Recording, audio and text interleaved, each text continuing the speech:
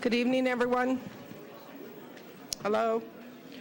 I'd like to call the meeting to order and establish a quorum, please. Councilmember Barton is not here yet. Councilmember Edwards. Here. Councilmember Ford. Here. Councilmember Landrum. Here. And Mayor Wixom. Here. If we can go ahead and observe a moment of silence, please.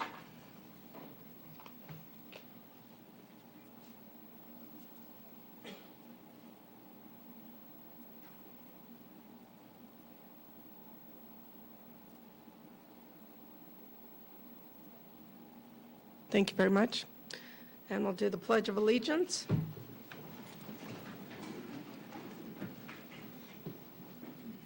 Ready? Begin. I pledge allegiance to the flag of the United States of America and to the republic for which it stands, one nation, under God, indivisible, with liberty and justice for all.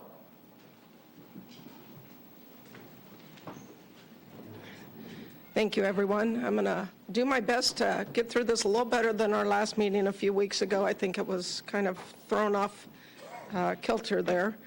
So we're going to start with Mr. Newmeyer. Any closed session report? Good evening, Madam Mayor. No closed session items to report. Thank you, sir. And we're going to go into mayor and council member reports and announcements. And if you don't mind, councilwomen, I'm going to lead off real quick. Just one housekeeping item to start with this evening. I would like to thank the city for sending myself and council members Edwards, Landrum, and Ford to the League of Cities in Sacramento this week. It was for new mayors and council members.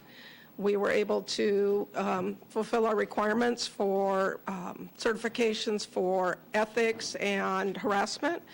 We were able to network with many other communities and attend workshops that talked about land use items, budgeting, and how to do parliamentary procedure and Robert's Rules of Order. So it was all good stuff. We also were able to get in a meeting with Senator Laird and walk around the Capitol a little bit. So it was very informative, and it was a great opportunity, and thank you all for sending us.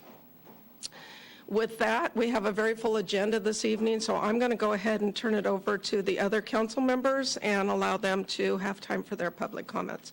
So Councilmember Landrum, if you'd like to start. I don't have any public comments right now. Councilmember Ford. I do have I have two announcements. Well, the first is to piggyback off of what you just said, Mayor Wixom. I'm just very grateful for the workshop that we attended in Sacramento. It was great to get a refresher course. I'm not technically new, however, I still have a lot to learn and I'm willing to do so. So I'm grateful for that opportunity. And I wanted to give you some information on, now that we have the disaster declaration in SLO County, as of today, the Disaster Recovery Center was set up in San Luis Obispo. It's located, excuse me, I apologize for having to wear a mask and if it's hard for me to hear me. I did bring back a souvenir from Sacramento and it's called a virus. However, it's not COVID. I got it checked. But anyway, the location is at SLO Veterans Hall at 801 Grand Avenue, San Luis Obispo. They're open Monday through Sunday from 8 a.m. until 7 p.m. And what the center is it's a one-stop shop where disaster survivors can get information and advice about community, state, and federal agencies and other available assistance. They are also accessible to people with disabilities and those with access and functional needs. The recovery centers open today and will be staffed with highly trained FEMA personnel as well as representatives from California state agencies and the U.S. Small Business Administration, which many of you are familiar with, SBA. These specialists can clarify information you have received from FEMA or other agencies, and they can explain the rental assistance assistance available to homeowners and renters, and they can fax your requested documents to FEMA Processing Center and scan and copy new information and documents needed. I was there today. I got to tour the center, and there really are many agencies there to help you if you have been denied FEMA, if you need help filing for FEMA, if you've been denied an insurance claim. There's all different types of assistance there. And so that currently is located in San Luis Obispo. And I was reached out from their intergovernmental affairs specialist from FEMA. His name is Brandon Monson. And he said if you're having difficulty accessing the information you need, or you have various questions that you can't find on FEMA's website, he gave me permission to give you his email address, and he is designated to our area. He's our representative, so he will be able to help you. And his email address is brandon.monson@fema.dhs.gov, and I'll spell it for you: BRANDON, period, MONSON at fema.dhs.gov. So those of you out there who have been affected by this disaster, I hope that you get the assistance there that you need. You can always reach out to myself or other council members, mayor, city staff if you have questions that you're not getting answers to. And one last thing, the FEMA representative did mention that the deadline is March 16th for your claims, so make sure you get those claims in. And one last little tip that they gave me is that if you're denied your FEMA claim, don't give up. It doesn't mean it's a final denial. It might mean something as simple as they have incorrect information entered into their database, or it could be that they just need one more document to complete your case. And so if you get a denial from FEMA, don't give up hope. It doesn't mean it's the end all. And to contact FEMA if you have questions. And that is, I know that was long-winded, I'm sorry, but that's all I have for this evening. Thank you. Councilmember Edwards? I'm still trying to write that all down. No, that's great. Thank you so much, Councilmember Ford. I also wanted to say thank you for the incredible opportunity that we had to go to Sacramento and to meet not only Senator Laird and some other constituents up there, but it was just amazing to meet with our other cohorts in the surrounding region and beyond, and to learn from them and to hopefully build relationships with them as well. So thank you. I also wanted to express that I've received very positive feedback from many people in the community with regard to our staff and all our departments' continuous work effort out there to clean up the from the storms and the damage there. And it's also a reminder when we are seeing that it's not over, is it? We still have a long way to go. So thank you. I also wanted to thank our Recreation Department, Kirk Carmichael and his staff, as well as the Senior Center and the volunteers there. I attended the Health Expo over the weekend. It was wonderful. For those of you who have an aging parent out there or family member that you're not sure where to go or what to do, because it can be very complicated and very frustrating and confusing, this was wonderful information to get, and many wonderful people to talk to about it.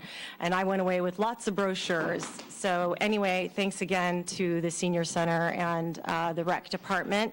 I also want to, on behalf of the Senior Center, let everyone know that many of the programs that were discontinued through COVID are now back, a lot of those classes. So I hope that many of you take advantage of those. And in addition to some free emeritus courses now through Cuesta College that are being offered at our Senior Center. We have a Senior Center that is definitely one of the best in the county, so take advantage of it. Thank you. Thank you. Councilmember Barton? Well, let's see. I didn't go to Sacramento this week. Everyone else did, but I did attend several meetings. One was the IWMA, which is the Waste Management Authority for the county. It was a very short meeting, but they had time enough to elect the president and vice president for this year, and that is Jan Marks and Robert for vice president. So that was a very short meeting. I also went to what is called EBAC, and that is a gathering of all the people who are run the nonprofits all over the county, and it's often very interesting to hear what's going on with them, what programs have they started, who are they serving. It's just a very interesting group of people, very proactive, and so that was one also on the 19th, and then after that I went to the Recreation and Parks meeting and got to hear what's going on there. And one of the things that intrigued me, and I hope we'll hear more about this possibility, there was a long discussion about playing, I want to say paddleball, but that's not the right term. Pickleball, there we go. It had to do with pickleball. And one of the things that came up was that we had been contacted by Cuesta College to perhaps find a way to have more pickleball for Morro Bay people, but at Cuesta. So anyway, it was a very interesting conversation. So that's it. Thank you. And with that, I did forget, thank you for the reminder about the committees. I sit on SLOCOG, and the update from that at San Luis Obispo last week was that it was basically electing new officers and things for the new year, but they did finally approve funding for the Y out there between Bakersfield and Fresno, and it will be 500 days of construction. So anybody who's going to be commuting can plan on a lot of stops. And also, I am the liaison for the Planning Commission, and I did attend my first meeting other than last week when we were out of town. I'd just like to take an opportunity, I don't know if she's here, I didn't look, to thank Susan Stewart for her many years of service and chairing the Planning Commission. It has been a pleasure to work with her for the short time I've been here, but the many years that I've known her, and her service to the community is greatly appreciated. And with that, I will turn it over to the city manager for his comments. Thank you. Thank you, Mayor Wixom, council members, community members. Just a couple brief comments. We will be hoping to put the goal survey out to the community later this week. The intention was to do that a couple weeks ago, but we ran into another issue there. And the City Council will have a team building work session this Friday here at Vets Hall at 1 p.m. It's open to the public. That's all I have for now. Thank you.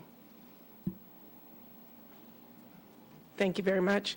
And with that, we're going to move on to a presentation this evening on 4th of July fireworks show concept from Sharice Hansen. Thank you, Sharice.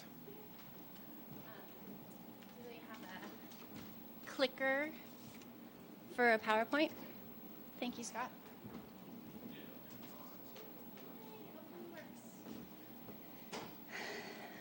Let's see.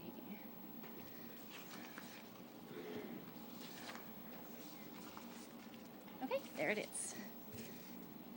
Okay. Hello, thank you for having me, council members. My name is Sharice Hansen. I'm a community member, a local business owner, and the mother of 3 teenage boys that all go here and the 2 different schools now, down to 2, not 3 anymore. Why am I the person who is working towards doing fireworks for Morro Bay? Well, I was first approached by members of the Embarcadero Master Leaseholders who were interested in doing it, and within 10 minutes they all sponsored or donated, haven't given it yet, but over $13,000, which I know is a really good start to a budget for fireworks. Also, I'm a Harbor Advisory Board member, and part of our job is to find areas where we can earn more money because we badly need infrastructure and funds for that. And then I'm also a chamber member who really wants to advocate for businesses. And with the July 4th, 15 years, July 4th was one of the best days of my entire year, and now it tends to be one of my lowest days of the summer. So the more I thought about it, the more I got excited about sharing the same experiences with my kids as well. With my children, we don't have the same things that I had when I was younger with barbecues, family, friends, outdoor games. July 4th was the pinnacle of our summer memories. And with the way things are now, I just go home afterwards because I don't want to deal with Cayucas and I don't want to deal with Arroyo Grande, and it's just only one way in, one way out.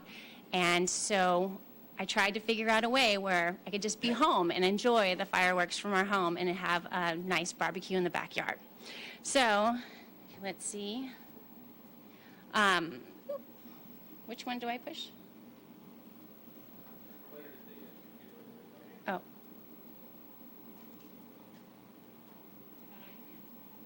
The what do you? You could do it? Okay. Next slide, please, Dana.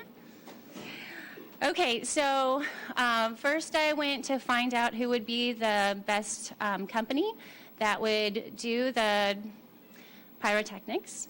And the fire marshal referred to me to a local company that has, see, I can't do glasses on there. They're fully insured and accredited local technicians. In fact, Mike Gerson is here. He's the lead technician that has been put onto this celebration, and he's actually the father of one of my son's good friends, so we're all local here.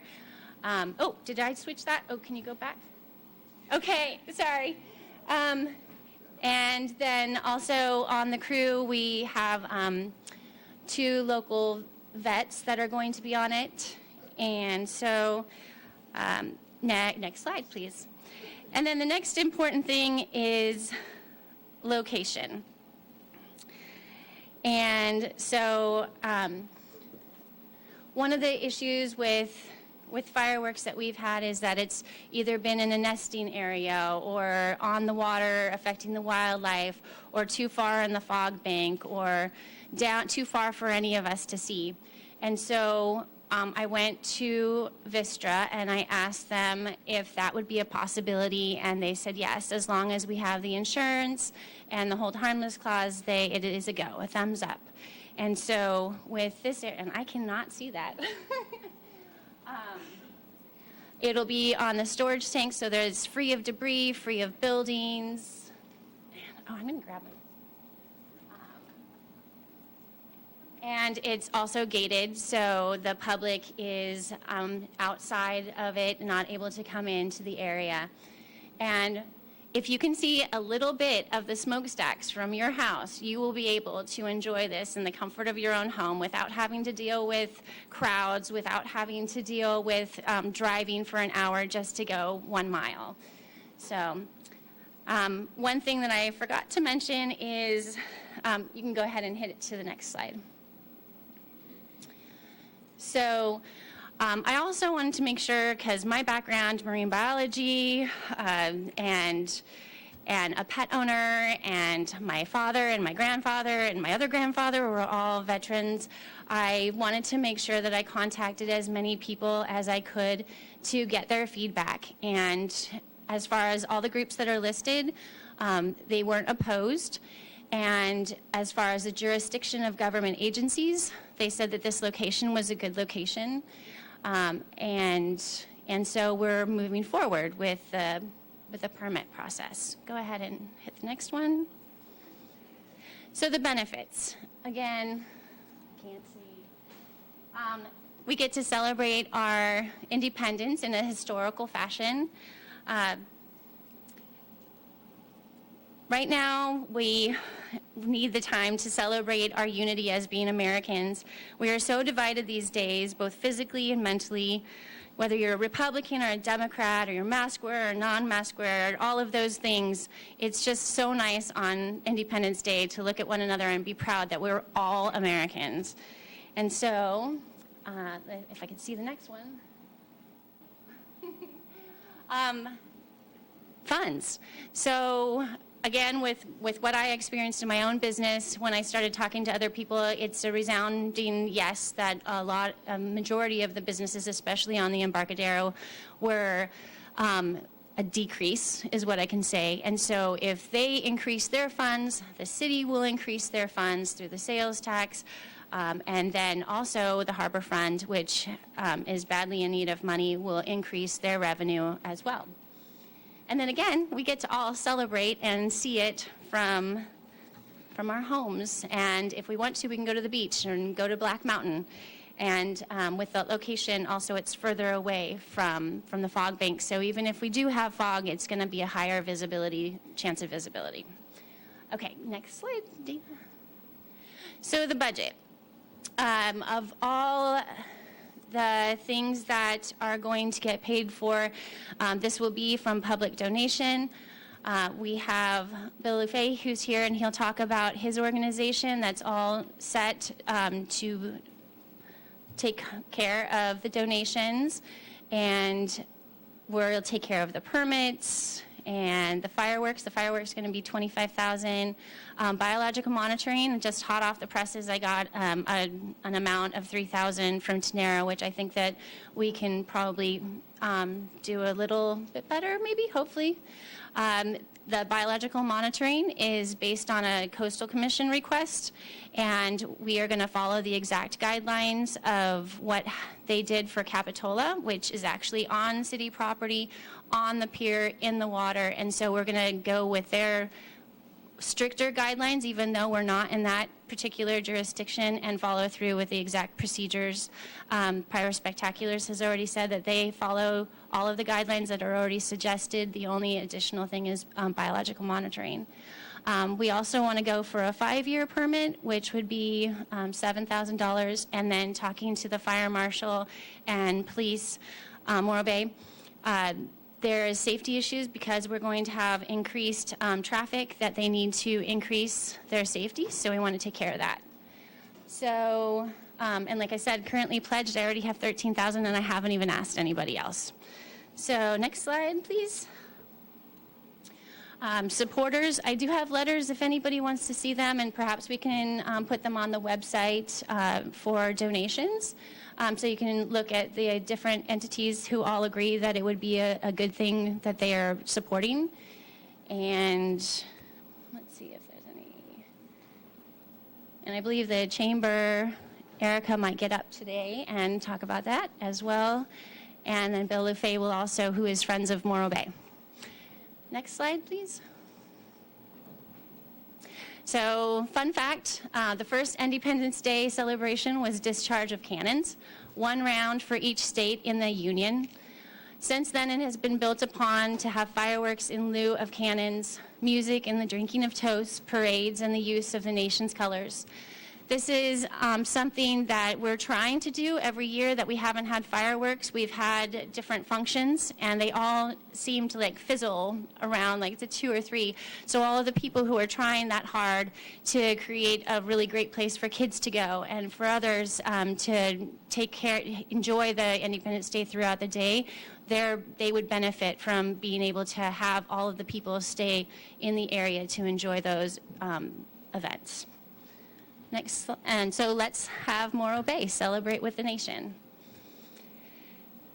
And so lastly, this is an informative presentation. This isn't a voting situation, or I'm not asking for support from the City Council. I just want to get it out to the public, to the community, for them to ask questions, as well as you, the City Council. So please ask me questions and give me time to address concerns if we have any public comments on the topic. Thank you. Thank you, Sharice. Any questions from anyone right now?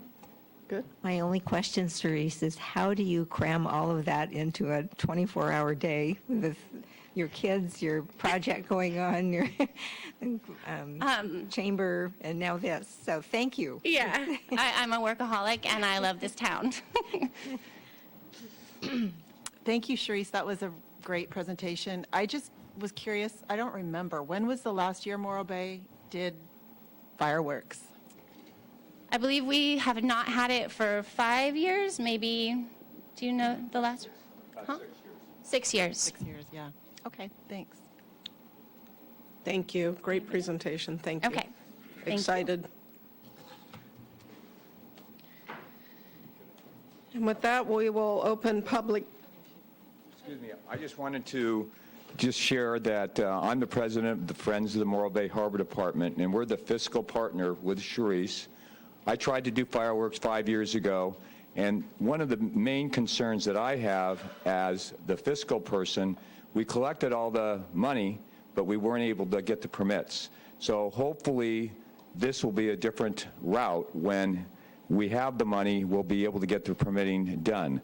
And the Friends already has a website. We're already ready to go to, do the money with Charisse, and she's done a tremendous job. So thank you very much. Thank you, Bill. And yeah, one of the Friends' mission is to provide supplemental funding for the Harbor Department. We've provided approximately $200,000 to the city of Morro Bay in the last 10 years. And not that this is a fundraiser for the Harbor Department, this is a fundraiser to do fireworks, which will create revenue on the Embarcadero, which then will create more revenue for the harbor. Thank you. Thank you very much. We appreciate all you're doing. And with that, we will open public comment, and I will start with speaker slips. The first one, please, is Matt Makowitzki, and after that will be Lee Johnson.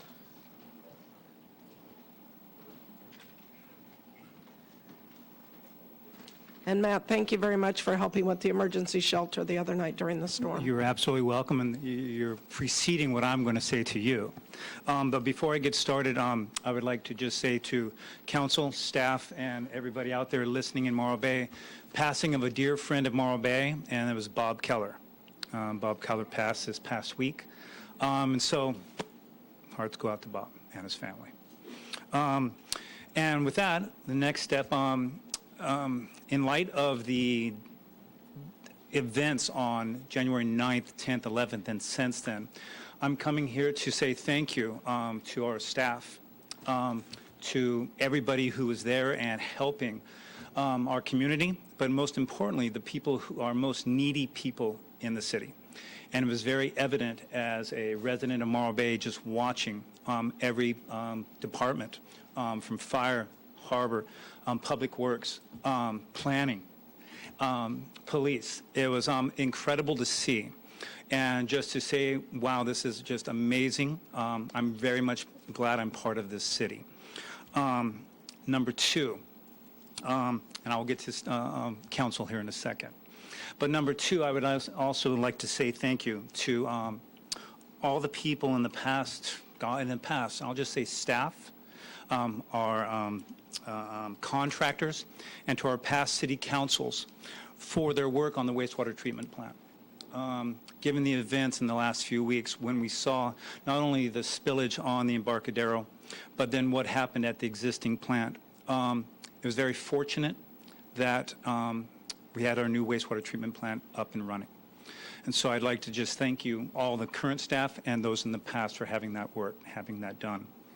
Lastly, I'd like to thank you, City Council. Sometimes sitting up there on the dais, we have a lot of paper in front of you. And sometimes getting out there and putting feet on the ground and taking care of business. And what you did on January 9th, 10th, and 11th, when our most needy people in the city needed it. I noticed it, and so many other people did. It was amazing to see, so thank you. Mayor Wixom, being that I watched your first meeting that Tuesday night, and all of you, and I saw how tired you all were, because I know a lot of you had been up all night long. And just watching that meeting and knowing your dedication, not only to the city right now as mayor, but what you've done for decades, work in here in Morro Bay, I'd like to thank you for that. And so in short, this is really just a kind of a thank you message to staff, but to our council, and to our city. And I yield my time. Waving, waving, waving, waving. Thank you. Thank you, Matt. Good evening, Lee. Madam Mayor, esteemed City Council, my name is Lee Johnson. I'm a resident of Morro Bay. Matt said a lot of what I'm going to say, but I'm still going to repeat it because I already wrote it. So thanks for the chance to speak to you tonight. I would like to talk a little bit about the present, a little bit about the past, a little bit about the future. As far as the present, I want to say thank you to you, the whole city team, and your partners for your response during the recent flooding. Everyone from Public Works, Fire, Public Safety, Utilities, the administration, City Management, Harbor, Erica Crawford at the Chamber, everybody went above and beyond to serve this community, and it is very much appreciated. Regarding the past, I would like to recognize the past councils, starting with 2012, who did the right thing and made the momentous and contentious decision to do something and had the courage to stick with it over many years. Moving our wastewater treatment plant out of the floodplain has literally saved our community. At the time, I thought we wouldn't see the wisdom of that decision for 25 or even 50 years. Here we are, a little over 10 years later, and the wisdom of that decision is obvious. As far as the more recent past, I want to thank the staff and contractors who did everything they could and made it possible to make the switch to the new plant just in time before a major calamity struck our town. On to the future. Our town, like many others, has significant challenges. 3 of them are housing, infrastructure, and revenue generation. If we want our community to have a future where our workers and children can live and thrive, we need more housing. If we want a community where locals and visitors can enjoy the scenic beauty of our waterfront, we need to rebuild our aging infrastructure. If we want a community where we have quality city services like police and fire, we will need to generate more revenue. We will need to do things like make changes to our zoning to build more affordable housing. We will need to find creative ways to fund infrastructure like taxes and fees. We will need to support sources of revenue like wind and batteries to make the changes we need to make. Doing nothing is not an option. Hopefully, the things you decide to do in the coming years will inspire future residents to come and thank this council for the changes that you made and the things that you accomplished. Thank you very much, and it's very much appreciated. Thank you. Next up is Annie Johnson, and followed by Barry Brannon.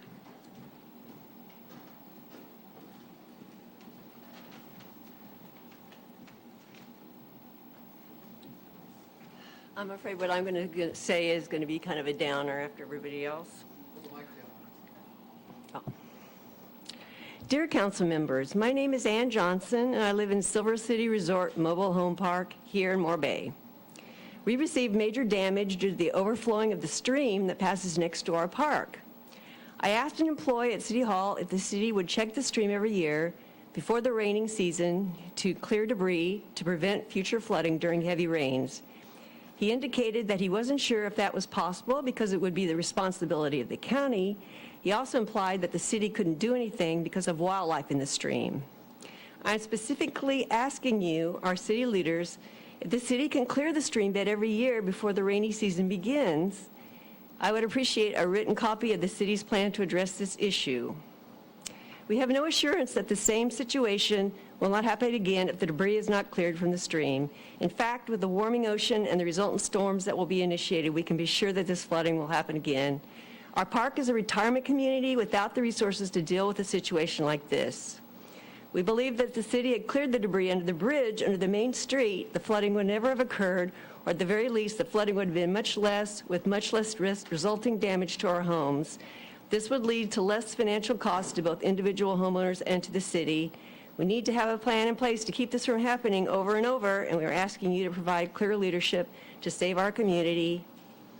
Sincerely. Thank you. Oh, if I have any more time, just an update. Someone told me that the reason the city can't clear the debris from the stream is because of an endangered species, a snail. That's what I think I've been told, a snail. And I was told that the Fish and Wildlife Department are the folks that said that we couldn't clear the debris because of the snail. So I called the Fish and Wildlife Department, and I spoke to a lady who lived in Morro Bay. And I asked her if this was the case, and she said it probably was the case because this is California, which made sense. So I said, well, is there any way to appeal this decision? Because it costs millions of dollars to clean up after a flood. If we could clean out the debris before a flood, then we could prevent all of that damage. And those snails, God bless them, they're going to be destroyed with the flood. So it makes no sense to me. It may be true, and if it is true, then there's nothing we can do. But she's going to call me tomorrow, and I'm going to appeal the decision about the snail, if it is a snail. So that's all I want to say. Thank you. Thank you.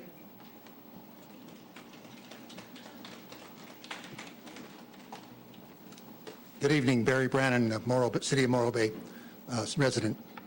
We've had two segues into what I wanted to say. One was the fireworks, and I think it was displayed if they put the fireworks off in the center of the Vista property, everyone in town will be able to see the fire.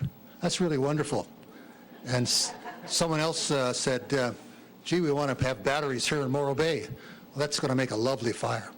The whole issue we have is probably the biggest threat to some people that's going to challenge our city is the possibility of putting a battery storage facility on the Vista property. This whole process with the city was done during the COVID, so there wasn't a lot of public input. And I'd like to request that the city put on the agenda a meeting here at council where they can bring forth the current status of the Vista project with their EIR. I follow it very closely, and it's very confusing. I think this needs to come back to the city council where we can talk about it.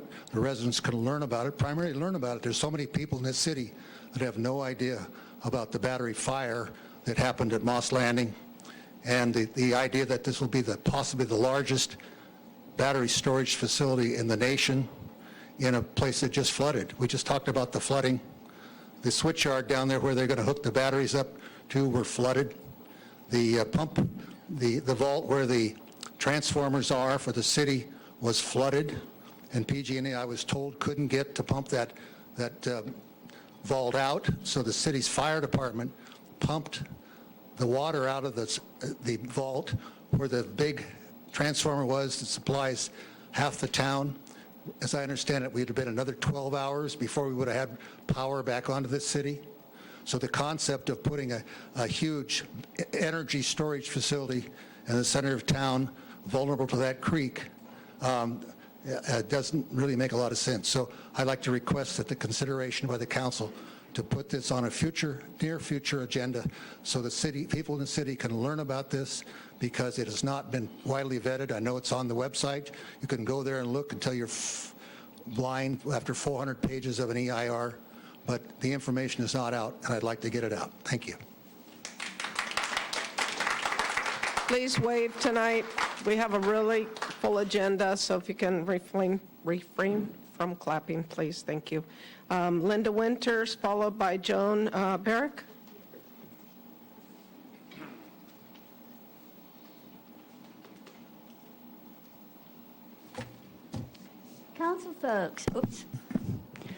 Council folks, fire department, police department, staff. I am Linda Winters. I stand facing all of you at my first in-person city council meeting of 2023. My arms are spread out, giving you a great big giant hug, because I like to do that. And for all that you've done for everyone living adjacent to Morro Creek and beyond.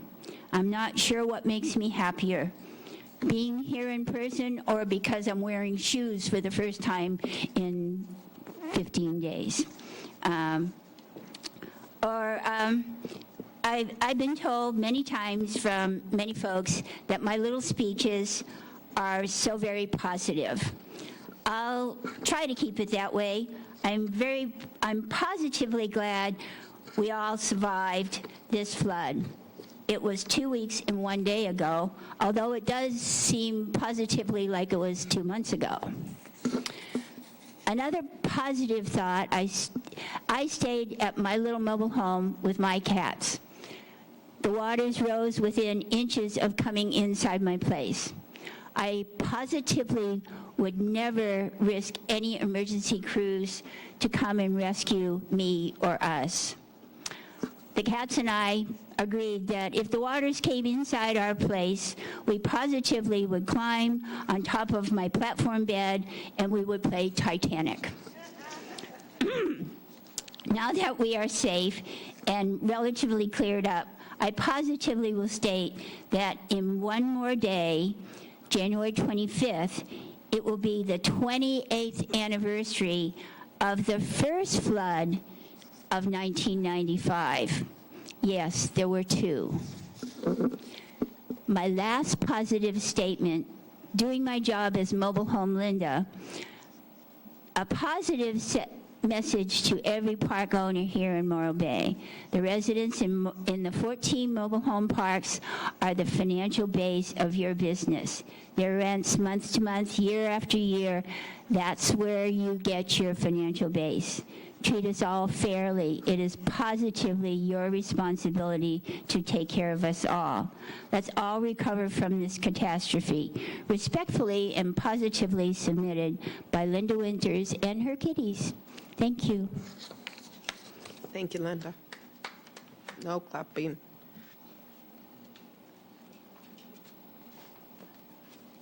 Good evening. My name is Joan Barrick, and I'm a resident here of Morro Bay, and I'm speaking representing myself. Is it? Can you hear me? Okay. We don't need a sign to tell us that there is a growing gap between the city, Vistra, and the public residents of this city. I was curious, why is this divide occurring? So I looked at the website and I looked at the newspaper articles and I looked at a time frame of how all this has occurred. And this is what I found out. Vistra, of course, bought the property in 2017. In December of 2020, they submitted a planning application to the city on their project plans. February of 21, Vistra gave a PowerPoint presentation to the city council. Then between May of 21 and October of 21, Vistra submitted various reports to the city. On June 9th, 2021, a special meeting was held by City Council. It discussed the MOU, the Memorandum of Understanding agreement, and it was signed. This was a closed meeting. This agreement gave an opportunity to engage in discussing the fate of the future power plant. But that didn't happen. Even though the city planning director said, we're going to have a robust community discussion. Where was it? Then in June of 2022, there were two scoping meetings for the environmental impact report. That was followed by 1 month for public comments. The outcome of that was there were no significant public comments. Chances are because the public was left out of it. Okay, so things started moving in 2022. Environmental reports started coming in from June through December. Then in September 14th of 22, there was a community workshop that was held.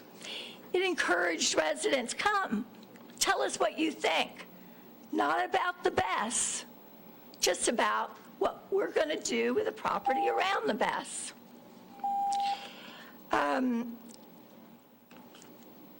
The main part is the public has been left out of this discussion long enough. I recommend that the city appoint a special committee of citizens to look at this issue. Do not leave the citizens of Morro Bay out any longer. We want a voice, we want to be heard, and we love this city, and we want to keep it safe. Thank you, Jen. No, please, please, please, we have a huge agenda, please. Thank you. Next up, Nicole Dorfman, please.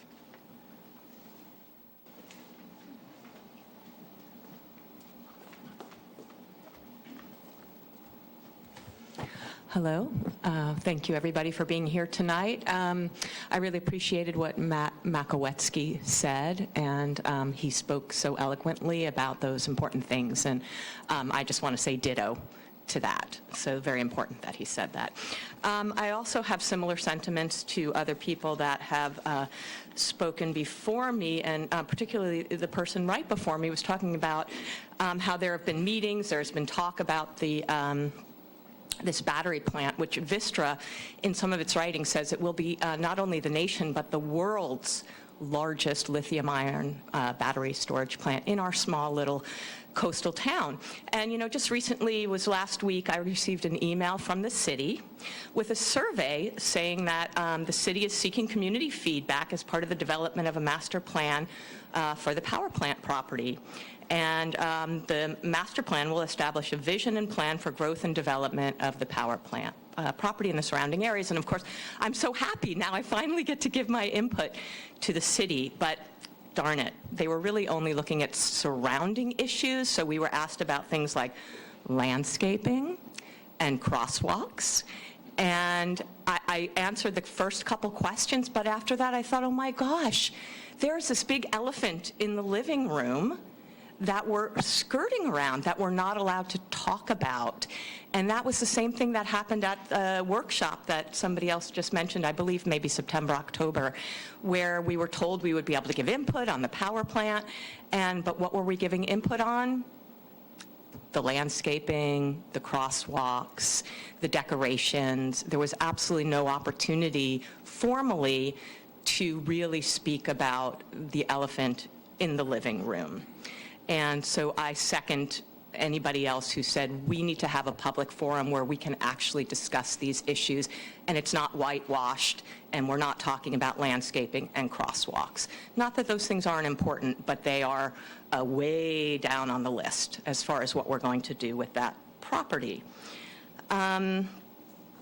I think for me, the main concern about the proposed battery storage is that it is dangerous.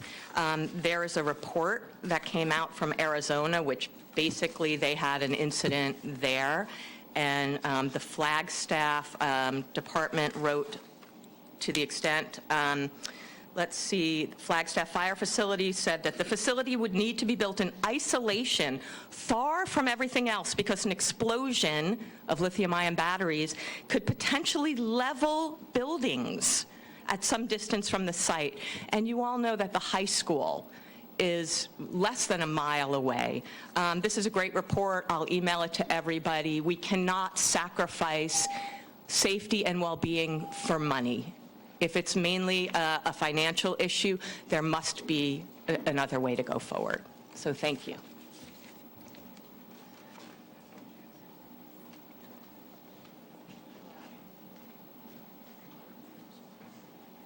Okay, excuse me, Seychelles? Is that right? Sorry. That's correct. Thank you.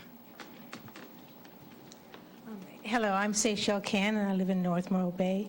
And I'm just here to learn and listen to my neighbors in regards to the BESS plant and the opportunity to speak to you in regards to my concern. I feel that as we progress, it just keeps getting worse and worse. Now we're talking about a storage area right in front of the rock that crosses the road onto the beach, as well as, you know, this huge battery storage that I don't feel we've been educated about. I want to support my neighbors in requesting a format for us to be better informed, and maybe even some legal counsel supported by the city to give us a remedy because I feel that things are pulled away from our hands and that we don't have an opportunity to really protect ourselves.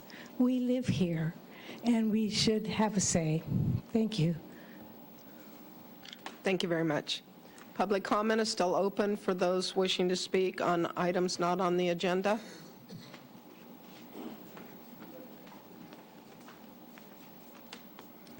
Good evening, Mayor, City Council. Paul Donnelly, resident homeowner ratepayer here in Morro Bay.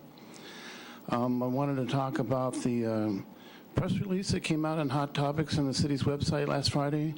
It says successful water injection test paves way for Morro Bay recycled water. In there's a statement that says the test successfully demonstrated the ability to inject water into the basin to protect against seawater intrusion, augment groundwater supplies and storage, and improve groundwater quality. I can't imagine in 30 days you were able to determine that or demonstrate that. It was my understanding that the tests were supposed to see whether or not we can put up to 825 acre feet of water into the groundwater basin, and to see whether or not the groundwater reuse, replenishment reuse requirements of the state is sufficient when it gets to the wells. Further down in that press release, it says during the test, water levels in both the injection well and the nearby monitoring well were recorded on an hourly basis. It would be nice to see the results of that test, a report, something put on the city's website so we can see what actually occurred in that time period. Of course, during that period, it rained a lot in December. Also, it goes on to say these data will be useful in both future project planning and permit acquisition through the Regional Water Quality Control Board. So my question is that what permits were obtained to drill the pilot well and to clear the vegetation for that location? And then how was it, and I've asked this question now several times for the past 6 months, how did the water get to that well? And did they use a fire hose? It's my understanding that the IPR line doesn't connect to that well. So we're not using reclaimed water yet, it's my understanding, and testing it in the ground. So I don't know how it got there. The other thing is that on the Hot Topics on the city's website, it talks about starting tomorrow paving down on Quintana Road. The problem I see is that everywhere there's been work done with the pipeline project, you got settled trenchless. So just to pave over a trench that's already settled doesn't fix the underlying problem that exists right there. It seems to me that the first thing you want to do is kind of go out, fill in those trenches, take out the failed pavement alongside the road. It's really bad on Quintana before you pave anything, because otherwise it's going to be a waste of money and time. And just one last thing, it was really sad to hear about Bob. I've known him for many, many years. I don't know if you remember.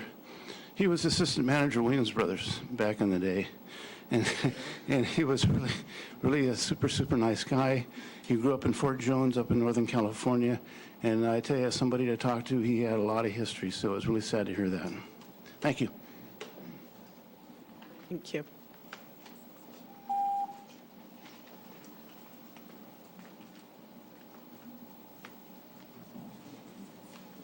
Good evening, Bill Martini. And again, my condolences also to Bob Keller. He was a good friend, known him since Hanford before he moved over.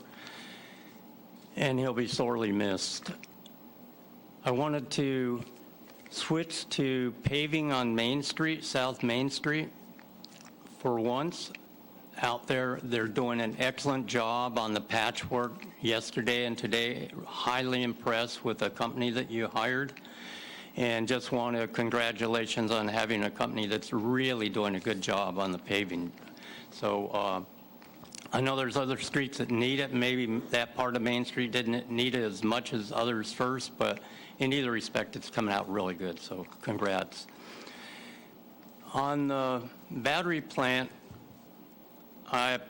enough people have spoken about it. What I want to kind of speak about is Measure D in the North T Pier. And if anyone's not familiar with Measure D, Joe Giannini, one of the first mayors of Morro Bay, was part of the fishing community.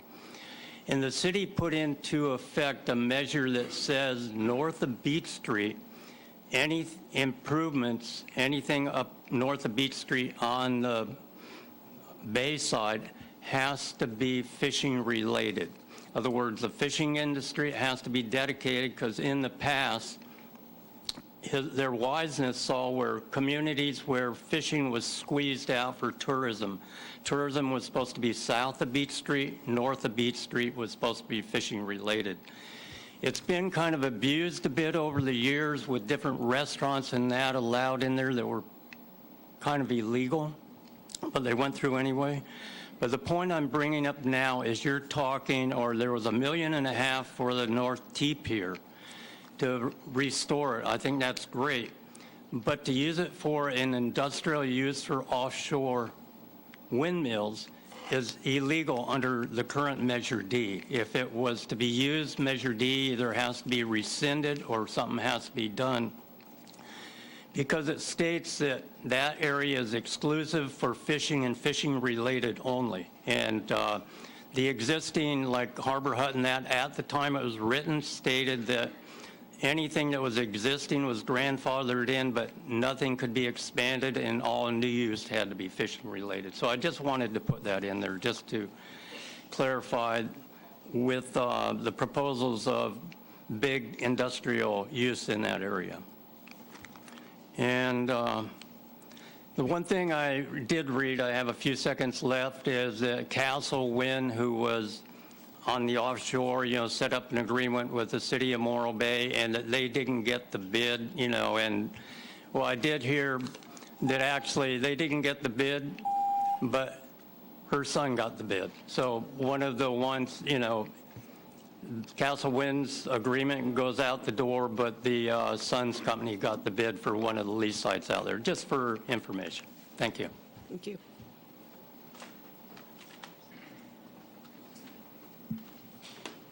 Good evening, Honorable Mayor and Council. I know we're long meeting ahead. My remarks will be super brief. I really just wanted to echo the thanks to city staff for their hard work through the storm, not only response but the recovery, and of course to you all for the way that you jumped in.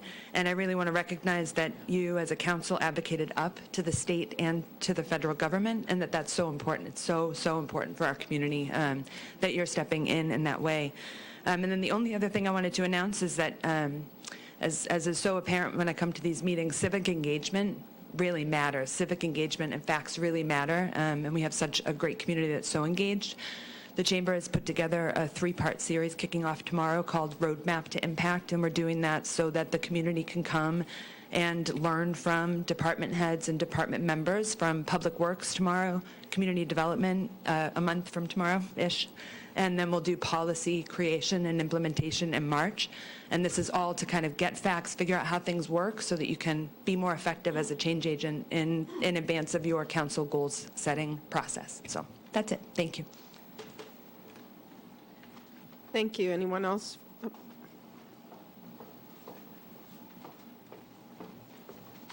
Greetings, everyone, and thank you to all of you for the help that you gave to our residents. And I am amazed that the cleanup has gone so quickly.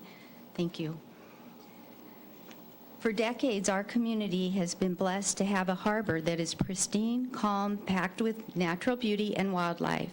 In addition to adult boating, we have a large group of youth as young as 7, learning how to sail and race little opti boats in our harbor. We all know that giving kids skills and purpose diverts them from harmful activities. I forgot to say, my name's Judy, resident.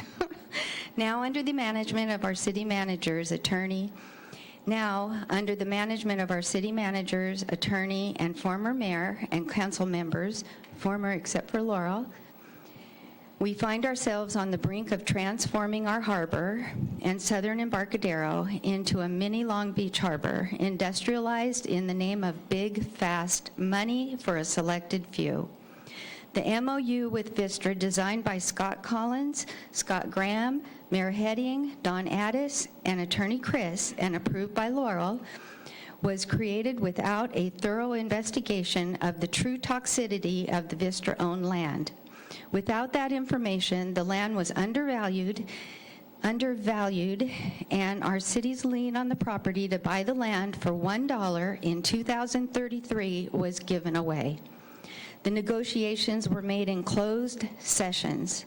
When asked why Morro Bay residents were not made aware of negotiations for the MOU with Vistra, Attorney Chris ultimately said involving the public would complicate the negotiations.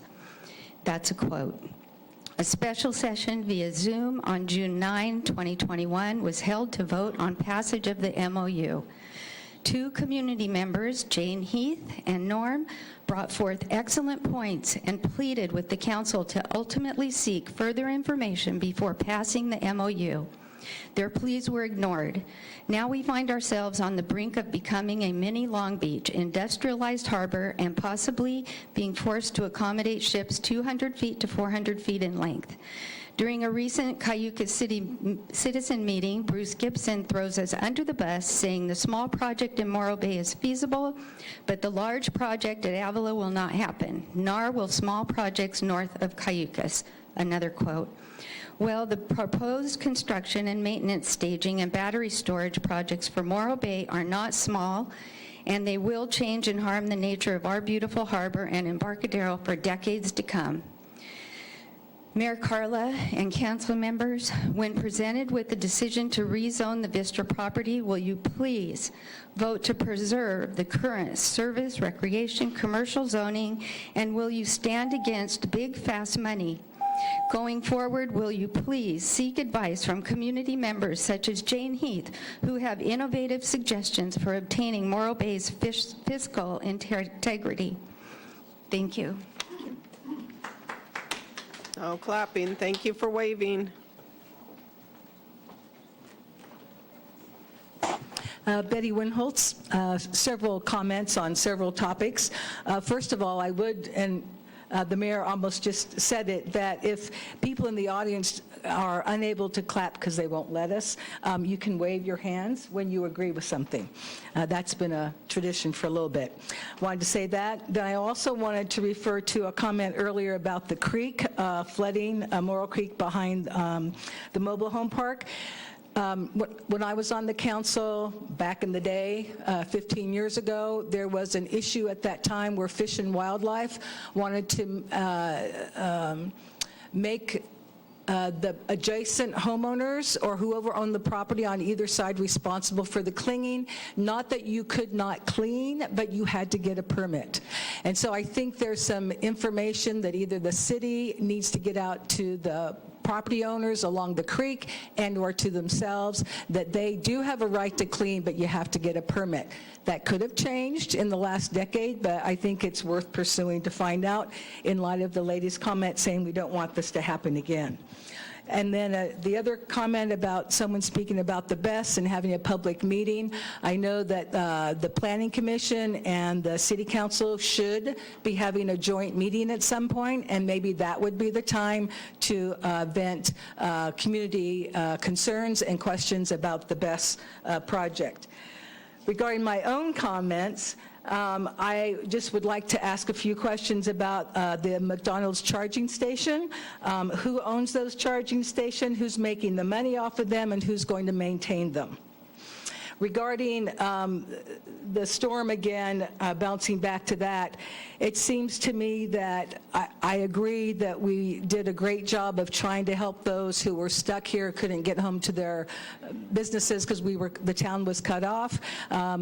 We were trying to help people that were in the mobile homes and that got flooded, and so we found housing for them.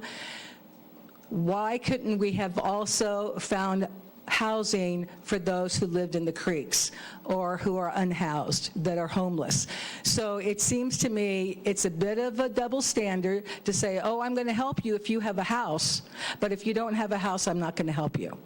So I would like to suggest to the council that one of you put on the agenda that we need to talk about a shelter when there's so much moisture or rain, and or when the temperature goes below a certain amount, like 40 degrees, 45 degrees, but when the weather gets that cold or when we get that wet, there's no reason why this town should not have a warming station that's open 24 hours a day.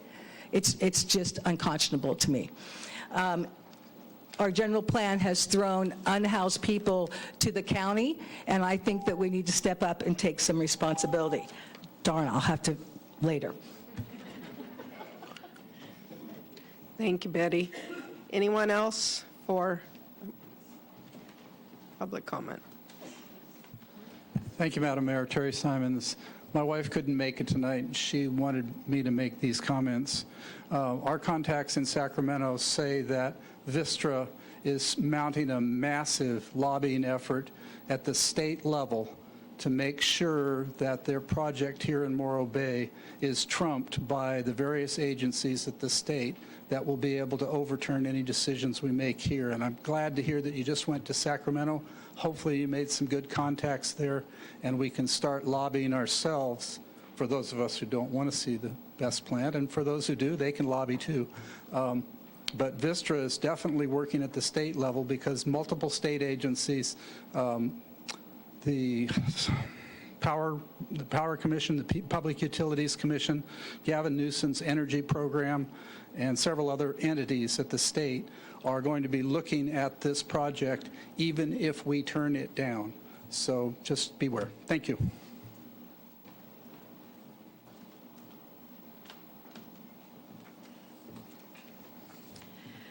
Hi, sorry I'm late. My name is Betsy Gaudette Cross.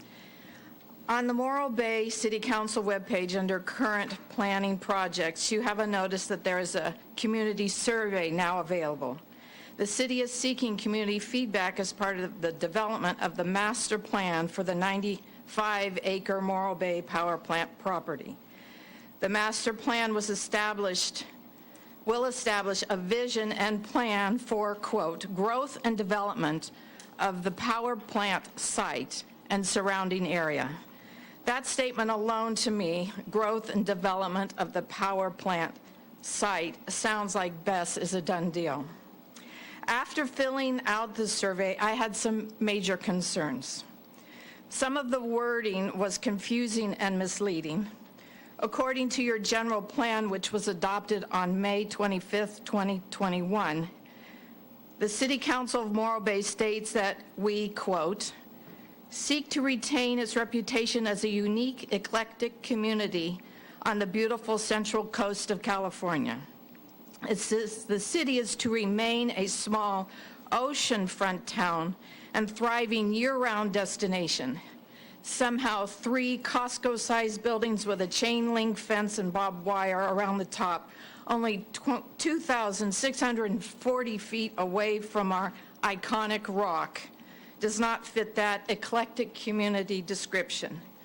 Do we want Morro Bay to remain a small oceanfront town that is a thriving year-round destination, or an industrial waterfront like San Pedro, for example? But the biggest concern I have is the accountability of this survey. It is very questionable. When you fill it out, you don't need to leave your name or email. So who do you know? How do you know who's filling it out? Maybe BESS is having all their employees fill it out in favor of putting the battery storage facility there. Is the community also going to be notified when the survey is complete? Are you going to post it? Well, what if everyone who takes the survey writes that they don't want the BESS plant to go there? Are you going to listen to the community? Vistra knew when they went into this whole process that the zoning was visitor service commercial. Please do not change the zoning.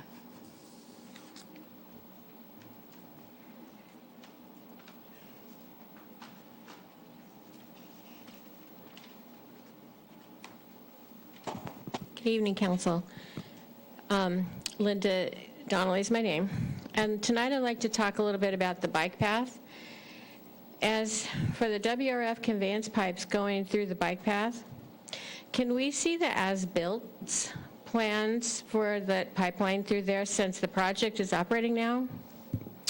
And we'd also like to see the restoration plan for the bike path, not a final, but a draft version that was promised to us by Mr. Kolek and Mr. Collins a few months back.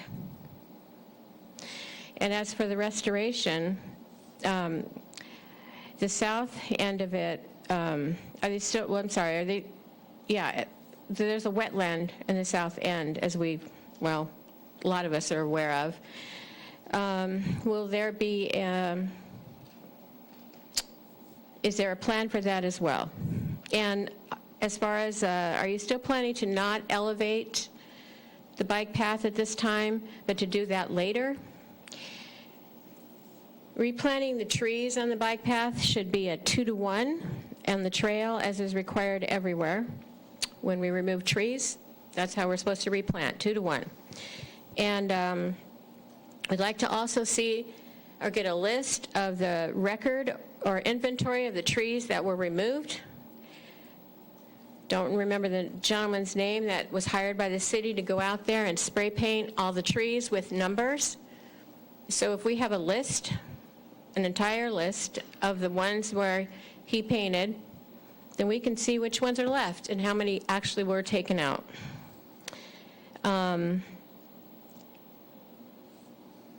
And then about the lady who made the comment about the snail in the riverbed there by Silver City, no one seemed to care about any snails that could be over in the bike path. If you've had a chance to see it, or if you ever walked it before any of this mess on it started, nobody cared about any little snail or any type of, endangered creature. You should go see it. It's a complete mess, and it's been underwater I don't know how many times. And one last, I'd just like to say that the news of Bob Keller passing, that's pretty shocking. I'll never get a Bob Keller hug again. When I was a member of the Mora Elementary PTA where we raised our sons, you could walk into Williams Brothers Market, and I would just say, hey, Bob, we're having this fundraiser, and we need this and this and this, and he'd just go get it, bring it back, come through, just tell me what you got.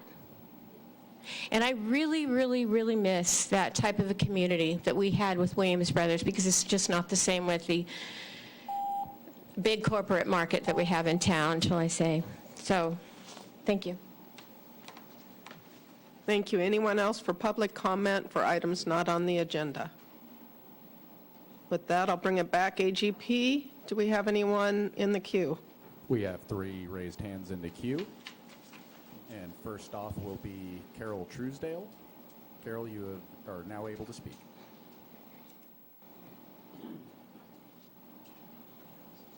Yes, my name is Carol Truesdale. Dear Mayor, Wixom, council members, and Morro Bay City staff. I'm Carol Truesdale, resident of Morro Bay since 1995 and homeowner. Couple of things. The name of the WRF has changed several times. I believe that is now called the Water Resource Center. Is that correct? Why and when was the name changed? Because signs with both names have appeared previously. Second, last year around November 1st, I wrote to Scott Collins asking him for the amount that has been collected since the inception of the water sewer surcharges account that the city received from citizens and businesses monthly billing.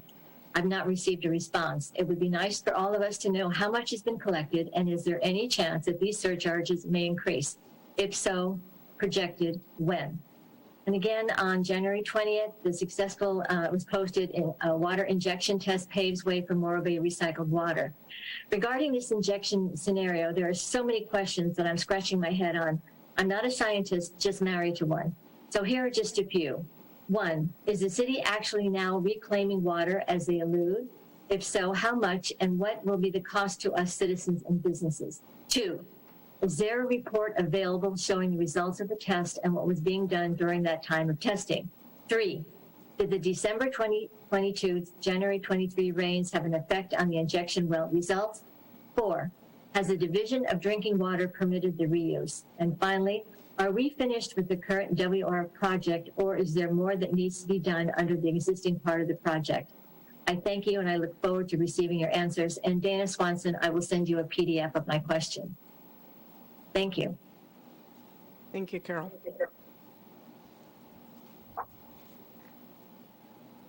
Okay, up next we have Courtney Shepler. You are now able to speak. Thank you. Can you hear me? Yes. Thanks.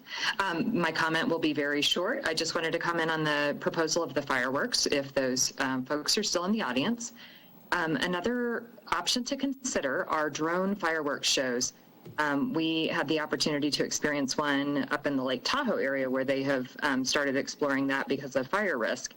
And I was a little skeptical at first of, would it actually be as interesting and as enjoyable as a regular acoustic fireworks show with pyrotechnics, and it really was very impressive.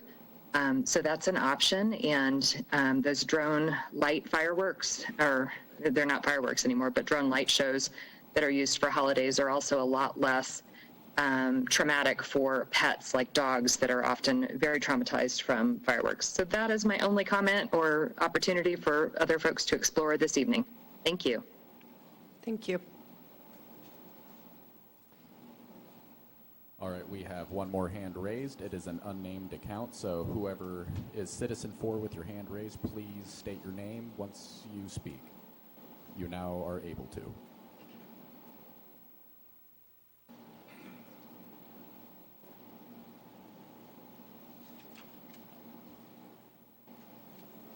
Excuse me, member of the public labeled citizen 4. If you could unmute your mic and state your name, you may start your public comment.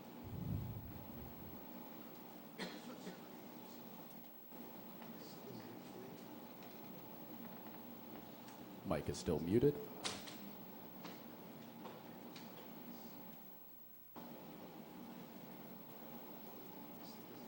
All right, nothing's coming from them, so Madam Mayor, this is up to you. I'm sorry, AGP, I can't hear you. Oh, apologies. They're not unmuting their mic. They're not named. Hand is raised. They've been given permission to speak. So up to your discretion on how to handle this. Okay, thank you. With that, we'll bring it back to council. Thank you, everyone. Lots of comments.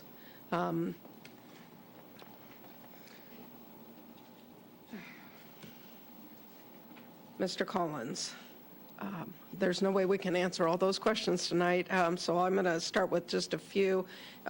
First of all, the questions about the flooding, the creek, and our unhoused during the storm, I believe will all be addressed when the city manager has an opportunity later in the agenda to talk about C1 item, which will be covering the storm. So we will get to those questions there. Let me start with something simple. The charging station at McDonald's. Mr. Graham? Yes, Mayor Wixom. I know it appears that it's at McDonald's. It's actually on the Albertsons property, and it's Albertsons that put it in. They're the ones that are maintaining it, and I assume the ones receiving the benefit of folks using the chargers will be when they are using the chargers. Thank you. And then any update on the paving questions? Mr. Kwolek. Sure, I can provide an update. I believe a constituent had a question about whether or not the trenches would be refilled, and so, yes, on Quintana, just as anywhere, if there's a failed area of pavement, we refill that failed area with road base as appropriate, and then pave over that. Thank you. And then I'm going to put the next three all together, and we'll probably move on from there. An update on the bike path, the community survey results, will those be posted? And do we have any update on a current status for the EIR for Vistra? Whoever wants to take those questions. I can start with the status of the EIR. We're still in the phase of the environmental review process where the studies are being prepared. As those studies are finalized, we will post them to the city's project webpage for current projects for the battery project. And what was the other question, Mayor? The community survey results, will those be posted? For the master plan? That are on the city website? Yes, when we close the survey, we will post the results. Thank you. And then the questions on the bike path, Mr. Kwolek. Thank you, Mayor. The question I heard about the bike path was when it was, or whether it would be elevated, and I believe that question refers to the area around Willow Camp Creek. It's a bit low. And so that is not in the project plan. That would require permitting from the United States Army Corps of Engineers and possibly a state agency that was not considered during the design of the conveyance system. Do we have any update on the tree planting? And I think that was the other half of that question. Thank you, Mayor. We do have a restoration plan, a preliminary restoration plan submitted by our project management team on Carollo. I believe that's something that's been provided to the previous WRF subcommittee. I would defer to the mayor on whether or not we should broadcast that publicly, as it's very much a draft. But yes, that is something that we have at this time. There were also some questions about trees and which ones were cut out. That is a document that the city published approximately a year ago and had in pretty extensive detail the number of trees that were cut down for the wharf conveyance project. And if there's interest, we can repost that again. Okay, thank you. I'll follow up with you. Thank you.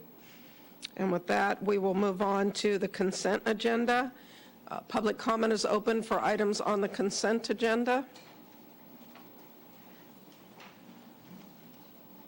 Seeing no public comments, I will bring it back to council. Is there anything anyone wants to pull from the consent agenda? Seeing none, I'll move a motion, entertain a motion for approval of the consent. I'll move approval for the consent agenda. Thank you. Second? I'll second it. Thank you. Roll call vote, please. Councilmember Barton? Yes. Councilmember Edwards? Yes. Councilmember Landrum? Yes. Councilmember Ford? Yes. And Mayor Wixom? Yes. Motion carries 5-0. Thank you. And we will move on to B1, which is going to be appeal of Planning Commission approval. And I will turn it over to staff for their report. Thank you, Mayor. Cindy Jason, our senior planner, will be providing the presentation this evening.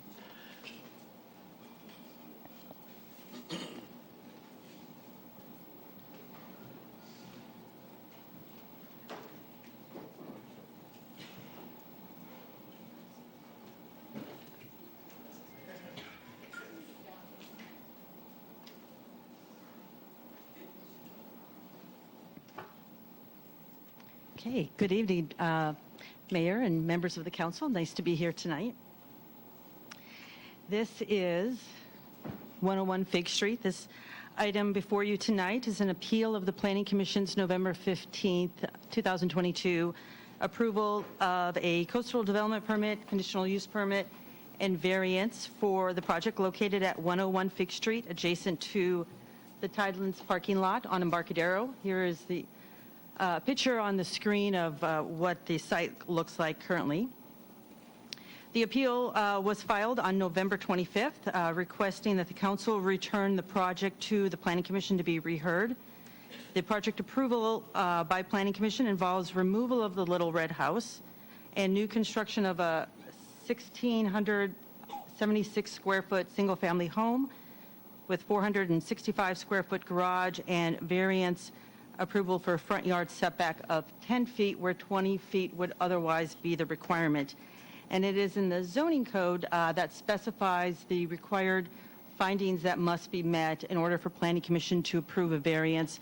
And just in short, these three criteria are that it is not a special privilege, special circumstances with the property, and consistent with the general plan and local coastal plan. This slide on the screen presents some background information for the project. The property is adjacent to Tidelands parking lot, as shown in the lower left photograph. And the tree that you can see in the picture above the house where the blue arrow is pointing, that's the approximate property line boundary. The tree is proposed to remain. It's not actually located on the property. The image on the upper left shows the existing site plan. It specifies location of the existing Little Red House, driveway, retaining wall, rear deck, and then also the slope of the property. It also shows, as I said, you can see where the tree is, the circle there on the slide. And let's see if this is, okay, I guess, right? Nope. Okay, I guess it doesn't work. No? Okay. Oh, okay. I can do without the pointer. I'll just talk. That's fine. And okay, so on this next slide, you can see the site plan on the left and a visual simulation on the right.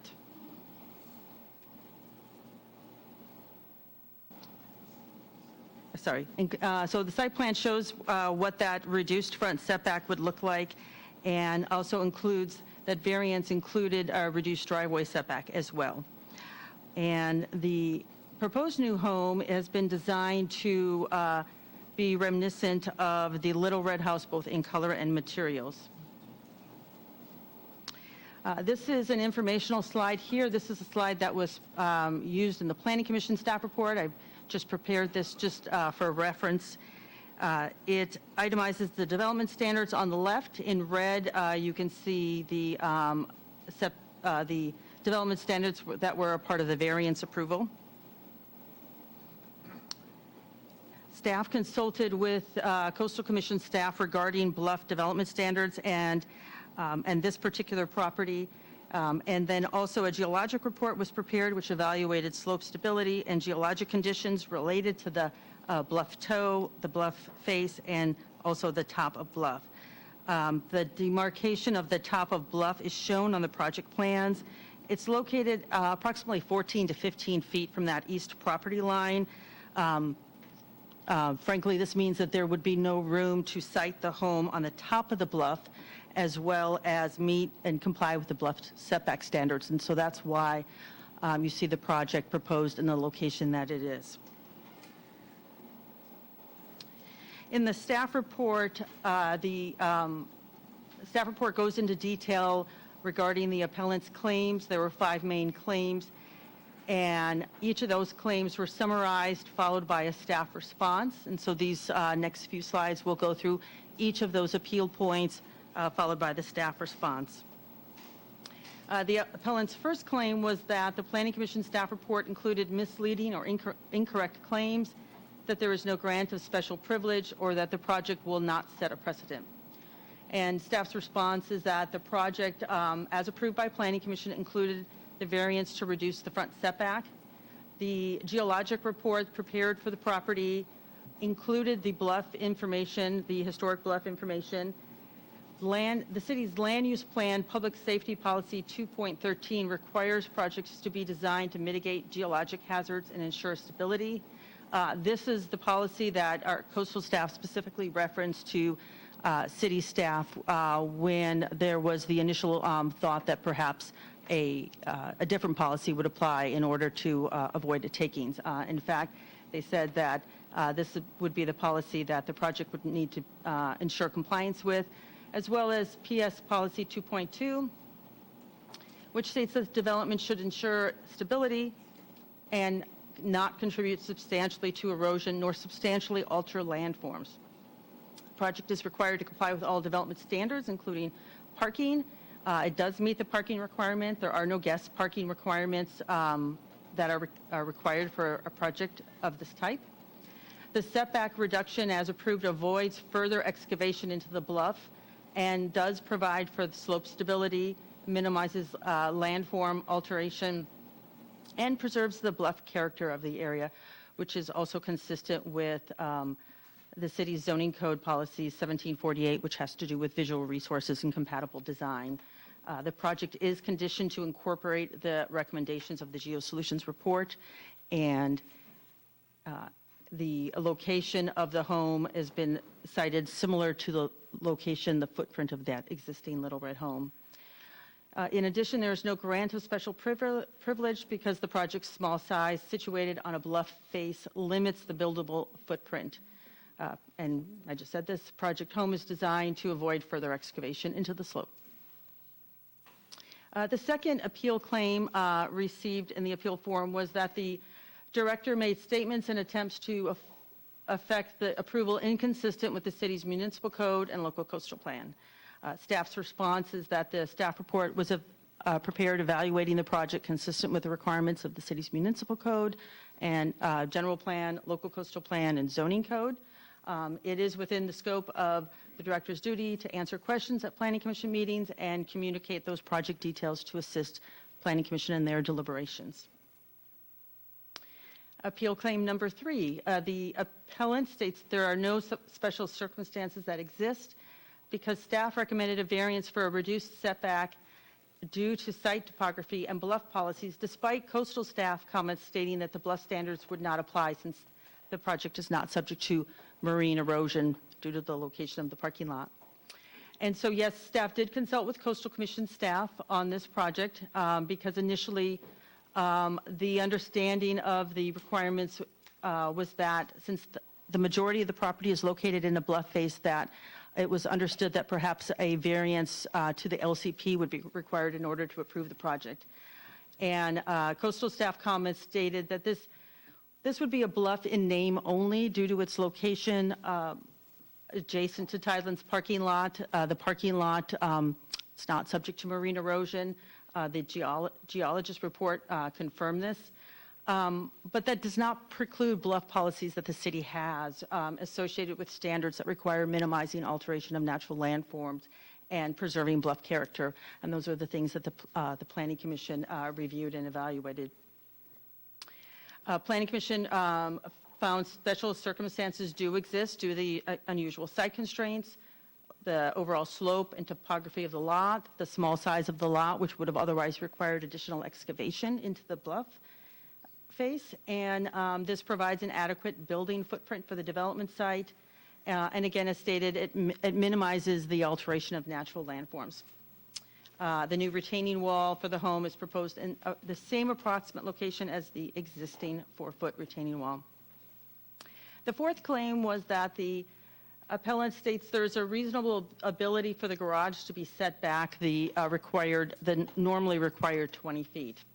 The appellant states that there is an existing settlement agreement between the city and property owners that allows vehicular and pedestrian access in this area, and that no provision for guest parking was included, and by approving the project, it in effect created an amendment of the settlement agreement. Just for reference, I did include a link to the settlement agreement. It's at the end of the staff report. The staff response to this claim is that the reduced setback was based on variance findings related to these unusual site constraints and slope topography. A lesser setback is allowed for parking in other areas of town where there is a significant slope and topography, and that's allowed without a variance. That's a standard reduced setback, most notably in the North Morro Bay area. The project does not require guest parking, and should there be any encroachments into the public right-of-way, into the area where the drive area of the parking lot is, of Tideland's parking lot, that would be a matter that would be handled by code enforcement. The settlement agreement was not included in the Planning Commission staff report or analysis because it's not relevant to the project. That document, it's a document recorded from 1984, and it outlines property access for properties abutting Embarcadero Road. It was at the time of development of that parking lot area and the historical pattern of development with those properties. And there are document sections in the document that relate to vehicular and pedestrian access, and it specifies that property owners would be required to comply with applicable government regulations. The project does comply, and it has been also reviewed by Public Works Department. And then the last claim is that the appellant states that the project has been in process since 2017, and issues of future street frontage and other properties should have been analyzed and evaluated by both the Planning and the Public Works Department to avoid unnecessary conflicts. So the applicant did apply. Applicant applied for this permit in 2021. There was a 2017 project, but it was not an official application. It was a conceptual review. That project did not move forward due to some project detail changes. So as I said, the Public Works Department has reviewed the project. They have added conditions of approval to the project, and it otherwise meets all Public Works requirements, including reviewing the geological report as required by our bluff policies. The next two slides are just really some project summary bullets, restating some of the project details. It is residentially zoned property that's adjacent to Tidelands Park. A single-family home is conditionally permitted use that's allowed in this area. It's in the R2 zone in a planned development overlay. It meets, other than the front setback, it does meet all other requirements for development standards for the single-family home. Planning Commission did add a condition to the project that requires the applicant to work to submit a relocation plan to provide for removal of the Little Red House. Normally when we see applications for new homes, it involves demolition. This is a little unusual because they have said that they do not want to demolish the home. They want to hopefully work with the Historic Society to relocate the home. There was a historic evaluation report that was prepared. That report author concluded that it did not meet criteria for did not meet criteria for historic significance, but it noted that it is of local importance. And the applicant, as I said, did request this variance. The home has been designed to avoid further excavation into the slope, and the proposed new home would reconstruct that would reconstruct the retaining wall in the existing location similarly. The project is consistent with bluff development policies in Chapter 1745, which require properties to maintain the unique geographic features of the bluff and ensure development is subordinate to the character and form of the bluff area. It's not situated at the top of the bluff because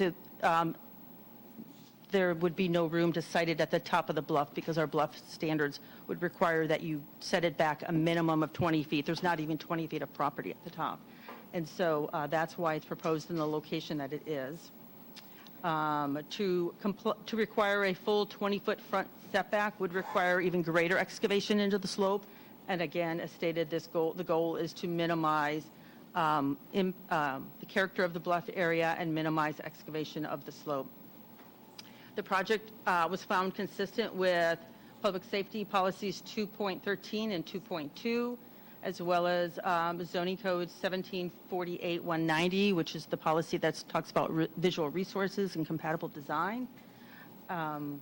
It has been conditioned to incorporate the geo report conditions, does not contribute significantly to erosion, diminish stability of the area, and preserves character of the bluff. And I'm sorry, this is a lot of information here. Based on that analysis, therefore, staff's recommendation is that the council deny the appeal and uphold the Planning Commission approval of the project by adopting Council Resolution 0723, which includes the findings and conditions of approval for the project as shown on site development plans dated 10/25/22. And that concludes my presentation. I'm happy to answer any questions. Thank you. That was a lot. Council questions? Mayor Wixom, may I ask a question? And really, it's more of a clarification for, most of us are newer or new here on the council, and so is there a possibility for staff to explain the appeal process and what it is we're actually discussing, and so that we stay within the realms of what the appeal process is, and so we don't veer off? Can we maybe kind of give a quick 101 on what it is that we're actually discussing for this item? I think I'm good on it. Are you all good? Yeah. You all understand? Okay. Because there's been issues in the past, so I just wanted to make sure. Thank you. Okay. I spent a lot of time down there this week. Councilmember Barton, questions? I went and spent probably about an hour and a half there yesterday just reading and Not looking. on. It's still not on? Still not on. Huh. Your button's not on. There you go. Better? Pull it closer. Well, we'll see. Is that better? Oh, that's better. Okay. I spent some time there yesterday also reading. I had this all open in my lap and then looking at the situation because it was so hard to picture from what I was reading. So anyway, I feel like I took it all in. So. Thank you. Councilmember Landrum? So I just wanted to know, since its address is on Fig Street, but it won't be accessing Fig Street at all, so. Right, yes. So there is a condition in the resolution that would require it to be readdressed to Embarcadero Road. The property does have a Fig Street address. At one point in time, it was thought that the property was larger than what it was, and historically, that was the address. There was a misunderstanding between the property owner and a neighbor, and they've resurveyed and noted that the correct address. But it does have this historic 101 Fig address. So basically, it's been landlocked this whole time? Mm-hmm. So, and that's not like a prescriptive easement because they've been? Well, it does have access. There is a current driveway right now, and they can access the property from Embarcadero. It's just never taken, it doesn't have access from Fig Street. Okay, and the reason not to continue accessing it from, because it has a driveway over there and to not continue accessing it is because of? The driveway access is on Embarcadero. There is no access. Oh, I mean on the Fig Street side. With the prescriptive easement, it couldn't still be, you couldn't access it, like turn it around or do whatever redesign you'd have to do to continue with the way that it's? So there's a property between this 101 Fig property and Fig, so. Right, so that's why I was saying the prescriptive easement, like they've been, I mean, hasn't that always been used, that street? Well, I mean, I know the street doesn't go through to it, but. So prescriptive easements, such as they are, and wading into territory that the city attorney might want to speak to, but the only way to perfect them is through the courts.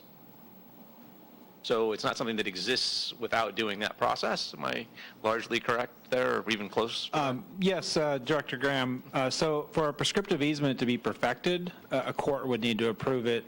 If the elements have been met, you would still need to go to court. It needs to be, I think it's 5 years of open and notorious use, which means that everyone knows you're doing it. And if you have been doing that for 5 or more years, you can go to a judge and say, hey, judge, this is an easement, and the judge can rule on the facts and grant it. But right now, I'm not aware of, unless Director Graham knows or Planner Jason, that any prescriptive easement has been perfected or approved by a court. But the elements might be there. It's just that I don't think that one's been approved by a judge. So when this property changed hands, the people that bought it assumed that they would be able to access it on the Embarcadero side? I mean, or I'm just confused. There's the 84 agreement that allows access from the Embarcadero for not just their property, but all the properties along that area. Is that for like long-term access, or is it like get your boat out and kind of? It's general access. Oh. I mean, in that actually area, in that parking lot is actually Embarcadero right-of-way. It's a street, so. Okay. You would have access rights to it just like you would have to any other street.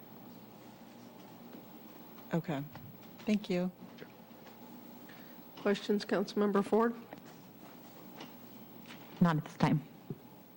Councilmember Edwards? So just to be clear, variance in this case was given because there was no other option for this piece of property to have access. So the variance was given to reduce the front setback, really related to the bluff. They were proposing a driveway access off of Embarcadero, which is what they have right now. So they weren't proposing to change their access. That 84 agreement allows them to have vehicular access. They wanted to replace the house basically in the same location, but to really minimize impacting that bluff as much as possible, the variance was to basically avoid further excavation into the slope. So, I mean, this is clearly a unique situation to this property, Yeah. correct? Right, yeah, and it has no, as stated, it has no access to Fig Street. There is a parcel to the east. It's been owned by the family for a long time. The applicant's agents in the audience, so they can, I'm sure at public comment, they can offer some additional historical information regarding that. Mm-hmm. I would add that, from the variance standpoint, a variance is a tool that allows you to fit development to a site when you have unique circumstances. This site has unique circumstances in that there's the bluff there, and we have policies that suggest that we leave that as intact as we can when development takes place. Cindy, in her presentation, referred back to other areas in town where we have steep slopes. We actually have reduced setbacks in those areas to address these types of things. It just wasn't thought of in relationship to this area, and so you do have this sort of unique thing that came up, and so we're applying the variance, I'll get tool, put some air quotes around it, here, because we didn't have we didn't have a development standard that addressed it in this location, whereas we do have it in, say, North Morro Bay, so. So I would add to that, so when you're walking down that area, most of those neighboring properties have, boats or a storage unit or something of that nature. So I think in terms of visualizing it, right, this would be the first, I believe, property in that vicinity that would actually have access to a garage, to a parking area from the Embarcadero. Is that correct? In that area? So some of those other properties do have the ability to park on them. So they have gates that you can drive a car through. Yeah. So a few of those other properties do have that as well, and so they theoretically could park there. I think one of them has or maybe a couple of them have various types of trailers back there. There's one like a camping type pop-up pull-along trailer thing. So yeah, they use it, and for accessing their site, for pulling kayaks out, that type of thing. But I think a lot of them do have actually the ability to park there based on gate sizes and having a flat area that would accommodate a vehicle.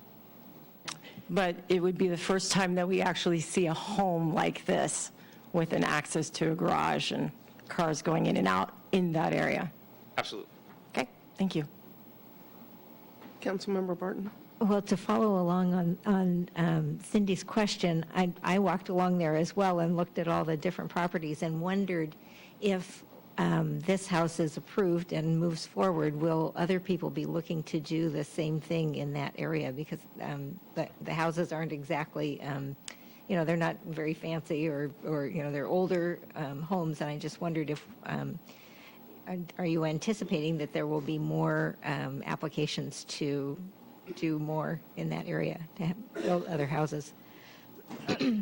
So, I mean, it's unknown what we might get. All of those other properties, they have access to Main Street. There's a variety of shapes and sizes there on their old properties. This project was evaluated based on criteria that was unique to this lot. Yeah. Not all of the other lots along that street, if you will, have the same criteria. So they would be evaluated on their own merits, and they may be able to comply fully with the development standards. It may not be, variances by themselves are not precedent setting. It requires that the city find unique circumstances for that project. And so should other projects come forward and propose development, those would be evaluated against their own merits. Okay, thank you. Thank you, and I'm going to hold my questions till after the public comment. And I, too, spent about an hour and a half down there walking the property. Is very unique.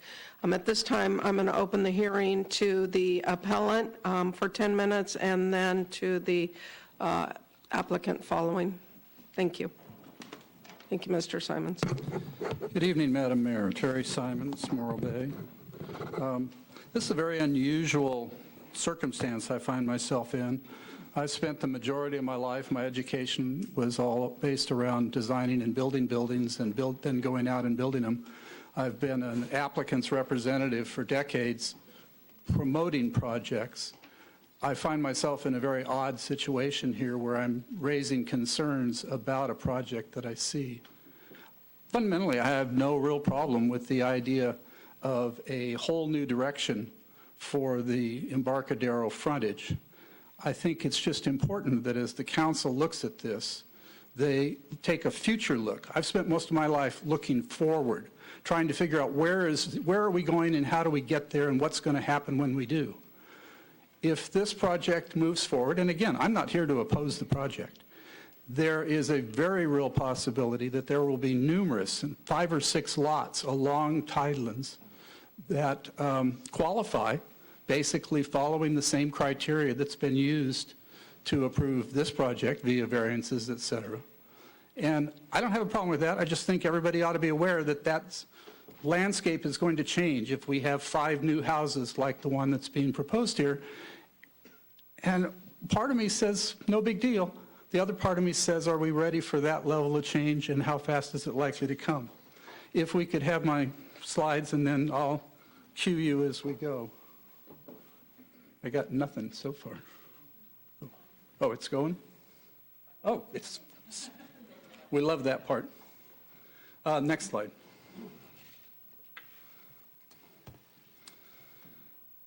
Much has been made about the history of the aspects of the Little Red House. The following slides show the interesting history of the development of the site where the Little Red House currently sits and the new residence proposed. As it turns out, the parcel was originally the intersection of 2 mapped streets, Morrow Avenue and Fig Street.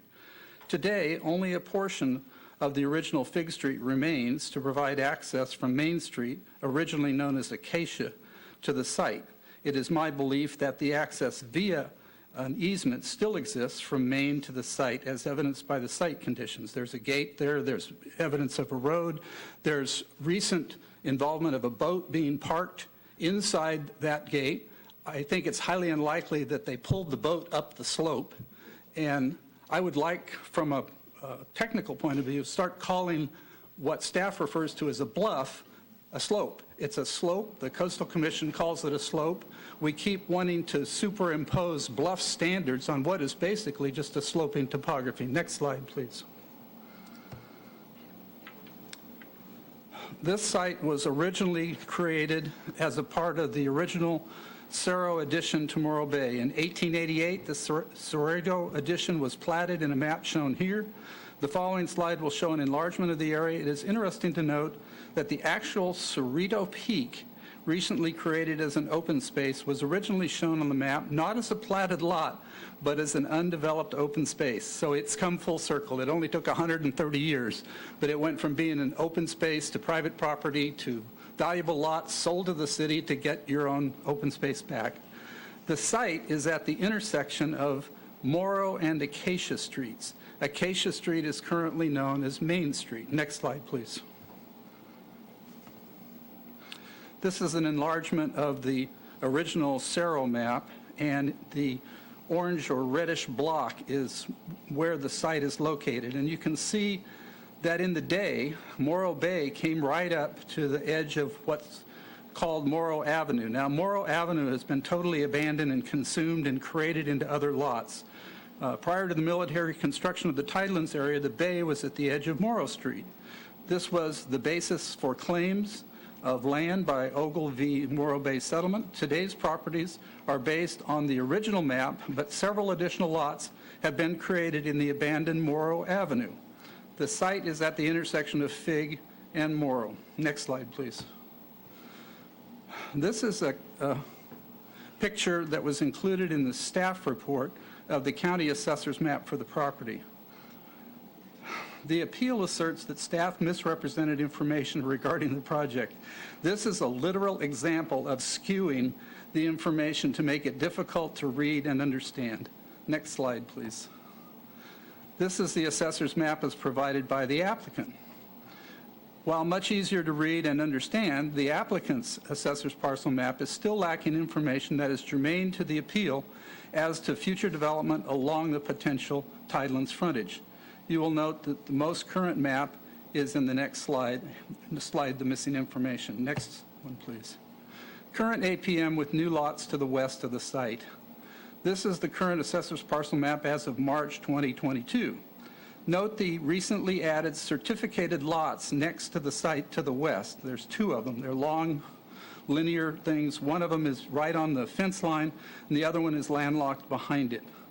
and then the subject property is to the right or to the east. Since these certificates of compliance are issued by the Morro Bay Planning Department, it seems unlikely that the director was unaware of their existence and the contradiction they represented to his testimony at the Planning Commission hearing.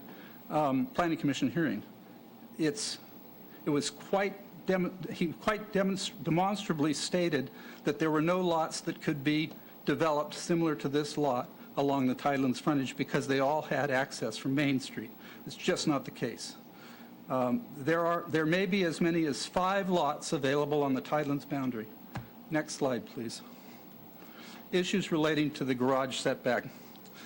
The proposed development does not allow for parking in front of the garage without extending into the Tidelands parking lot traveled way.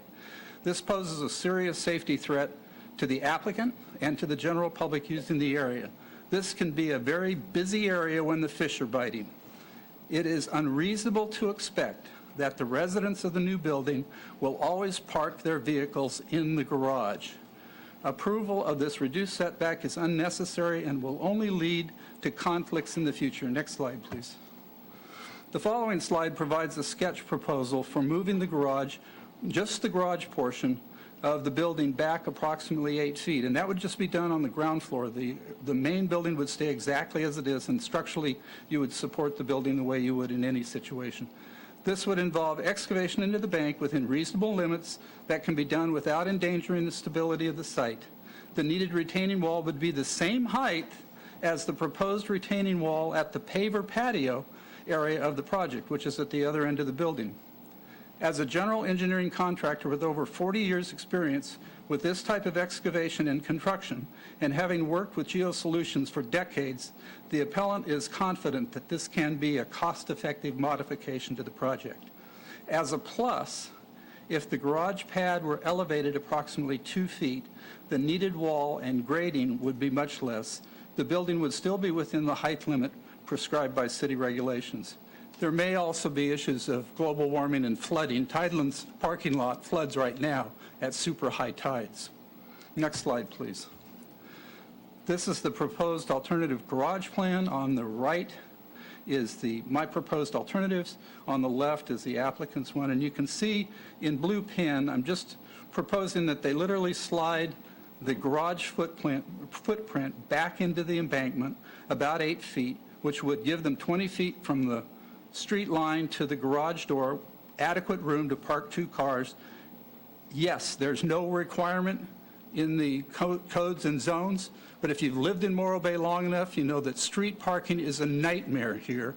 And to create a situation going in, knowing that you're going to surcharge the amount of parking in the Tidelands area because this building will do that, I think is a mistake. Next slide, please. As to the proposed Little House relocation, an alternative location to relocate the Little Red House would be at the side of the public launch ramp. I think it's highly unlikely that the historic community is going to be able to negotiate a deal to move this building into the triangle lot where the Maritime Museum is. However, an alternative location to relocate the Little Red House would be at the side of the public boat ramp. There's a funny triangle in there that the city owns. This could be used as a harbor patrol, by the Harbor Patrol as a lookout station, because being a 2-story building, it would have a spectacular panorama over the South Bay. It would be much like a lifeguard station. This would save the building, it would reuse the building, and then Harbor Patrol personnel could actually live in the building, and it would help provide housing for the lowest possible employees in the city's payroll. Also, a patrol boat could be kept at the site for better access to the back bay in emergencies. It would cut the response time down to the back bay, which seems to be a location where a lot of our emergencies happen, almost in half. And that concludes my presentation. Wow, 10 minutes. I couldn't do that again if you paid me. Oh, you didn't? Thank you. Impressive. I'll stand by for questions if you have any. Otherwise, I'll be right over here. Thank you very much. And I believe we have the representative for the applicant. Thank you, Mayor Wixom, members of the council. I'm Chuck Stevenson. I'm representing Dr. Steve Morgan. Unfortunately, he won't be able to participate virtually tonight. He was called away for a medical problem. So I'm going to keep my remarks fairly short this evening. I believe the Planning Commission did a great job evaluating the criteria for this project. This site really is, in my view, kind of a classic example of where a variance is needed. You have a very small site, you have a steep slope bisecting it, you have a very small building envelope that's available to it. We've designed the house to fit in more or less within the existing footprint with minimal disruption to the bluff area. We really don't want to get into an expensive alternative scenario of tall retaining walls. I have a lot of experience as well in planning and design, and I sort of disagree with the appellant's ideas for constructing retaining walls up the slope. We don't really feel that's consistent with city policy as well. So we believe we have a project that meets all of the criteria for the community design guidelines. It's relatively reasonable in design. It replicates a lot of what the features are for the little red house that's there now. And we're working very closely with the Morro Bay Historical Society so that they can relocate this building that could be part of a visitor center for their use as well. Dr. Morgan is offering this free of charge to them, getting the site ready for the moving permit. In other words, all the disconnections of utilities and so forth, all of that, he would cover that. So this has been going on for quite some time. We believe that since guest parking is not required, we fully understand that if you park a car where it extends into the driveway a bit or into the street, that's a problem. But the code does not require guest parking in the front, and we have 2 off-street parking spaces, and that would be adequate. The Morgans have owned this property for 26 years. They use it from time to time, and they wanted a place where more of their family members could enjoy this rather than at the small little red cabin. Again, I believe I submitted a letter to you that went through sort of point by point with the appellant's arguments that responded to that. So I think with that, I'll conclude my remarks, and I'm available for any questions you might have. Thank you very much. And with that, I will open up public comment on this hearing item.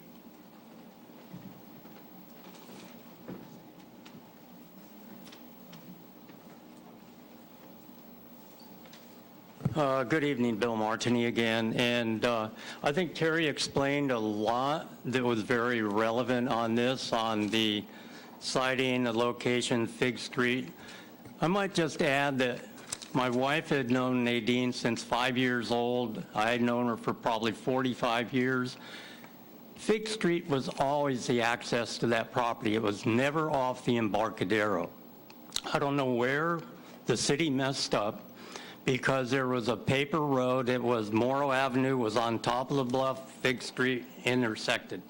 And when we went to pick her up, we'd always drop down Fig Street because she lived in the upper half of this. She didn't live in the lower half. Somehow this got abandoned, the Morro Avenue got abandoned, and this house got landlocked, which I don't know who let it happen, but the property on either side up above the bluff ended up getting the upper piece of Morro Avenue, and how it was allowed to happen, I don't know. You know, that's history, though. I think whether it's built into the bluff or it stays where it is probably not a huge deal. It's more the applicant and the cost involved. I do know if you do cut into the bluff, you're going to set a precedent for the rest of that area. If you want to see more development there, you're going to make the toe of the bluff more developable. Originally from Morro Avenue down to the Embarcadero, which was the bay at one time, there were legal lots on the downside. So those are there's still underlying legal lots.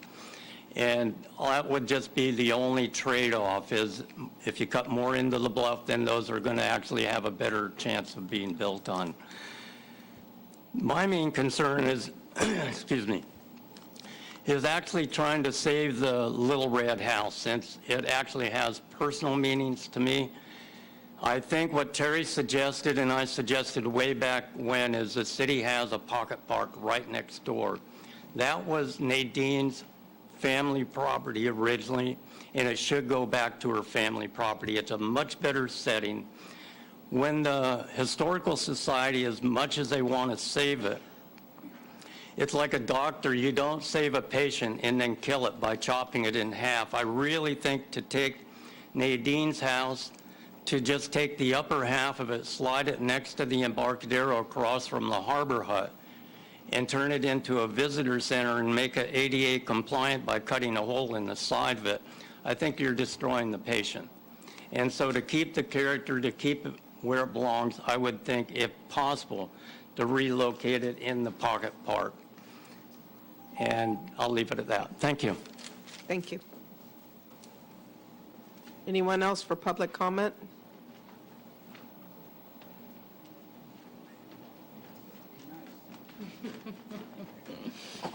Betty Winholtz, and I'll basically read what I sent you in public correspondence, that I agree with the appellant that there is a grant of special privilege, because if I were an owner right next door, I would interpret your decision tonight, if you give permission, that this is okay to put on my property, because there are lots below, as has been stated more than once. I would understand that it is acceptable to cut into the bluff to do so. And it's my understanding that at a minimum, they're cutting in 2 feet. Mr. Simons has suggested cutting in 8 feet. Cutting in at all, I wonder, is that necessary? If you reduce the size of the house, do you have to cut into the bluff at all? Well, cutting into the bluff may undermine my own house above the bluff. If I were one of the adjacent owners, this owner is potentially undermining the property owner above their house. So I think you need to take that into consideration. Also within this permission would be the right to take down the fence to access the development on the lower lot. I just was looking through, and I don't know if you did because it's not printed for you, but whether or not you looked at the settlement agreement. And in letter C, it talks about there shall not make any improvements for access with vehicles. And yet that's kind of what's happening. You'll see the pavers, you'll see the fence gone, and then it also says in section D that this fence and the gates are primarily for pedestrian access. And so this is why I wanted you, as I said at the end of my correspondence, to read this. And if you haven't read it, I think it's important that you do, so you have the full understanding of what the agreement was about. Let's see. To go one step further, if the fence comes down to access living spaces, would street improvements be required? I think you need to answer that question. At least curb and gutter, if not sidewalk, because it won't be just for this house, but for all the other houses that will ask for it. So if you do not grant all the property owners the reduced setback, allow for cutting into the bluff, and change the parking, which I'm not sure why it's not parallel rather than perpendicular.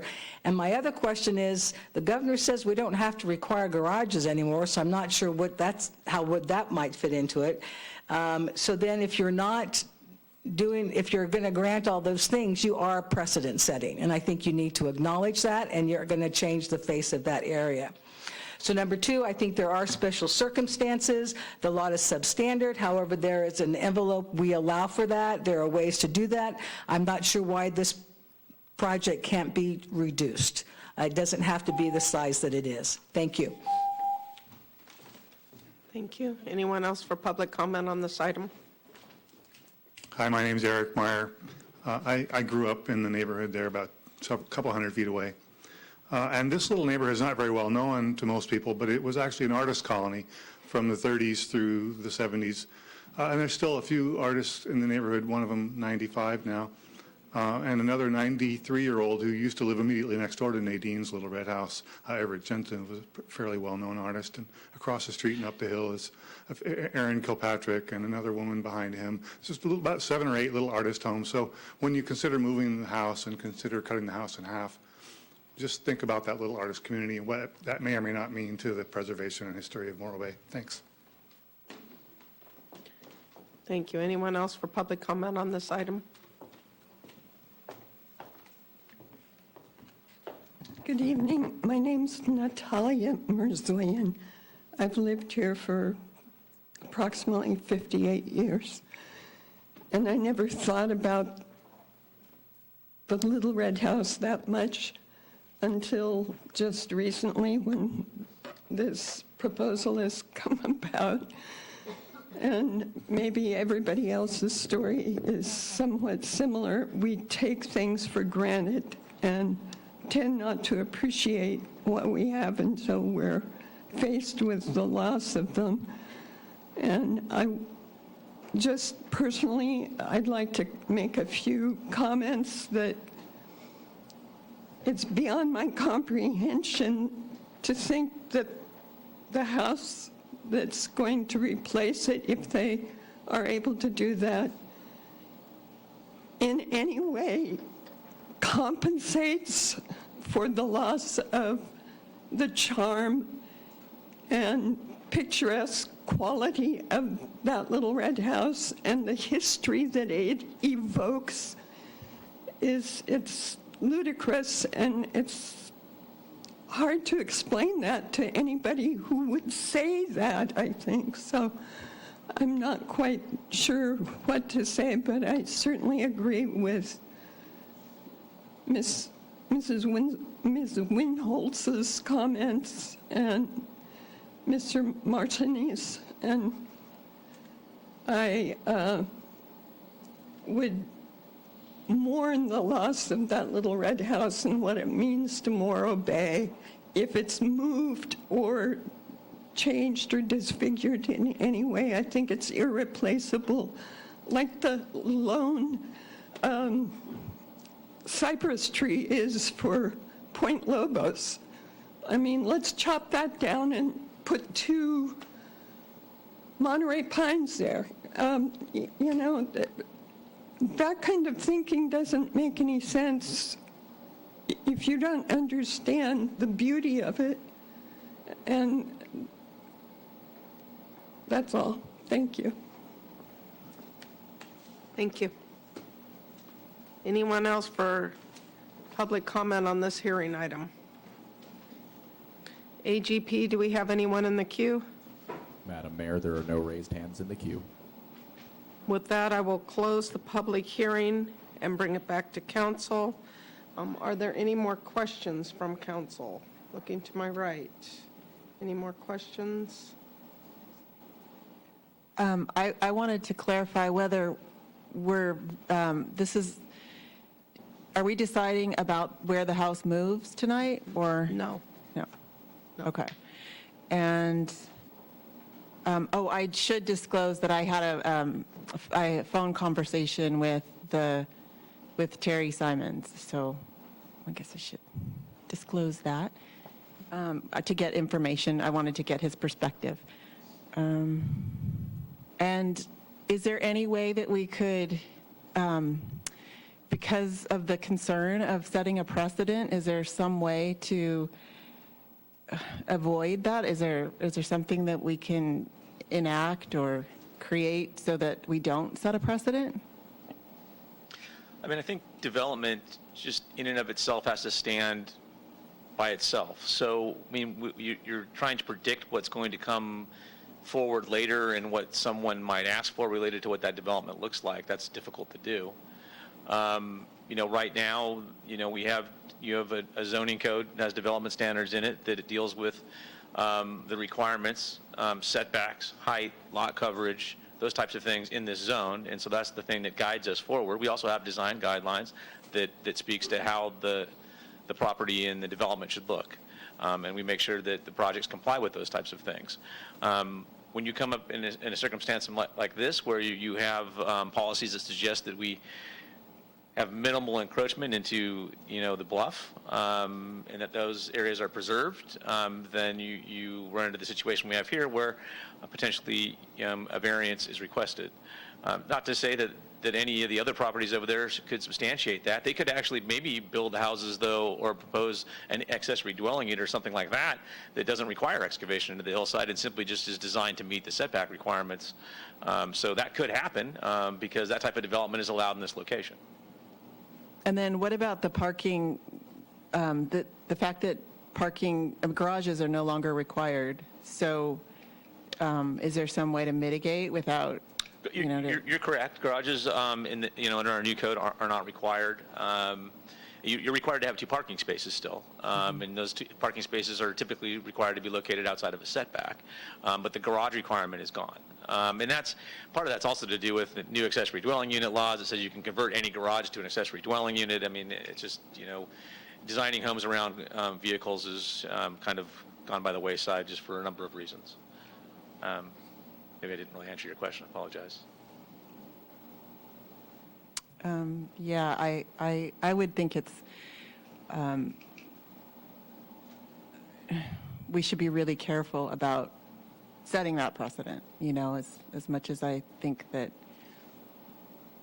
that's a great design that they have. It just seems like it's kind of opening a can of worms that we should.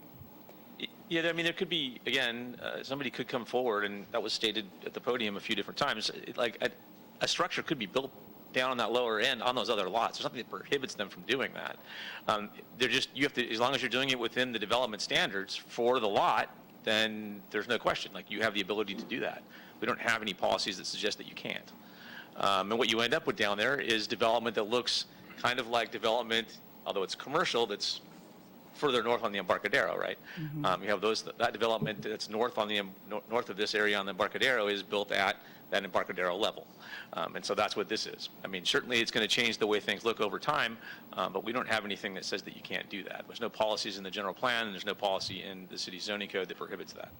Well, I mean, couldn't they work within the confines of the code? I mean, you're granting them a variance. So that's I guess what I'm getting at is. I mean, it went through the public hearing process, and the variance was granted by the Planning Commission. And the Planning Commission largely didn't have any issues with the variance request, and they thought it was warranted. The vote was 4-1. The dissenting vote didn't have anything really to do with the variance. It had more to do with conditions placed on the Little Red House. But I think the Planning Commission largely agreed that there was really no issue as it related to the variance, and that it was acceptable in this location under these circumstances. And then can you address Ms. Winholtz's comment about which I didn't see the link, so I didn't even look at that old agreement. So could you address that? So yeah, sure. That's a good question, Councilmember Lundrum. So the agreement, there's a section that talks about access and fencing, and it specifically grants vehicular access rights in this location. It specifically says that. It just says if you're going to have vehicular access or create vehicular access in here, that you put it in place consistent with the city's development requirements in those locations, whether that be requirements from Public Works or zoning. But it's called out directly in the access section of that agreement and allows vehicular access. It's actually mentioned multiple times. Okay, thank you. It would have been nice to, I mean, I see the link now, but when I was looking through, did anyone else see the link? You did? I guess it's just me. Thank you. Thank you. Any questions, Councilmember Ford?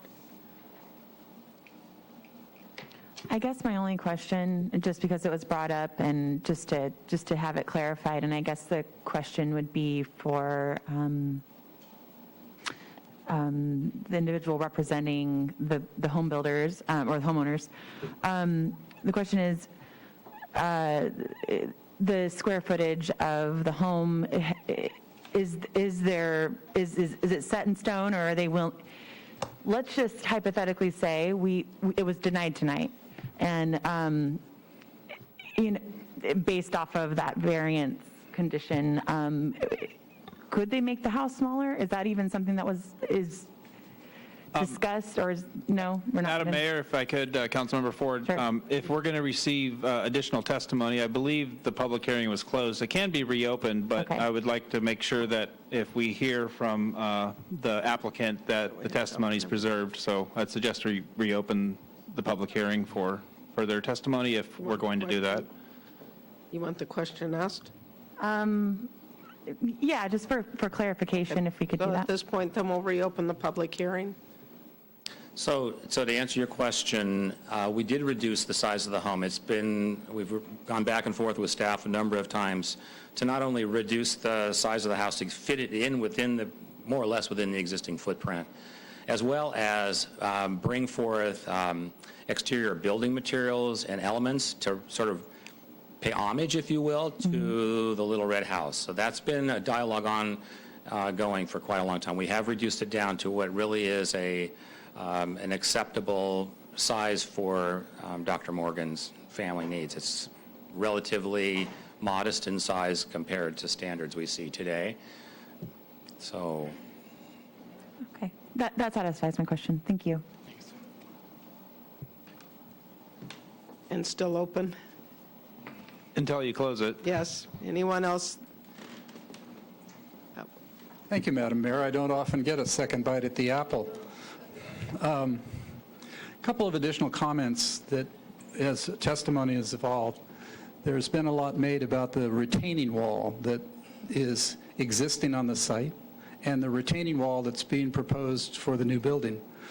The plans, and I'm reasonably good in a lifetime of looking at plans, show a new retaining wall at about approximately 2 feet behind the existing 4-foot wall, and that retaining wall goes approximately 8 or 9 feet vertically, primarily to support the grade that's necessary to be done for the paver patio on what would be the easterly end of the building. It's not real clear how high the wall is behind the garage, but looking at the plans and interpreting them as best I could, I didn't see a problem in extending the garage further back. I think it's very doable. I've done this my whole life, so not my project. I'm not opposed to this project. I'm mostly concerned about the impacts of having people backing out or driving out or leaving their vehicles, encroaching into the traveled right-of-way. And I'm very concerned about future residents in that building. I don't think that the current owners probably have a real understanding of how rowdy, raucous, and early morning and late night a whole gang of salmon fishermen coming in for the big salmon run can be. I'm a boater, and I spend a lot of time down in the harbor, and our fishermen are wonderful people, but they work hard and they play hard, and it seems that one of the areas that they like to play the hardest is in that parking lot. Thank you. Thank you, Mr. Simon. if I might. No, Briefly. thank I'm sorry. I'm going to see if there's any other questions from council, but I'm going to close it. There's comments being made that I need to refute that are just not correct. One is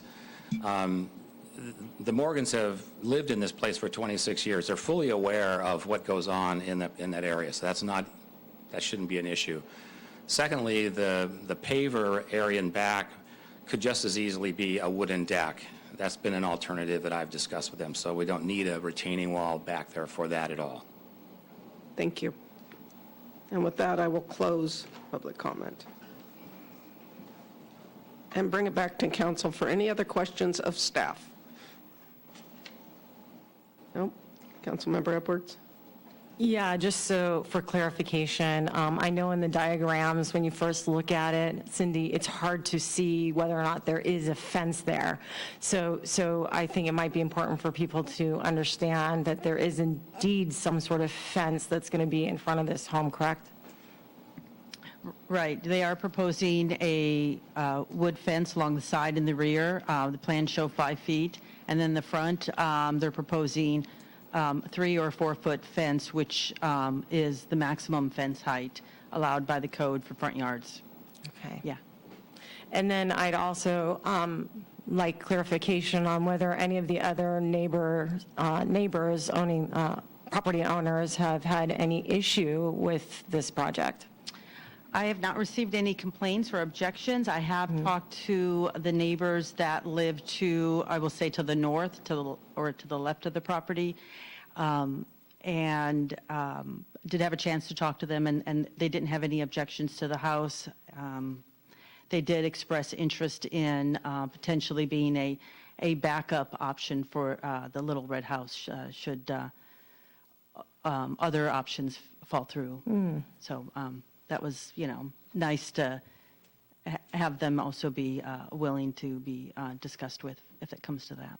Yeah, thank you for sharing that, because I did have a personal experience when I was out there listening to somebody that lives up on the bluff as a renter, and I think he seemed very supportive of the fact that the Little Red House was going to hopefully have a place to go. So thank you for mentioning that. Appreciate it.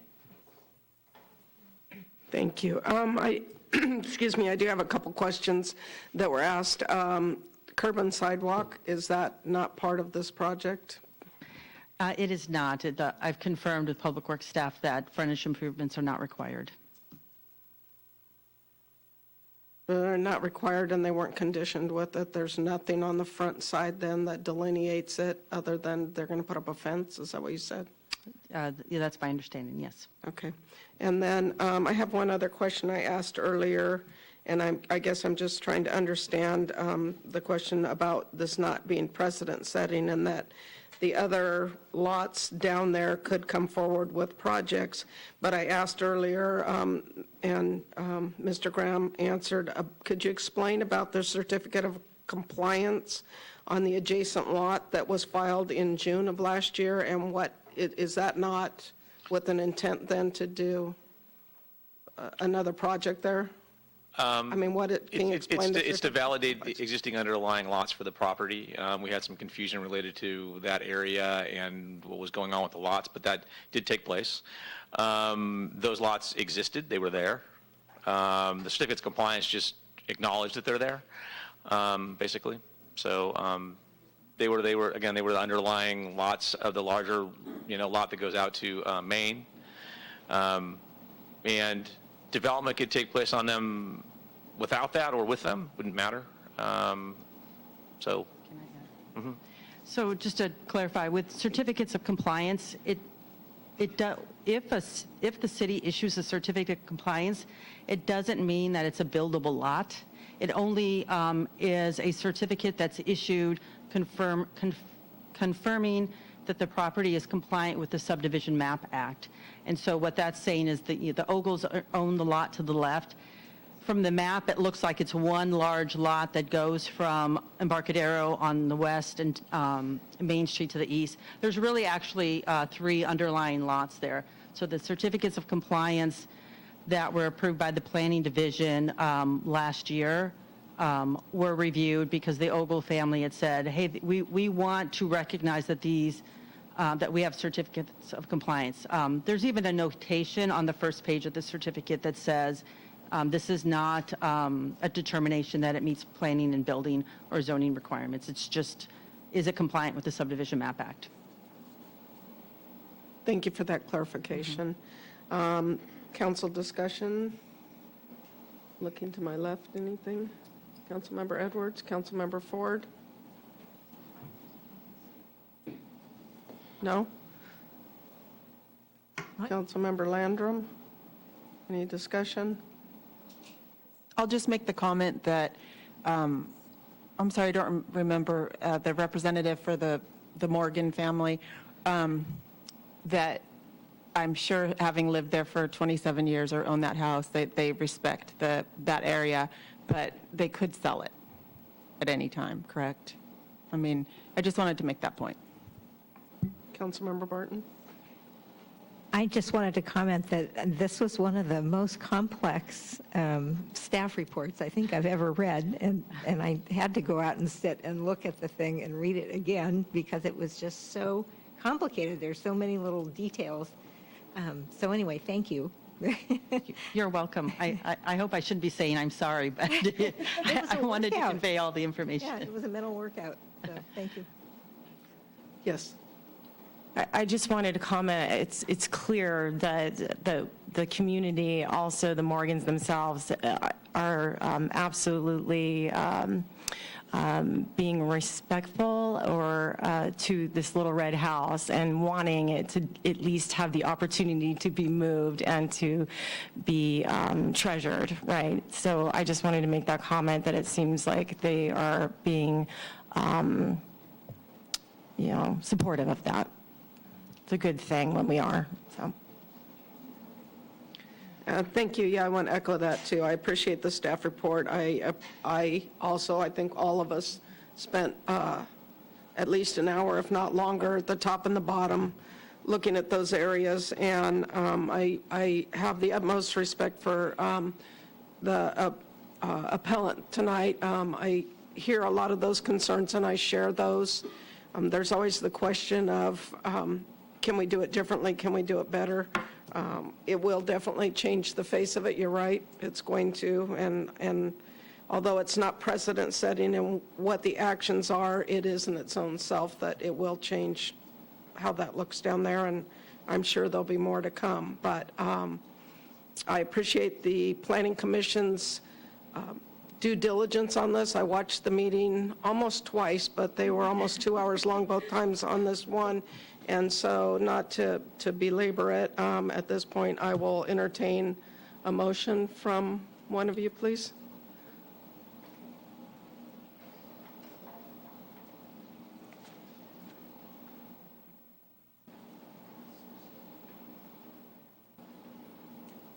Okay. There I go. Let's see.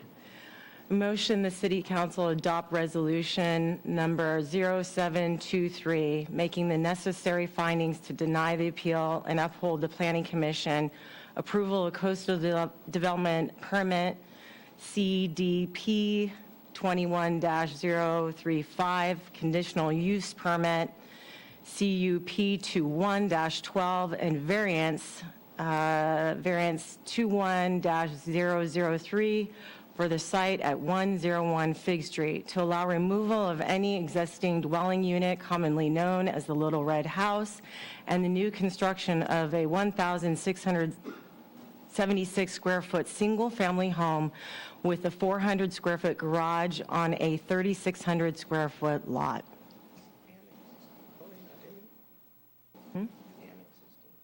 Oh. An existing dwelling unit. I missed them. Thank you. Do I have a second? I'll second it. Thank you. Roll call vote, please. Councilmember Barton? Yes. Councilmember Edwards? Yes. Councilmember Landrum? Yes. Councilmember Ford? Yes. And Mayor Wixom? Yes. Motion carries 5-0. Thank you, everyone. I appreciate that. We'll move on to C1. We have advisory board. I appreciate all of you waiting. I don't think Mr. Collins is going to take too much time, but this is important information. So with that, I will turn it over to you, Mr. Collins. Thank you, Mayor, council members, committee members. I'll be brief in my comments. Most of this information has been shared already in various media outlets and city, county websites. Just want to give you a brief overview of what occurred on the 9th of January. Let's see as this populates here.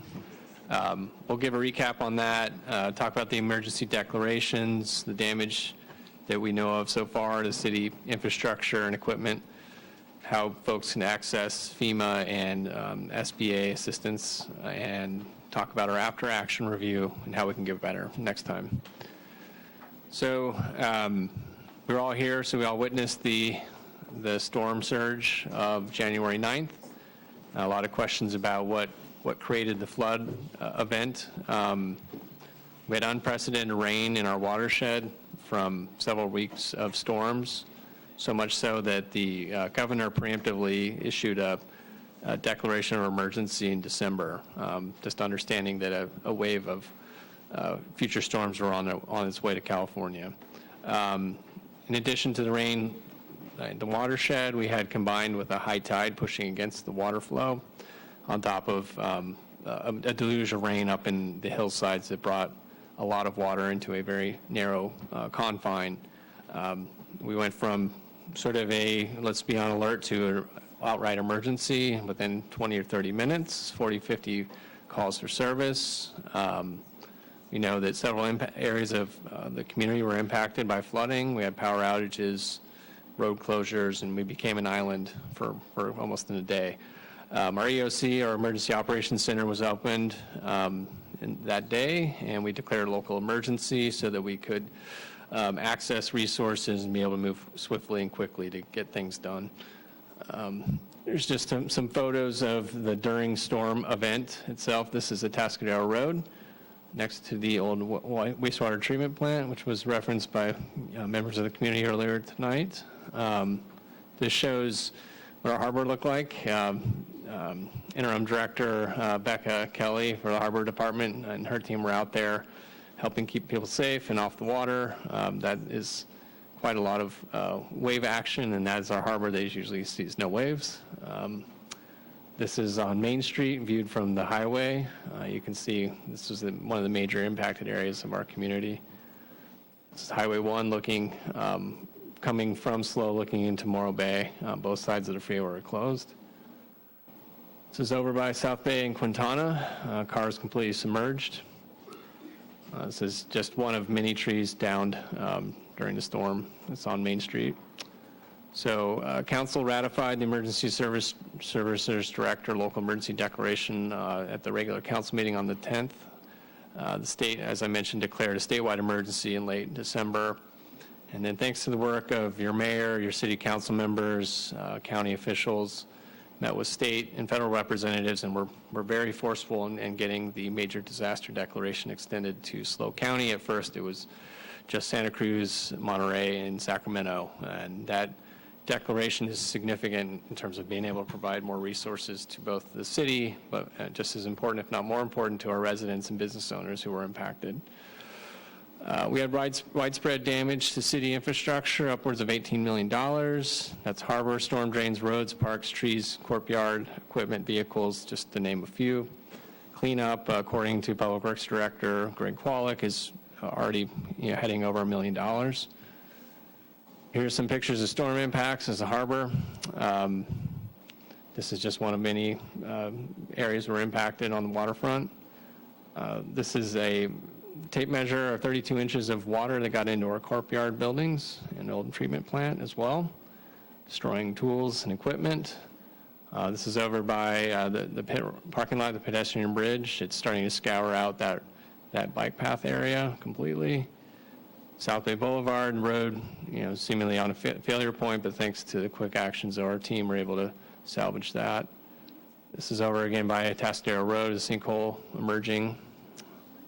This is Lila Kaiser, a ball field that is caked in mud.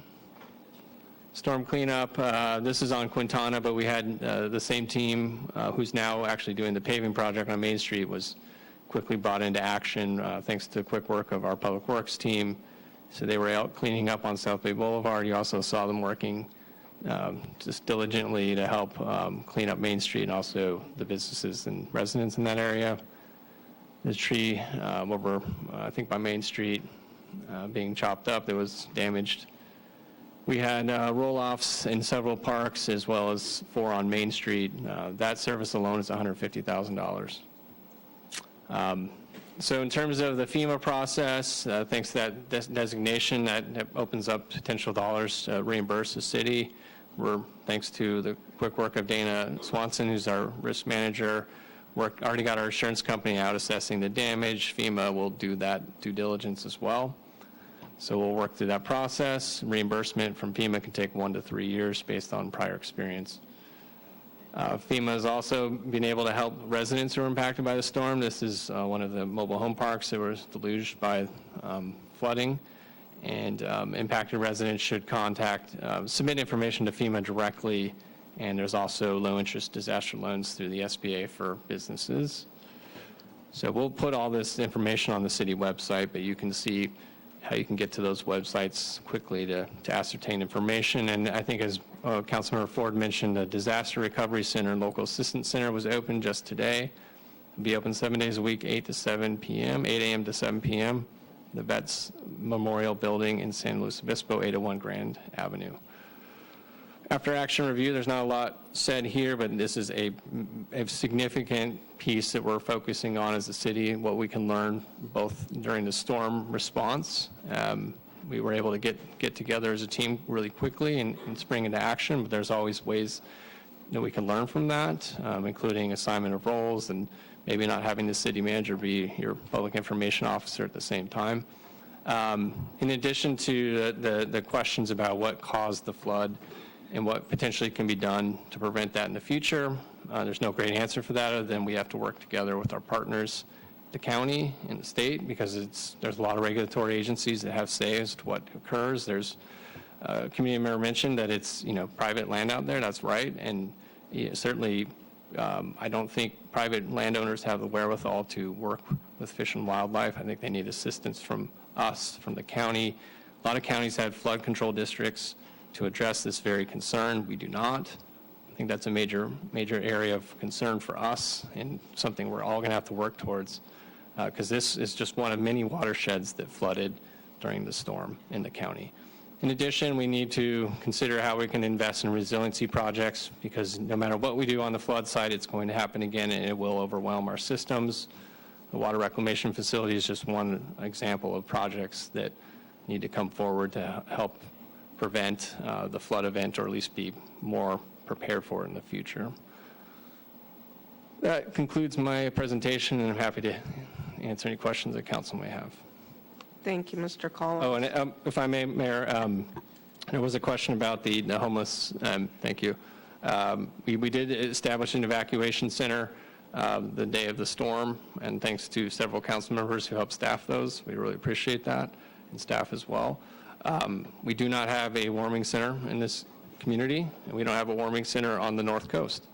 The city put in an application for funding through the state, which the County Continuum of Care reviewed applications and did not grant us funds to convert this very building into a warming shelter that could be turned on in times of either significant rain events or cold, very cold nights. The city doesn't have the funding for that, but we certainly can make that available, and it's all about choices where we want to make cuts to make that possible. We certainly learned through this experience having an evacuation center open for multiple days that your volunteers get spread thin really quickly. You had staff, myself included, working at nights to do that because we felt it was the right thing to do. But if you want to have an ongoing warming center, you need staff, paid staff, not volunteers, because they will burn out quickly. I've had my own experience in doing that in the city of Santa Cruz to know you have to have dedicated funding and staffing to make that effective long term. It's not that it can't be done, it just requires a lot of thought. And of course, siting a shelter in a neighborhood is also a concern, so you need to work with the neighbors. So again, it can be done, but it takes a lot of concerted thought. And that probably will be, I imagine, part of the goals discussion later this year. Thank you. Thank you, Mr. Collins. There was a question also, and I know you just touched briefly on it, that was about the creek cleaning, and I don't know if you want to address how that's moving forward with the different entities that are getting involved. Yes, Mayor. Meeting with the city managers and the county administrative officers, staff, we all acknowledge that's a major blind spot or a failure, just globally speaking, and that we have to do better. The cities can't do it on their own, and the county can't do it on its own, and private residents clearly can't do it on their own. It's asking too much. So that's something we're all going to debrief on as city leaders, as a region, to try to figure that out. And I imagine there'll be discussions at the city council level and the board of supervisor level soon on that. And I'm guessing those will probably involve Fish and Wildlife and some of the water resource boards and things. Yes. As we all do realize, the same as the applicant said, you can't just get in the creek and take things out. Correct. So, Yeah. Thank you. With that, council questions? Is there any questions? I don't have a question, but can I add one more bit of information to what the Disaster Recovery Center offers? I forgot to mention this earlier.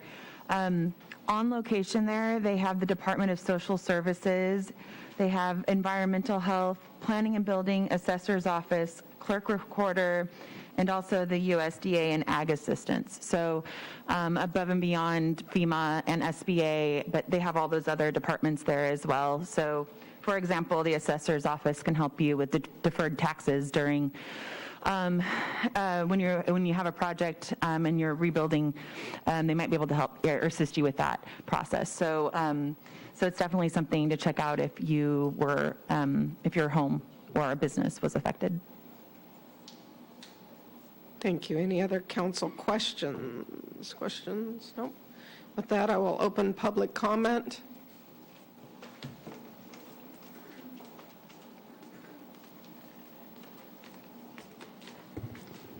Paul Donnelly again. One of the things I was interested in is whether or not the location where they want to put the best battery energy storage system flooded. And it's my understanding that when they do build that feature, it'll be subterranean. Part of it will be subterranean. I also read a document on the city's website about paleontology where it said that all those berms that are presently there will be removed, which certainly would put it in that floodplain. So it's something that should be considered as they go forward on the BESS system, that it could be subject to flooding like this.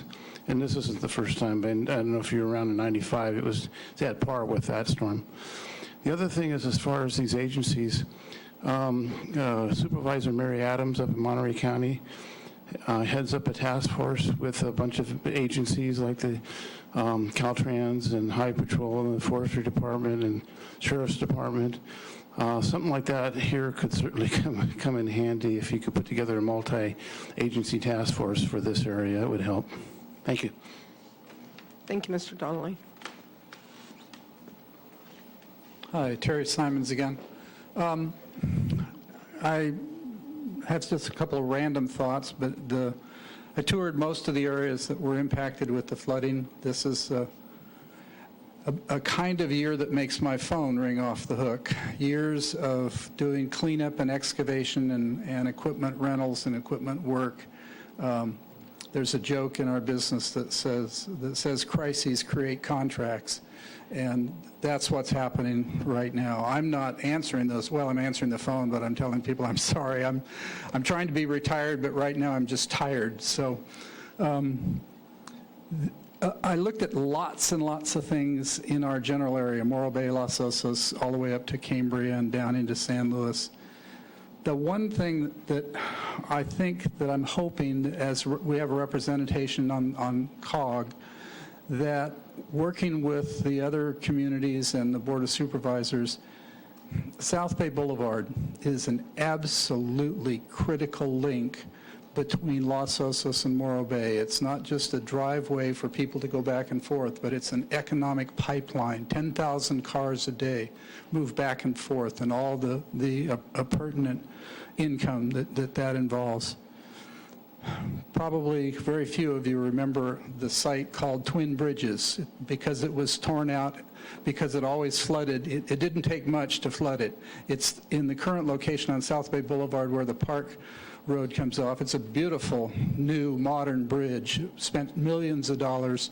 They elevated the roadway of that bridge 4 to 5 feet to get it out of the floodplain. I worked on that project, and when that project was built, you could drive a vehicle under the bridge. There was a wonderful way to drain that upper Chorro Valley and to ensure that there wouldn't be flooding in that area. For the last several years, I've been commenting whenever I go through there that the unfortunate lack of maintenance, or possibly the inability to maintain the downstream willow stand that was not there when the bridge was built, has, for all practical purposes, created a sediment dam in place of the bridge. We might as well not even bothered with the bridge. We should have just built a road there and let it flood every time the heavy rains come on. I hope that high on your list when you go to these interagency meetings will be to find out what we need to do to clear the downstream drainage course below that bridge going into the National Estuary.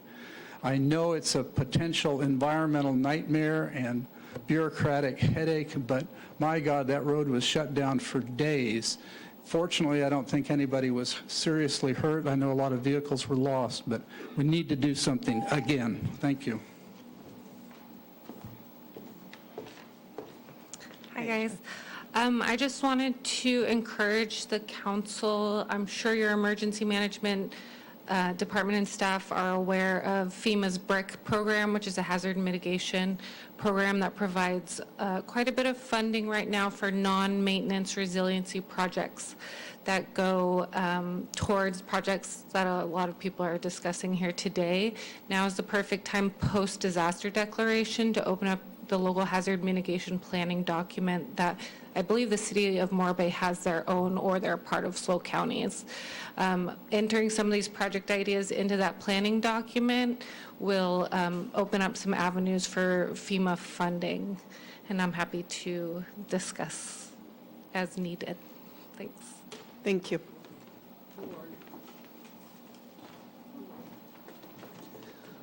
My name is Asia. That's Asia King. Betty Winholtz, and I just want to follow up on my previous comments and encourage the council to be aggressive with this warming station. Typically, we don't have this much water. Typically, we don't have this much cold weather. So as much as we've had experience, different people with warming stations, it's doable. City of San Luis used to do it through the churches. So I don't see it happening frequently. So I think it's a doable thing, and it needs to be talked about. Thank you.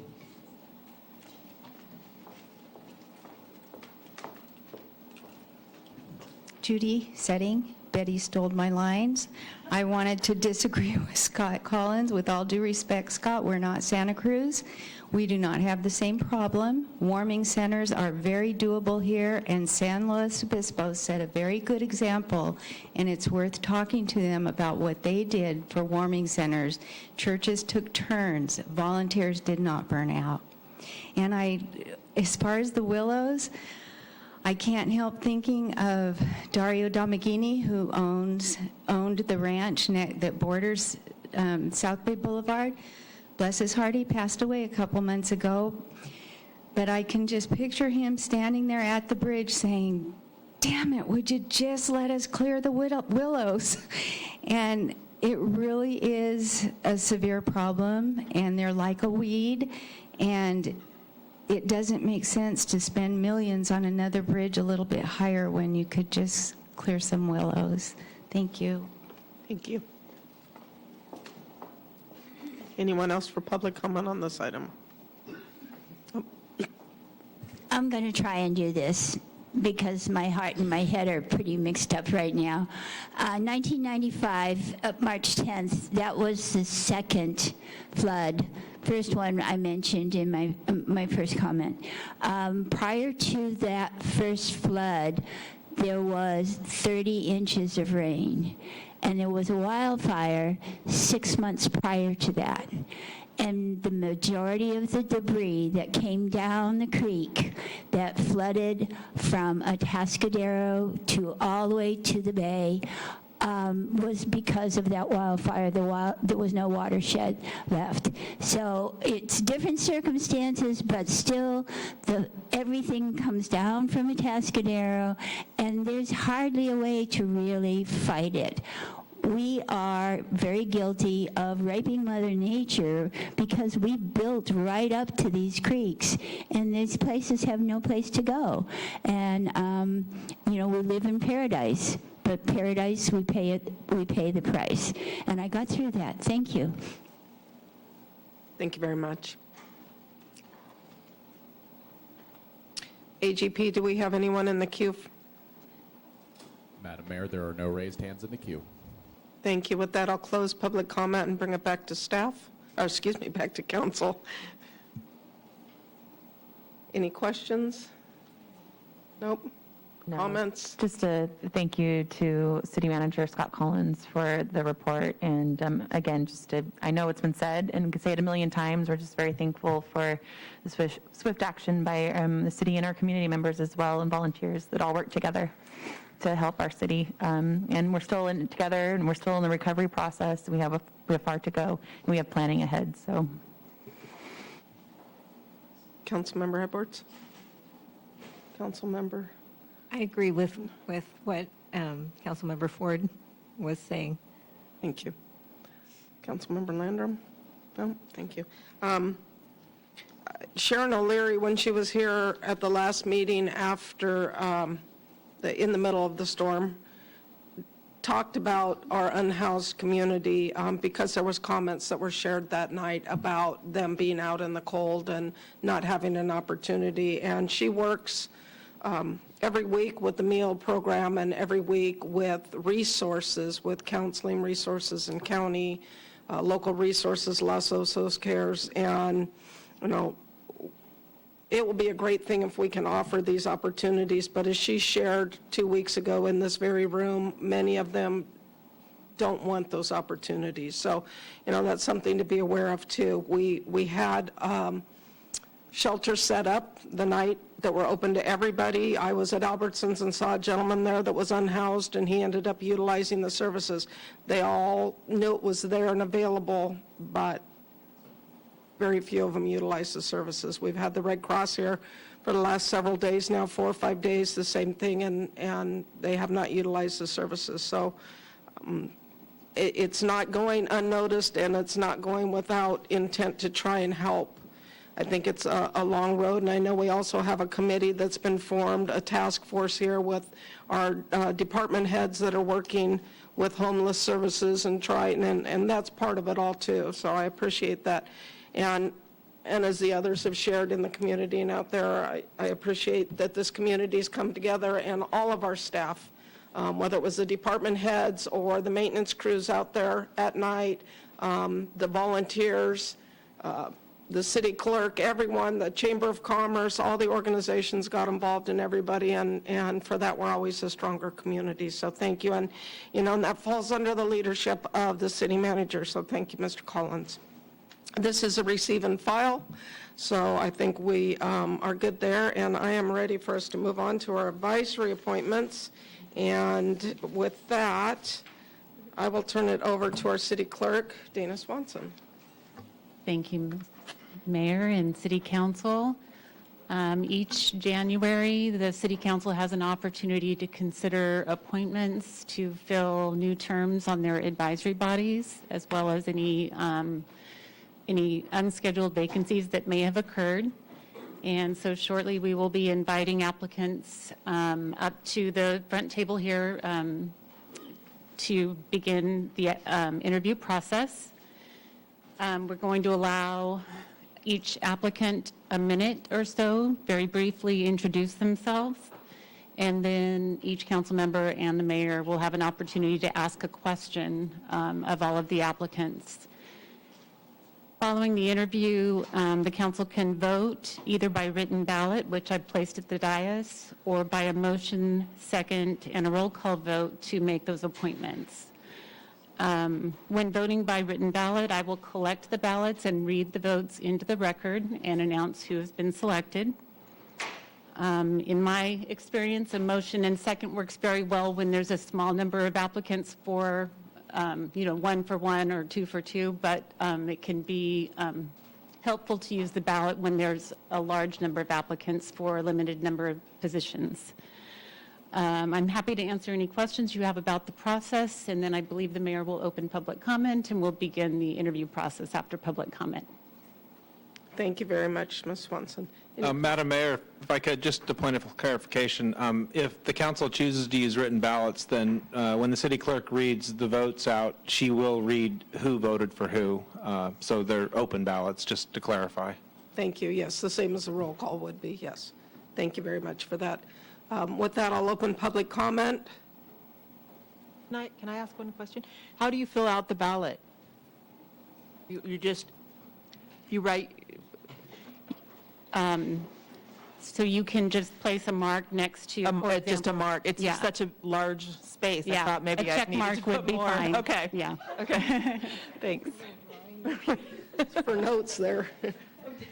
I'm sorry, any other questions? No? Okay. Open for public comment? Seeing no comment in AGP, is there anyone in the queue? Madam Mayor, there are no raised hands in the queue. Thank you. With that, I'll bring it back to council. Any questions or comments before we begin?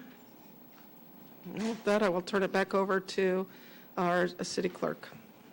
Thank you. To begin, we will invite Hemant Patel, who has reapplied to fill a 3-year term on the Visit Slough County Board of Directors. Please feel free to join us at the table here.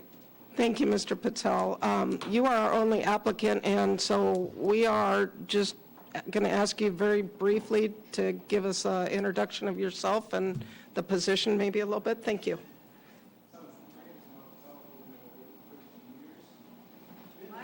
Can you turn on the mic, please? Thank you. My name is Hemant Patel. I've been at Morro Bay for 32 years. I've been in the hotel business for 20 years. I've been sitting in this space for SlowCal for 5 years. And in my tenure of 5 years, I was vice chair, chairman, and currently I'm sitting as past chairman on the executive committee. And my term is up right now. But I've been in the hotel business. I have multiple properties in town. I'm developing the one by the high school, as most people may know. And ask questions. Well, that was quick. Thank you. Are there any questions from council?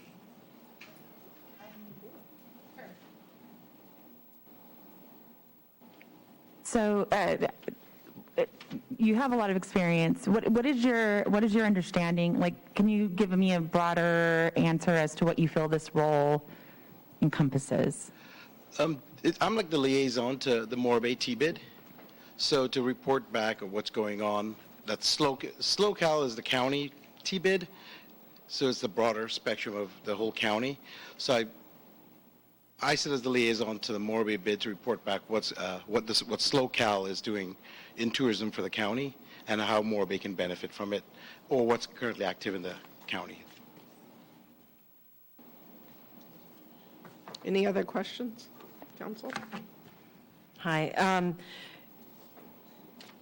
I'm just going to go for this one.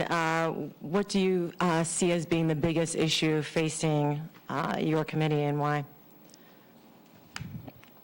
Facing the committee in Slough, I think it's just getting more people, more participation from the businesses, the current hoteliers, even within our own local T-bids, just get more people to participate and voice their opinion on what they think, where the direction tourism should go. And with SlowCal, it's the same thing. It's just a bigger committee and just more participation is what's needed. Thank you. I don't have any questions right now. I don't either. Councilmember Landrum? Yeah, I'm just curious, why do you think you're the only one that applies for this? No participation. Really? What would Morro Bay do without you? Well, I was put on the spot 5 years ago with Scott Collins, Jennifer Little back then as a T-bid, to sort of like step up, and it took me 3-4 months before I decided to do it. I'm glad I did. It's been like 4.5 years, almost 5. I'm glad I did. I've learned a lot from just being with folks in the industry and learning from what's going on. So I'm willing to do it again. So I'm glad you did too. With that, I will look to a roll call vote, and I will entertain a motion to appoint Mr. Patel to this advisory seat.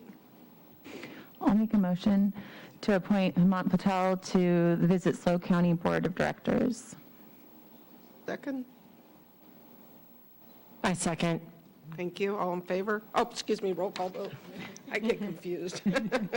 Councilmember Barton? Yes. Councilmember Edwards? Yes. Councilmember Landrum? Yes. Councilmember Ford? Yes. And Mayor Wixom? Yes. Motion carries 5-0. Thank you again for your continued participation at this. thank you. Thank you. Thank you for waiting tonight. And next, we will invite up June Swall, who has applied to fill a vacancy on the Recreation and Parks Commission.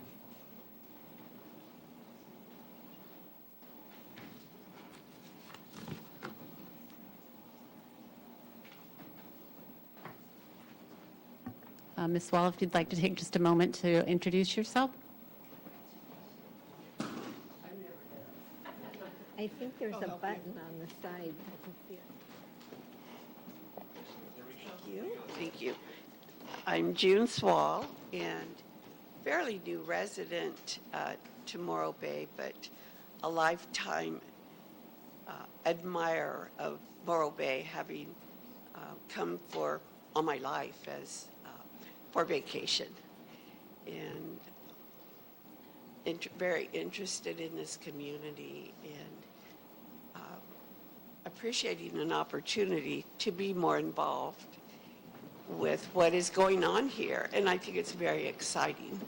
I think there are really some very qualified, high-quality people in this community to further it. So I'm enjoying learning about it. Thank you. And thank you for applying for this advisory seat. Questions? Councilmember Ford? Thank you, June. Just a general question as to what you feel you could bring to this position. I think as I was able to observe a meeting per Zoom and then actually go to a meeting, I've been very impressed with what the city has to offer for our youth. And some really wonderful programs. The junior lifeguard program seems to even affect people in the whole nation that are interested in coming to Morro Bay and having their youth learn these skills. I think as far as for the seniors, we could use a little more. With the COVID, I'm aware that things were shut down, but perhaps now that can be encouraged to return. As far as the parks, do I have this number right? 12 parks? Is that correct? I know some of them are smaller parks, but from the last meeting, the Lila Kaiser Park seemed to get the most attention as far as the needs there and some improvements. I guess the parking lot is in pretty bad repair. Some foliage has been removed. There are things that need to be improved there, and then also with the concession stand. So, I mean, there certainly needs. I know there's a budget. I haven't learned much about the budget and needs there, but it sounds like a pretty reasonable budget. I will learn more on that. So, interested in that. Thank you. Councilmember Edwards, any questions? Thank you for applying, since we only have one applicant. I'm so glad that you took the trouble to apply and go to a meeting, and so. I'm gaining from it. Thank you. Yeah, great. Councilmember Landrum, any questions? I agree with Councilmember Barton. Thank you so much for applying. You bet. With that, I have no questions, and I will bring it back to council and ask for a motion to appoint. Go ahead, Jen. All right. I move that we appoint June Swall to the Recreation and Parks Commission. I'll second.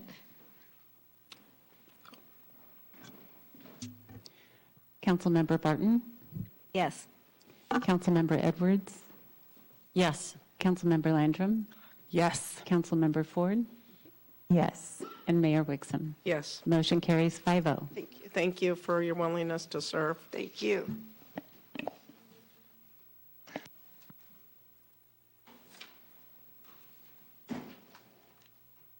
Next, we will invite up the applicants for our Citizens Oversight and Finance Advisory Committee. We actually have 3 vacancies on that committee, 2 full terms and then a partial term. We received 2 applications, one from Jean Johnson and Stephen Peck, who I believe are with us tonight. But we will continue to accept applications to fill that partial term following tonight's interviews. Thank you. Stephen still here? and Jean with us tonight? Please join us at the table. Yeah. Jean? Yes, please. Thank you.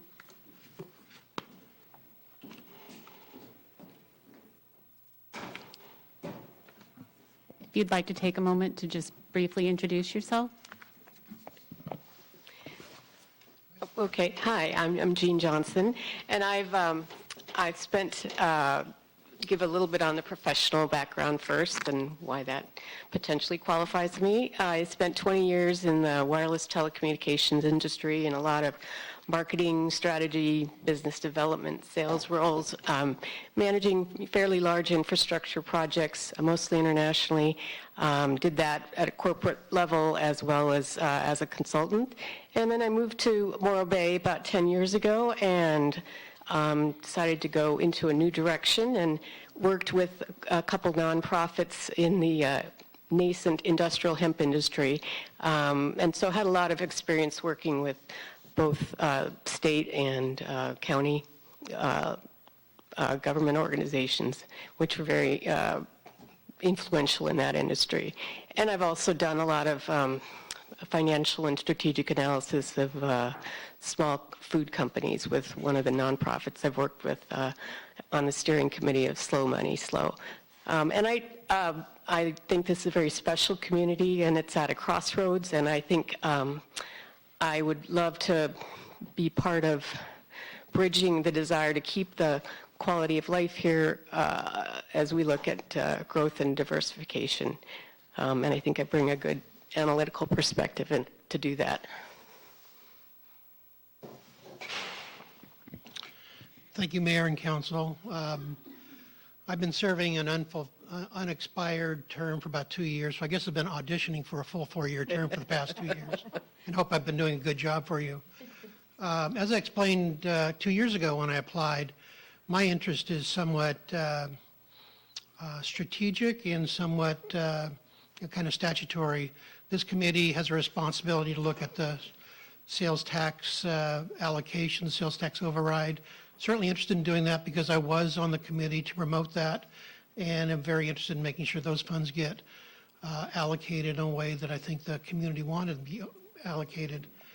Much beyond that, I think, as your city manager has said tonight and often, we don't do much without adequate funding.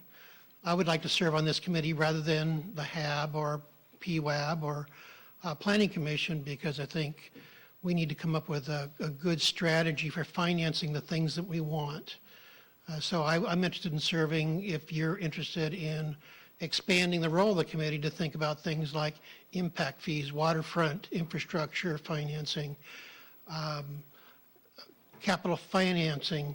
The recent example of the flooding speaks to flooding issues. It also speaks to kind of an unfunded storm drainage improvement plan and other improvement plans. So those are the things that interest me. I think we've got a good committee going so far, and we'll be pleased to serve if you think that's appropriate.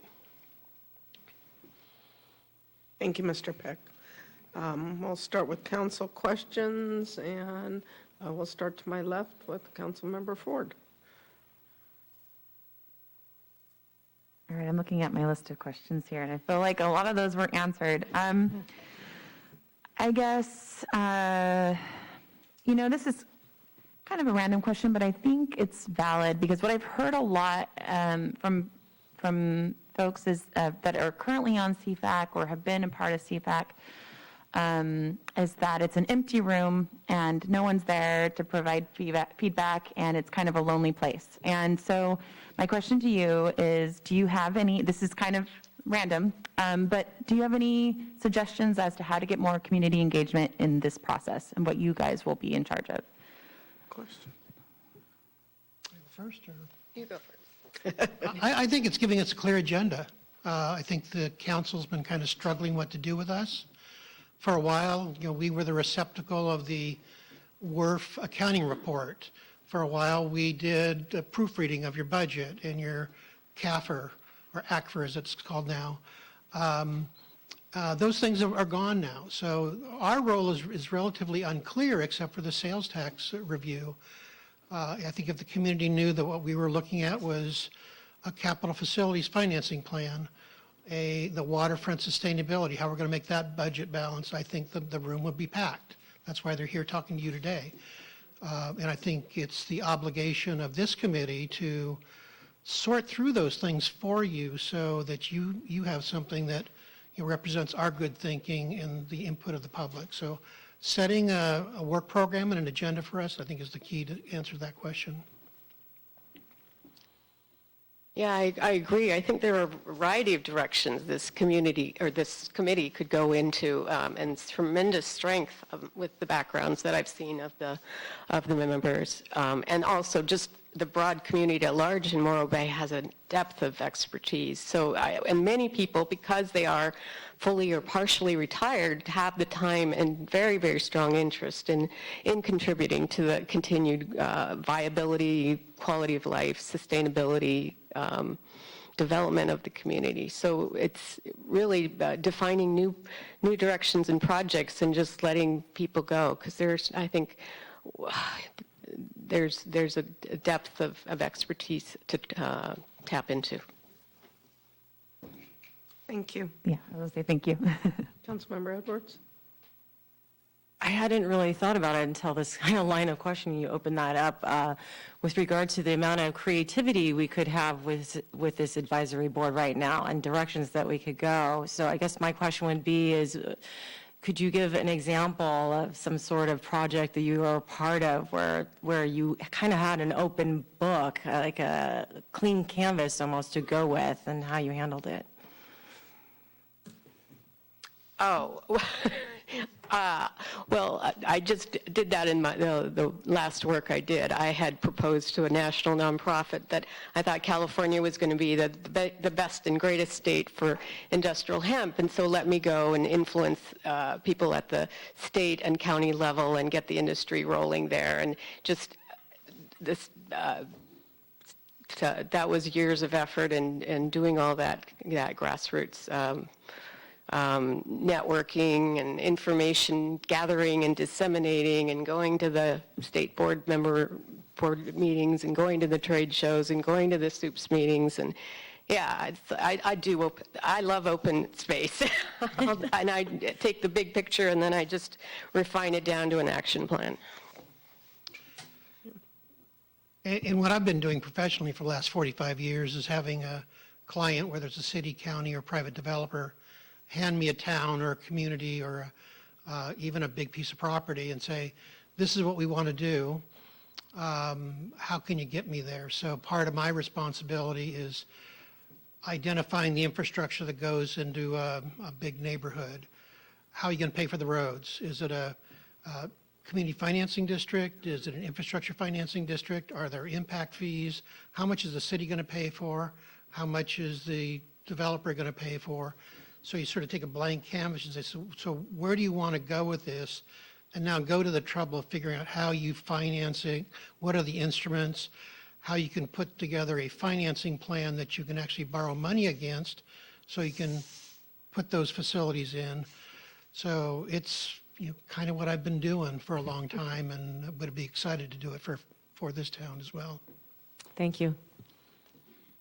Thank you. Councilmember Burton? I'm getting excited just listening to you two about the possibilities that are out there. It's like many, what we've been going through lately has opened up many avenues, and I feel like you guys could really take some of that stuff on and chew it some so that when it comes to us, we can figure out how to move forward. So thank you for applying. Thank you, Councilmember Landrum. Any questions? I just want to thank you both for applying, and I guess this is more for Mr.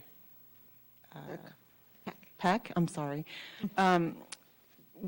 Because you've been on this, held this position before. Why do you think we're still missing someone, As I mentioned to an earlier question, I think there's been some change in in what you need this committee to do. When I first joined, there was a pretty heavy workload of reviewing your financial statements to the extent that my colleagues would go through it kind of line by line, row by row, column by column, sort of as a proofing exercise. That's been put on the staff where it belongs. The WRF item has been taken away, which drew a lot of comment. Nothing's really been put back to fill it. So I think that it depends on what the council wants us to do. But I think if we had a clear work program to say, this committee will be dealing with waterfront financing. They'll be dealing with storm drainage financing, working with the staff to figure that out on your behalf. I think we'll draw lots of people. The folks that quit recently or went on to do other things, I think they were very interested in kind of the financial and accounting piece. I think the group you have now thinks more strategically. They want to figure out how do we solve the problem rather than how you sort of count the dollars and cents after all the shouting's over. So we're looking forward to it. Okay, you just need the problem. There's lots of those here.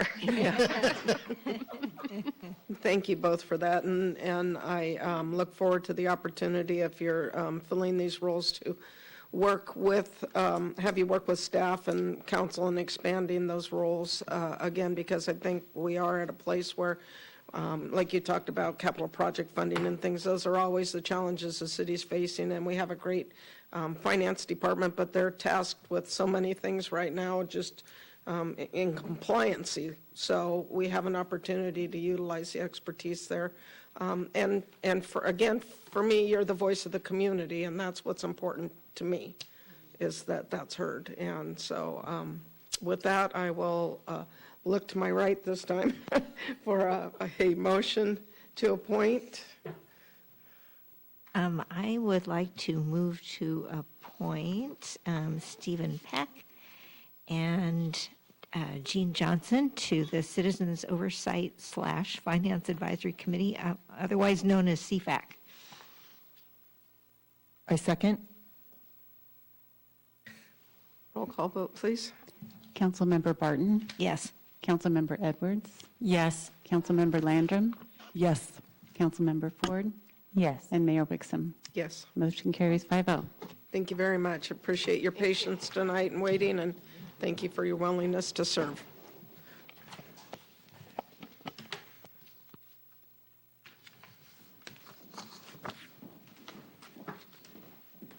Okay, next, we have the Harbor Advisory Board, and there are 2 seats to be filled. One of those seats represents the waterfront leaseholders, and for that, we have 1 applicant, Sharice Hansen. I invite her to join us. For the other vacancy, it's representing the recreational boating enthusiasts, and for that, we have 2 applicants, Don Holmes and Cal Myers. I received an email after this meeting began from Mr. Holmes indicating he could not attend tonight's meeting for medical reasons.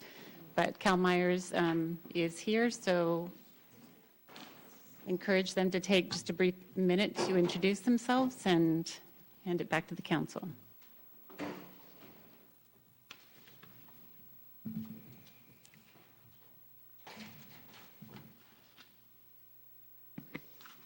that on? Can you hear me? Yep, there it is. Hi, my name is Sharice Hansen. Under the Sea Gallery on the Embarcadero. Go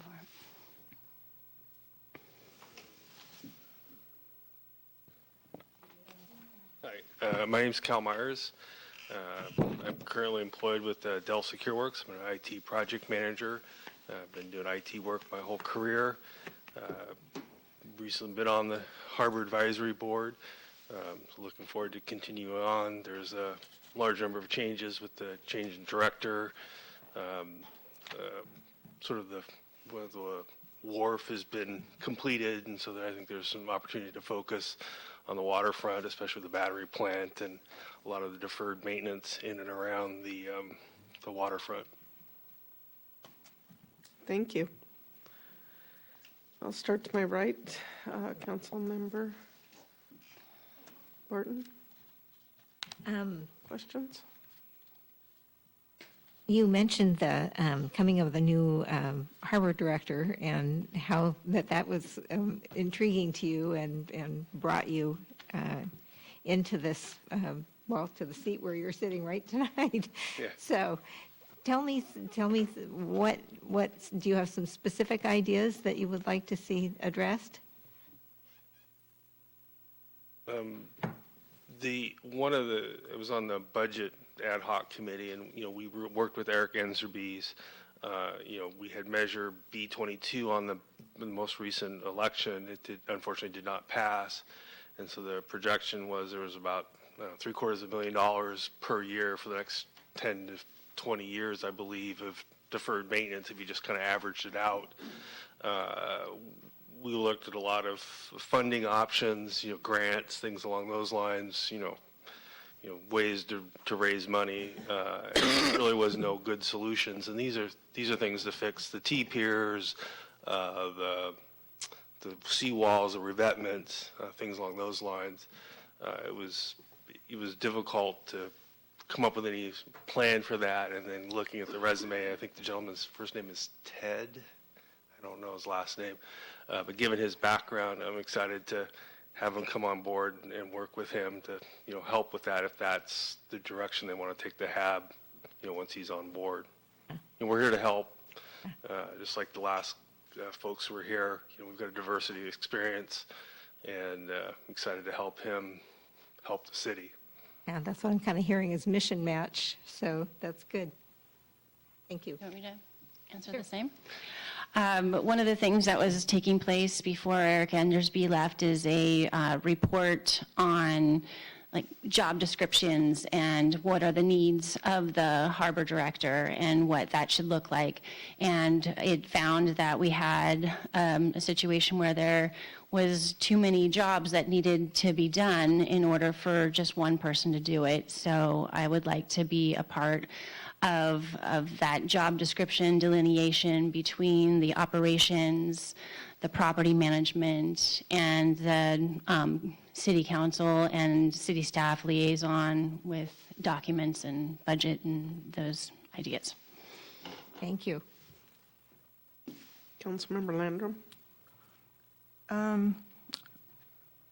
What do you think about liveaboards and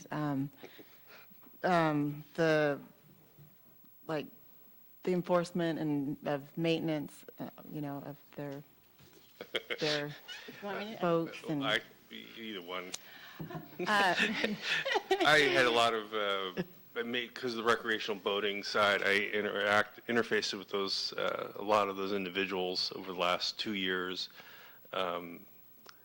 It's interesting. It's very reasonably priced to live aboard the boats. The facilities that they have available to them are minimalist, sort of like you live in a state park, like the state park. There's a little mismatch in expectations. I'm sympathetic. I lived full-time in an RV for a long time, many years ago, so you kind of want those nicer facilities that are just not there. They also compete with that being also a public facility as well. I think it's great. All the ones that I've worked with, are respectful. They're not dumping their, blackwater tanks in the bay, to the best of my knowledge. I think it's a pretty cool, plus it's sort of eyes on the water. That's what Eric used to call it. So they, if a boat comes loose, they would, notify the harbor patrol. So I think it's a pretty good compromise. Not every boat has a person on it, but there's enough in there to kind of keep an eye on the marina as a whole. Okay. One of the goals that we've had that was brought to us by the council 3 or 4 years ago had to do with outreach. And Cal here is part of that outreach with liveaboards, so he's been doing a lot of conversations with them. We also had during the last 4 years cost breakdown, cost allocation, and so that's when the increase in cost for liveaboards occurred, and they were pretty upset. We actually had public comment, and which is good because they need to know and be a part and have a voice. And so the outreach that we're both doing with the Harbor Advisory Board right now is good to get them to have their voice heard. I did live on my boat at one time, and what it was like 20 years ago. And we are really lucky to be able to have that as a possibility. And so the services that they are given, I think, should be improved, but it's going to cost money. And we have been outreaching to them for them to understand that at other places and Dana Point and all of those different areas that have better utilities are also more expensive. So if they want it, we got to figure out a way to pay for it, and one of that is by the cost of liveaboard fees. Thank you. Thank you. Councilmember Edwards? Well, it kind of went to a question that I had, because that was a very creative idea that you had floating around, and you clearly have worked together before, and I had a sense of some sort of camaraderie here. Even if you haven't worked together before, which was interesting because she spoke for you on the living room. She's the chair, I'm the vice chair. I know, that's what I said. So that was already a nice team work type thing going on there. So I wasn't really verbalizing that well. Sorry, guys. But I think one of my questions would be, what do you see as being a priority right now if you were to be a part of this or continue to be a part of this board? I'll let you go first. I have a list. So there's certain things that in the last 5 years that I've been part that we've accomplished, and there's projects that are in process. A pilot program, parking program, both he and I are on that. I think you're the chair of that ad hoc committee. And then again, the positive transition of the harbor director that he mentioned before. And we have created an outreach, and so we've been talking to schools, chamber, Embarcadero master leaseholders, council, landlubbers, and boat liveaboards as well. And we'd like to increase the impact the advisory boards have with council members. There's a bigger influx in numbers of newbies, and I'd like to let you guys know that as far as all of your advisory boards, that they are there for your utilization to create the goals that you can see, that they can trickle down to your advisory boards and really utilize them for their research and for their knowledge and for their outreach to community members, because you can't talk to everybody and get everybody's input, and you can't get all of the history on your own. Utilize them. And so, and then I really want to work on the waterfront master plan. And I think that we have a lot of things going on with Coleman Park renovations, receiving the grants. We have, the master plan working on the Vistra property. And all of these, and paid parking, and so all of these should come together in a culmination of what the waterfront master plan is, and it hasn't been updated since the 80s. So I think it's a really good time to start that process. Yeah. What she said. That's what I meant. She's finishing your sentence. Yeah. Well, we both share a passion around a lot of the same topics.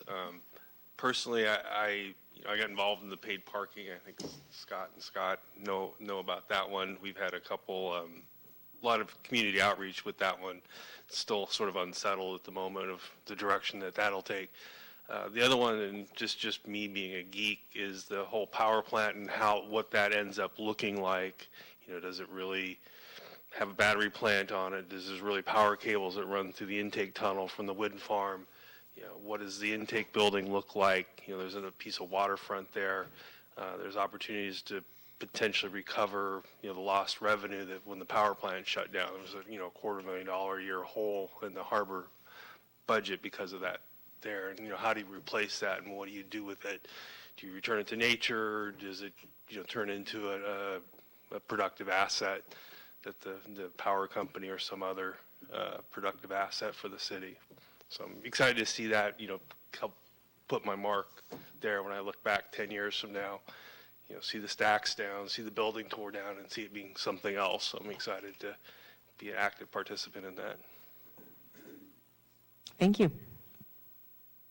Thank you. Councilmember Ford. I'm actually going to withhold a question. I think that you guys have done a great job answering my list of questions here, so thank you.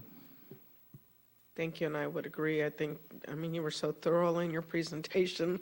You kind of hit all the points, and you're right, there is a lot of opportunity and a lot of things for the Harbor Advisory Board to be involved in with all the changes. We have a lot on the forefront, and you have a new liaison, Councilmember Landrum's your new liaison. I'm excited to get to meet you and have you be a part of it. Well, if you guys let me. Yeah.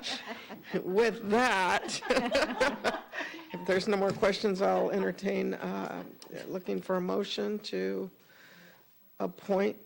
Did you have another question? Yeah. I was just curious, what the, earlier they were talking about moving that red house to the two different ends of the Embarcadero. Do you have any thoughts on that?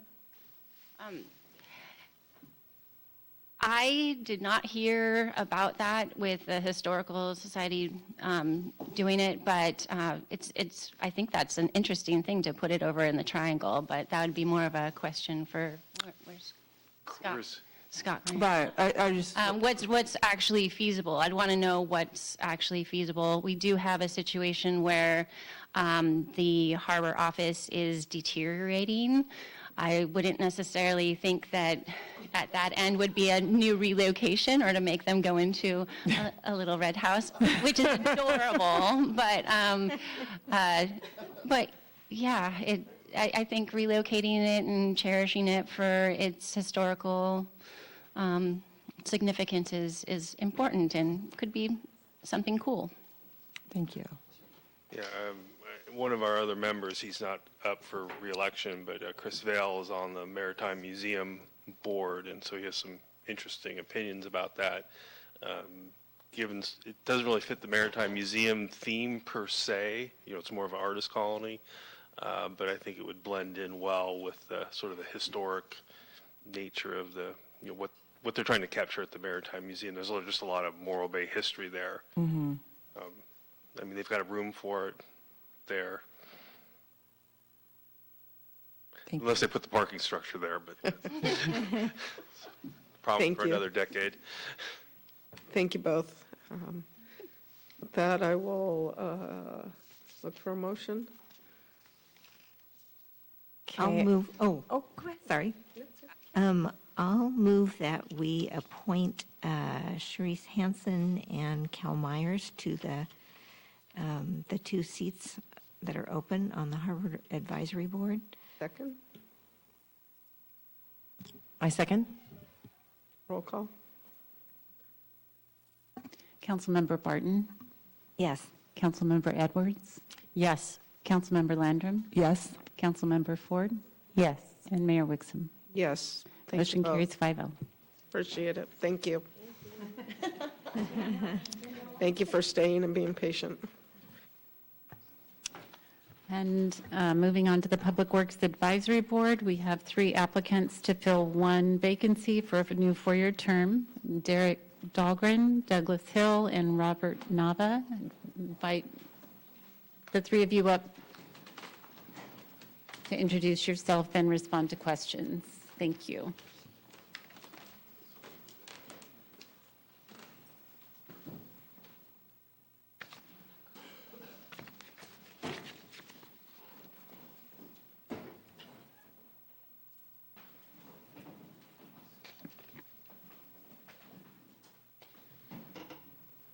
Good evening. Got it? Need some help? There you go. Thank you. Whoever wants to lead off introductions. I'll go ahead and start. There you go. Thank you. Okay. Hi, my name's Derek Dahlgren. I'm been a resident here in Morro Bay for 5.5 years. Been coming here for over 30 years and retired and permanently living here now. Currently, I have 40 years experience in the energy sector, pretty much everything from right down into the reservoir all the way to the point of sale. I've worked on projects to do with oil production, cogeneration, eventually worked my way into automation and controls, project management of large multi-million-dollar capital projects, and also worked in transportation and pipelines and terminals. Pretty much what got me off the fence to come and apply for one of these positions is my grand niece. She passed away a few years ago. We've been taking care of her son part-time whenever for school. We've been having to deal with the distance learning and then also trying to encourage him to continue performing better at school. And so far, he's now currently in middle school, and I feel confident enough that we can continue, that I have free time now to be able to do something like this. Thank you. My name is Doug Hill. Lived here for about 5 years. Retired 5 years ago. I have over 40 years experience in public works construction. Worked in mostly in the Bay Area, all up and down the coast, but we were based out of the Bay Area, the last company I worked for the last 20 years. In that time, I've worked in various capacities, from estimating to bidding, contract administration, project management, and field supervision. Through that 20 years, I did all those kind of roles. I have experience in street work, parks, sports facilities. Pertinent to some of the discussion today, I've done some wildlife and riparian work, sewer work and earthwork, grading, that kind of projects too. Most of these projects exceeded many millions of dollars. So I have a broad spectrum of experience in public works. Thank you. Hi, my name is Robert Nava. I've been serving on the PWAB for the last 2 years. Morro Bay resident for over 15 years, and I have 25 years of experience in the administration and construction of public works projects for Caltrans and some private entities as well here and in Southern California. I've really enjoyed serving on the PWAB because I'm just naturally curious about our city when I walk around in the evenings, and it's been great working with the city staff. They're a really solid team.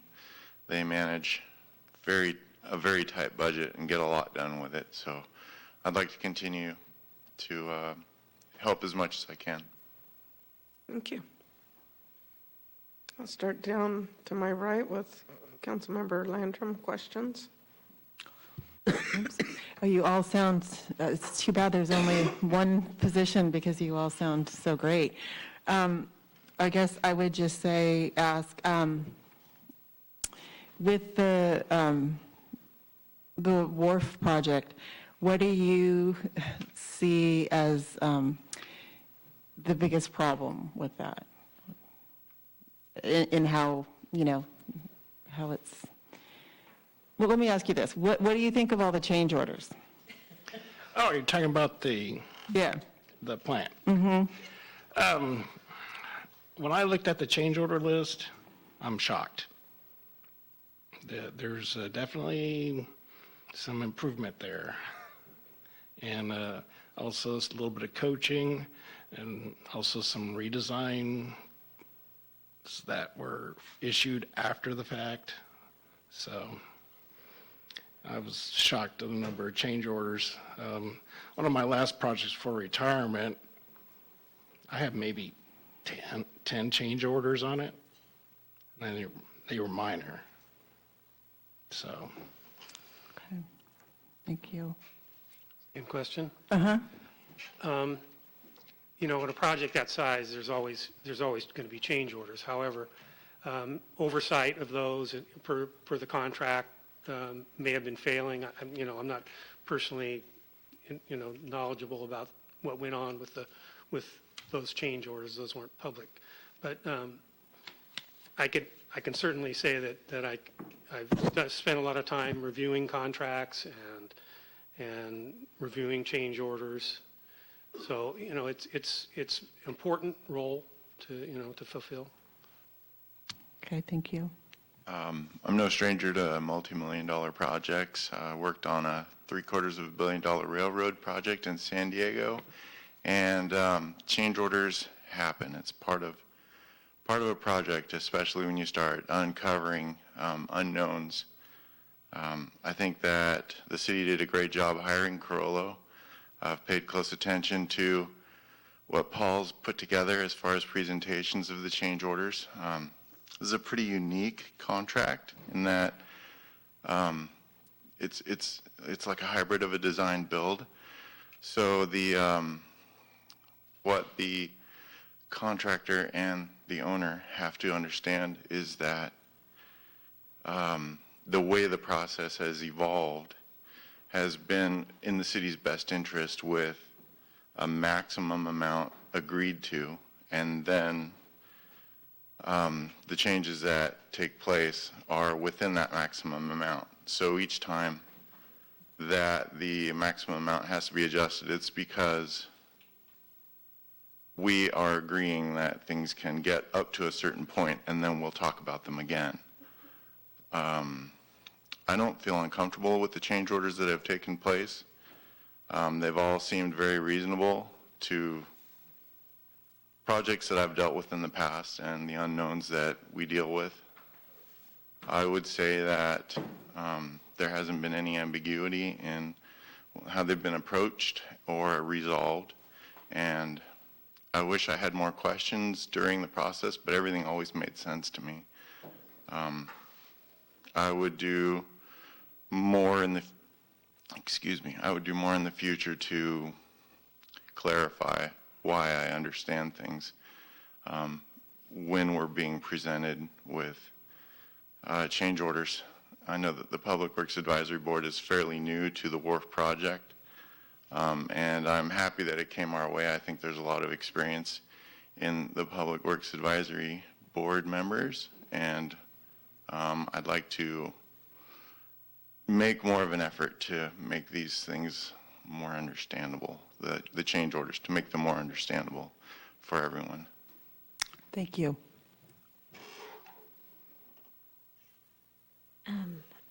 I don't have any questions. Councilmember Edwards, questions? Yeah, there's often tough decisions to be made on some boards, aren't there? And so I'm wondering, I'm just going to ask a general question. How do you handle criticism to decisions that are made? Where are you starting? I'll start with Same Doug. one. Derek or Same spot. me? Doug, Doug. sorry. Move it around. Well, as an advisory board, it's the Public Works Department that's ultimately responsible for the decisions. We would try to advise them to our best of our knowledge. I've served on a number of boards. You can't always please everybody, as you know, as members. So I don't take it personally, if that's what you mean. It's going to around to each of you. Yeah. Sorry about that. Well, doing project management over the years, you always have criticism, so I've dealt with it. That's just the nature of the beast. In contract administration, I find that things are pretty black and white. And so if somebody points out an error on my part, I'm always glad to accept it and move on because the contract is written and we've agreed to it, and I'm always happy to see both sides of an argument and find the best solution. Thank you. Member Ford? Yeah, my question is, we have a lot of projects, a lot of capital projects on the horizon, or well, that are in the works and on the horizon. My question is to all of you, and then I think we'll start with Mr. Nava, so we can go in reverse order this time. But what do you see as the top 2 most pressing issues that you think that the Public Works Department will have come across your plate? Boy, prioritizing projects on the budget that we have. Pavement's been a big issue for us, and it's a very expensive but very necessary program, and I think Mr. Riddiow has done a great job of prioritizing and presenting to us how we're going to address it. So going forward, I think that the toughest challenge is going to be how to spend the money that we have and get the most bang for the buck.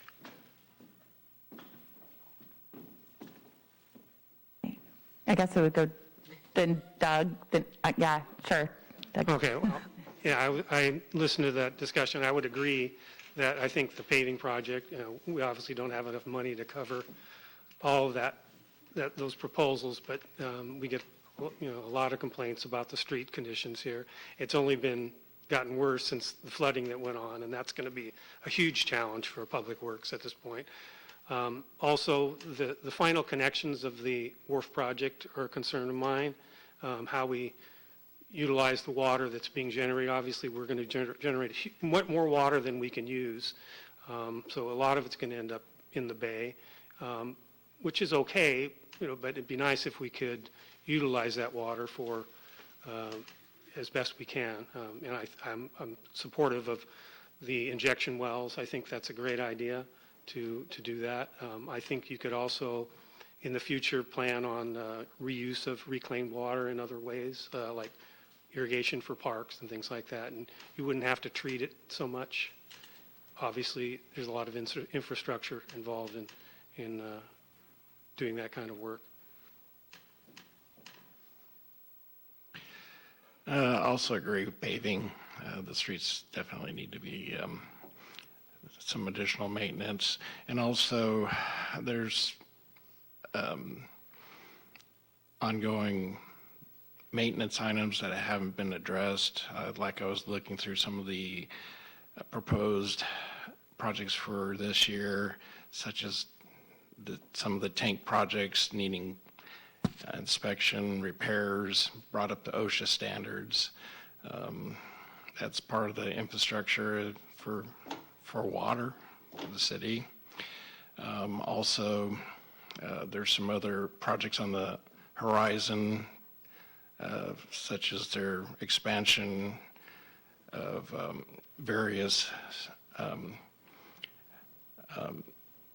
sewer lines in the city and lift station improvements. I think those are also important too. Thank you. I think the questions asked probably covered for me also. I would just share that I wish we had 3 seats. With that, I think we'll do a paper ballot since there's 3 applicants. So if you'll give us just 1 minute, please.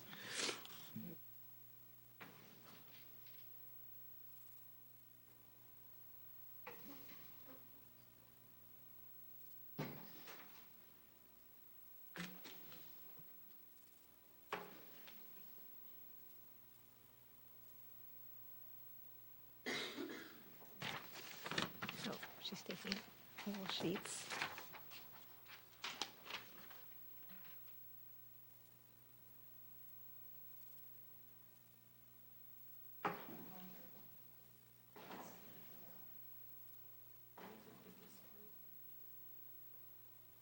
Sorry, Dana, I was taking notes on there.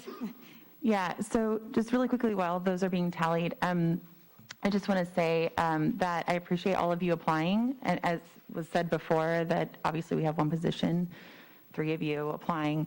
And so the 2 of you who do not go on today, I really hope that, you even said, you don't let things discourage you when people have criticism. I don't think this is criticism. This is just, we can't put all 3 of you through.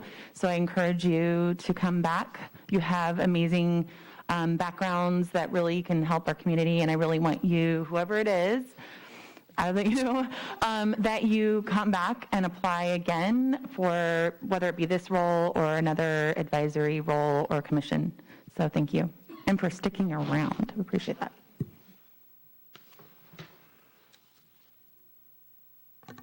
We have a tie, so we'll go through the process again. But Councilmember Barton voted for Mr. Nava. Councilmember Edwards voted for Mr. Hill. Councilmember Landrum voted for Mr. Dahlgren. Councilmember Ford voted for Mr. Nava. And Mayor Wixom voted for Mr. Hill. So both Doug Hill and Robert Nava received 2 votes. You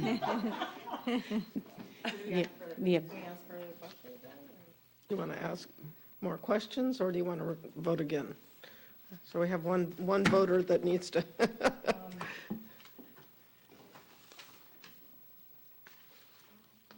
Are you going to return our ballot? I can return your ballots, yeah.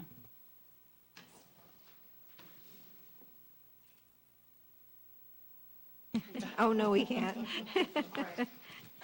I think I'm going to go a little bit, I'm going to pull it back a little bit here. So whether you've served on an advisory board or have not served on an advisory board, what do you feel are the criteria we should be looking for in you, in an applicant? Well, in my case, I think broad knowledge of the public works process. That's my background. I've done it most of my life.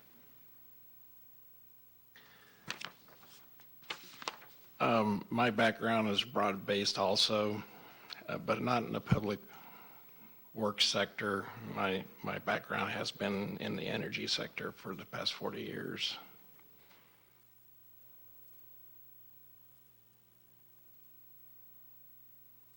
That's a really tough question. I'm trying to understand better. I think what the council would benefit most from is an advisory board member or an advisory board in general that serves to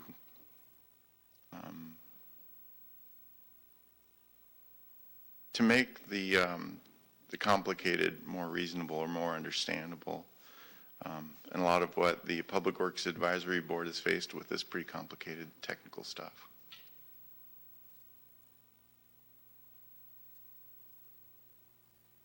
Thank you for that. Thank you. Can I get some clarification, please? If it's a tie, are we just voting on the 2 applicants that tied then? Or are we voting all over again? I would suggest you vote based on the 2 that received the highest number of votes the first time. Thank you. And we'll also need a motion to Yes. go past 9:30. I'm looking to council for a motion to move past 9:30. I move that we continue our meeting past 9:30. Thank you. I'll second that. All in favor? Aye. Aye. Aye. Thank you. Mine has stayed the same. So let's turn these in one more time and try again.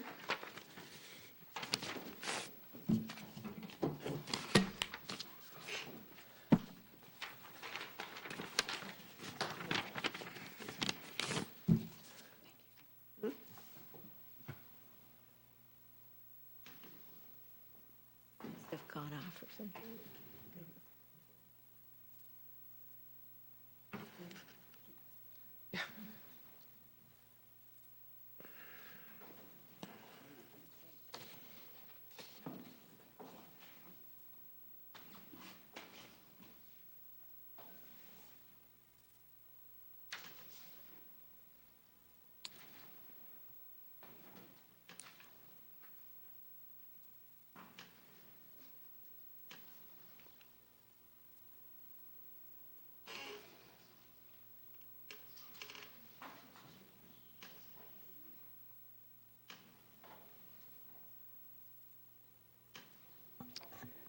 do have a decision.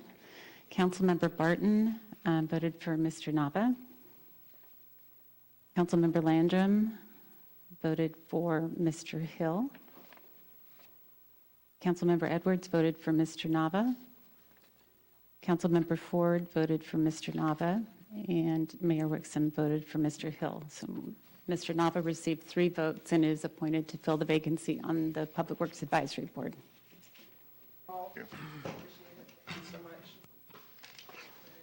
Thank you.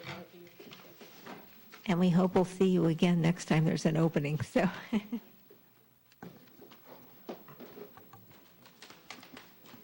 And finally, we have 6 applicants to fill 2 vacancies on the Planning Commission. Will invite Jesse Barone, Derek Dahlgren, Asia King, Eric Meyer, Mackenzie Tapp, and Tony Woody to the front, please.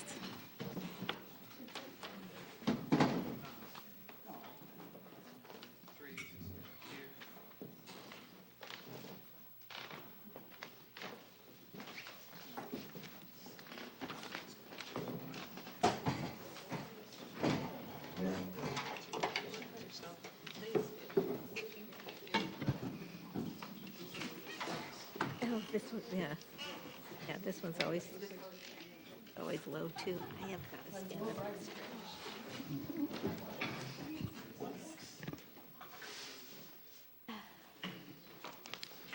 Good evening, and thank you for your patience.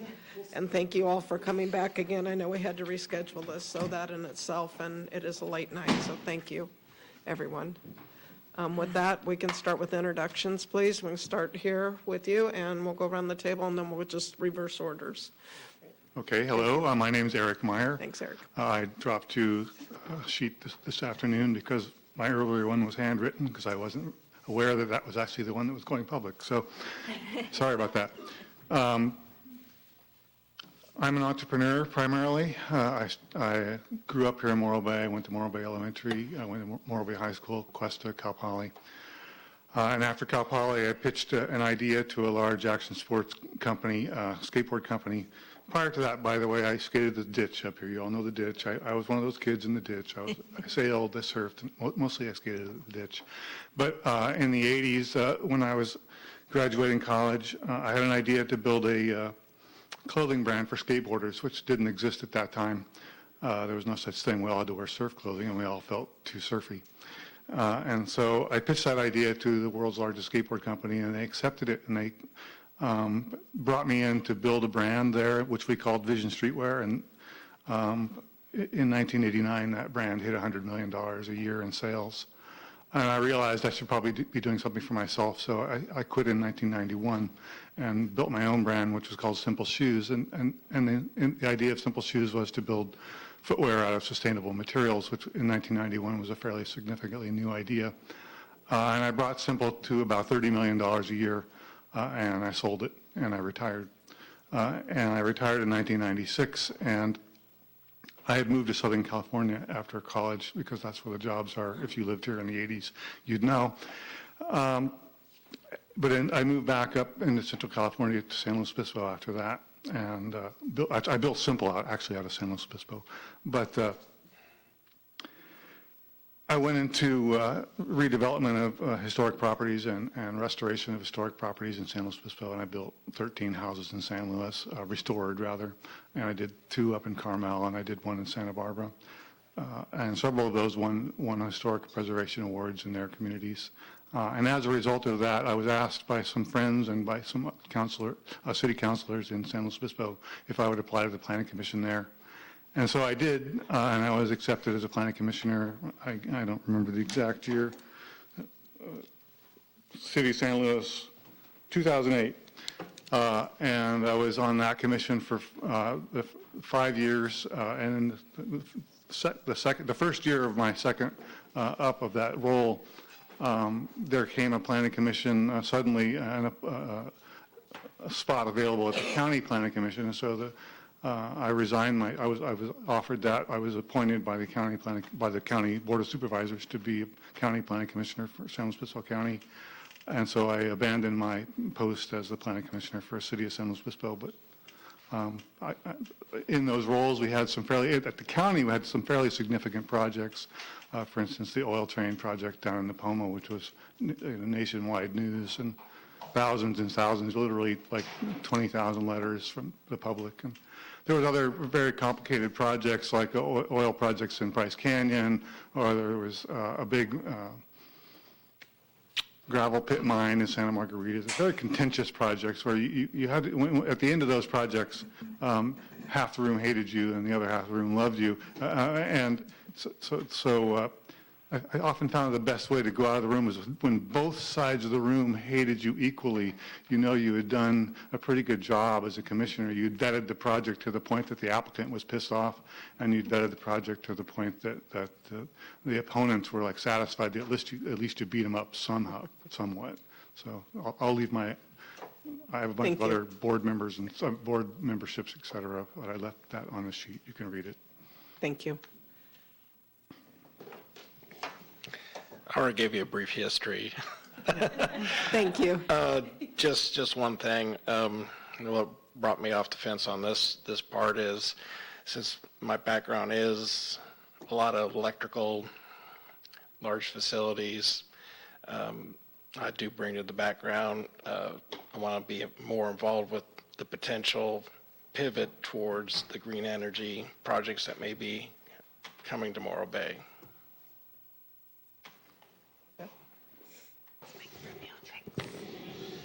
Hi, my name is Asia King. I'm born and raised in SLO County. Really glad to be a resident of Morro Bay for the last couple of years.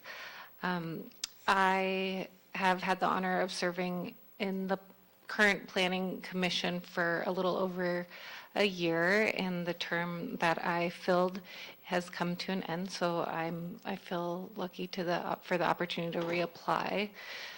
My professional background is in planning at a regional level. So I have worked both for federal offices with FEMA and with the Economic Development Administration, helping communities and counties plan for natural hazards as well as economic development planning, which is what I currently do full-time out of my home office in Morro Bay.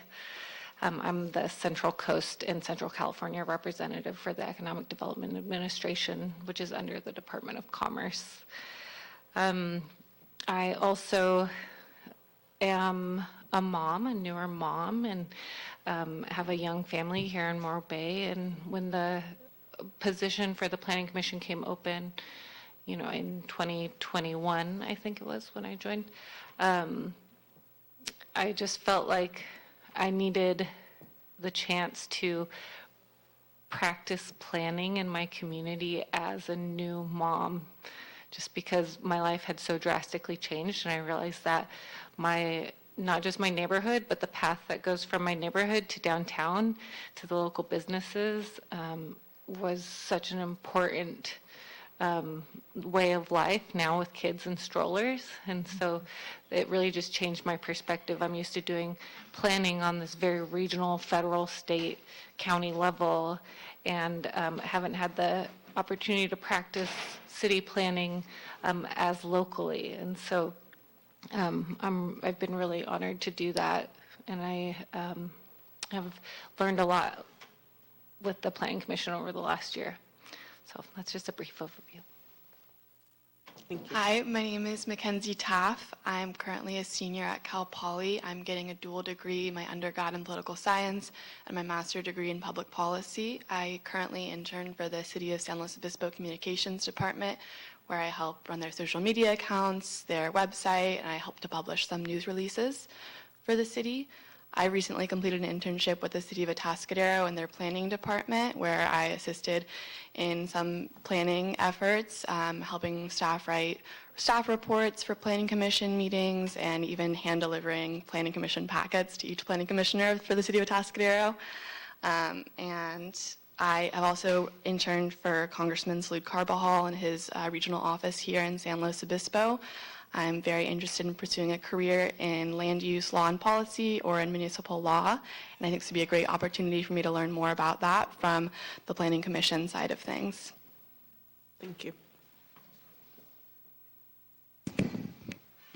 Hello, can you hear me? My name is Jesse Barone. I was a planning commissioner for Morro Bay from 2017 to 2021. I've been in municipal government and planning and building departments for about 19 years, and about 6 at the federal level in the military. I'm currently the construction inspector manager for Cal Poly / permit officer. I was primarily a building inspector for about 10 years, and then transitioned to a plans examiner, building plans examiner, as a vocation for about, what was that, about 9. I'm passionate about our community. I'm passionate about the projects that are coming up. I'm passionate about the waterfront. I think this is a great community. I vacated my position as the planning commissioner to take a job in Santa Barbara and realized that I wanted to come home. So here I am. I'm home, and just happy to be here. Thank you very much.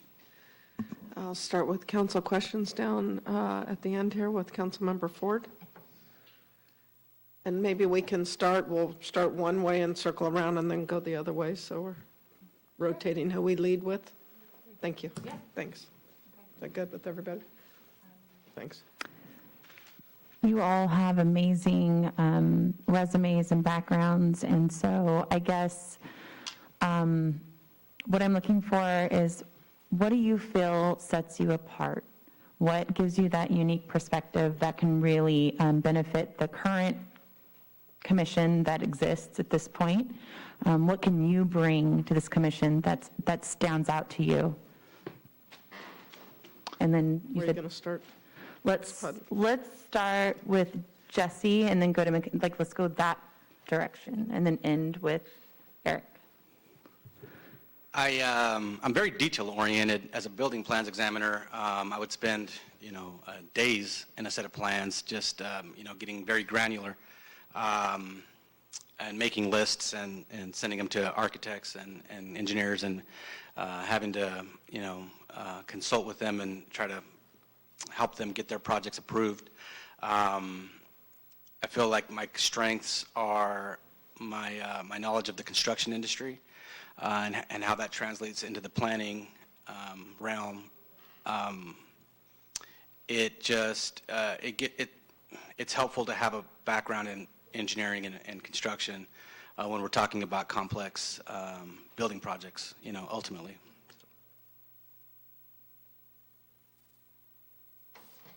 I think for me, what might set me apart is that I'm 21 years old, and I'm in a very junior role. I'm an intern, and I think that in my current role, a lot of my job is to listen and to absorb as much information as possible and to ask as many questions as I can. As a college student, I have to do the same thing. You just ask my professors. They know that I ask a lot of questions, and I think that the role of a planning commissioner is, a lot of it is to listen and absorb and to be a steward for the community that you represent and to ask the right questions for that community. So I think that kind of where I'm at in my phase in life right now would serve me well to be a planning commissioner, to be able to ask questions and really be in a place to learn. Yeah, I have to agree. I don't want to repeat the same things, but I feel like where I'm at in life brings a little bit of a different perspective to the current planning commission. I'm really trying to buy a first home, and I would really like that to be in Morro Bay. That experience alone has been life-altering in the current climate, and I would really like to use some of that life experience to inform how we make recommendations to city council and how we make decisions on a neighborhood level, because things like housing, affordable housing, workforce housing are a really big priority for me, especially right now.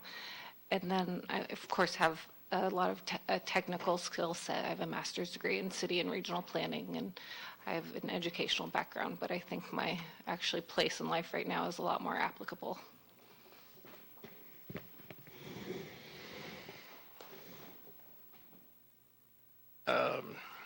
With my background, what I bring to the table would be as we move forward into these larger projects, potentially, that my background would be able to work through the issues presented by the potential contractors that may be bringing in equipment, as well as determining what they really need for, like, their crew boats to support the wind farms, right-of-ways for laying their electrical cables from the offshore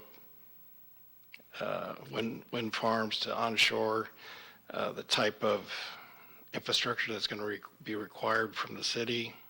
So a lot of my background would be able to help work our way through some of those issues. I think mine's going to be a little different. I like to think about projects and the outcomes of those projects as sort of three-dimensional chess. And I like to play the scenarios out as far as you can go. For instance, if we say yes to a project, what does that mean, and what's going to happen when we say yes, and what if we get appealed, and what if then that appeal takes it to the next level, to you, and then the project is overturned, or our approval is overturned, and you guys say no, or vice versa. What if we say no and you guys say yes? Well, for instance, let's take the BESS, for example.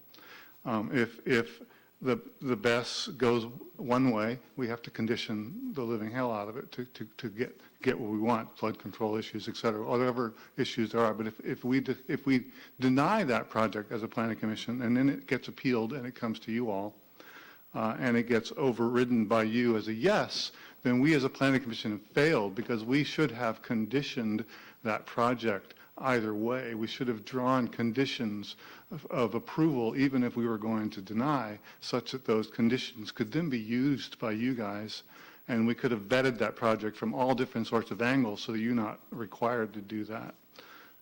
That's one thing. I think the other thing is that you have a lot of projects that are happening simultaneously. For instance, the waterfront master plan, the Embarcadero, the future of the connection between downtown and the Embarcadero, what's happening at the power plant site.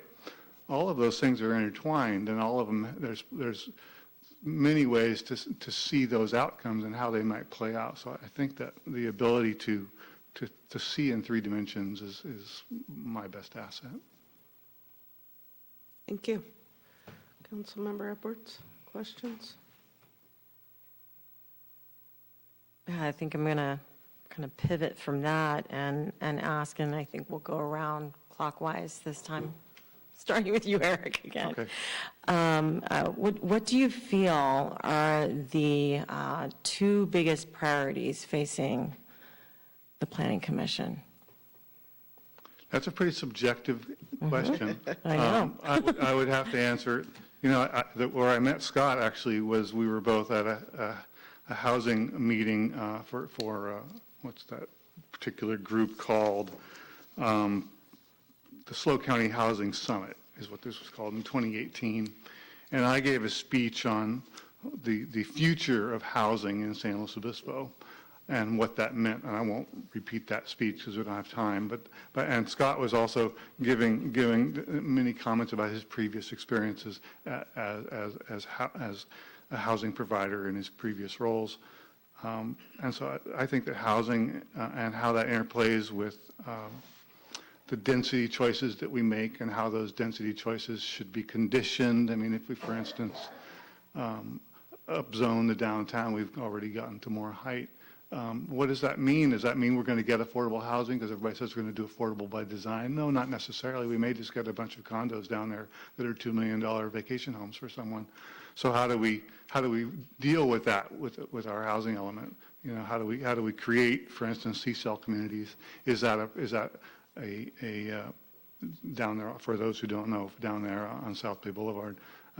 How do we go forward? Do we rezone that property, or do we simply just wait for an applicant to present us with something that's really high density, even though he knows it's not zoned for that? But if we just rezone it willy-nilly, then we're not going to necessarily get what we want. But if we can work with an applicant and then say, okay, we'll give you some exceptions because this is this is a benefit to the community for whatever they come up with high density wise, then the community can see because it's been vetted.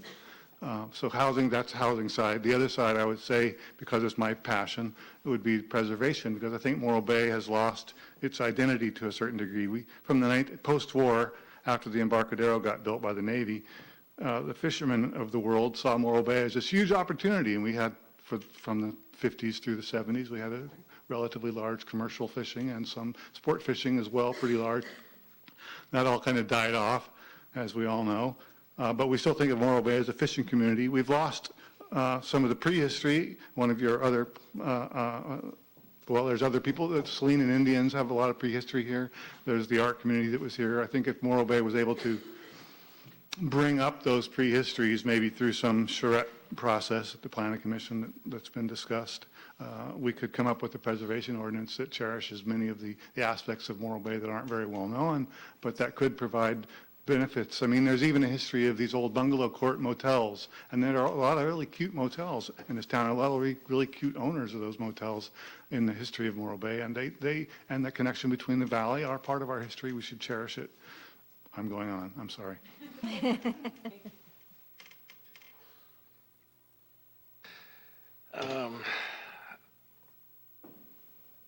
Some of the issues here that challenges Morro Bay is the housing situation, and especially affordable housing. We have SB 2011, AB 2011, SB 6 coming up in the near future for affordable housing, and the Planning Commission will have to work their way through the affordable housing for those type of projects from a developer. Another aspect is just Morro Bay is becoming more and more landlocked to be able to expand outward for any additional housing.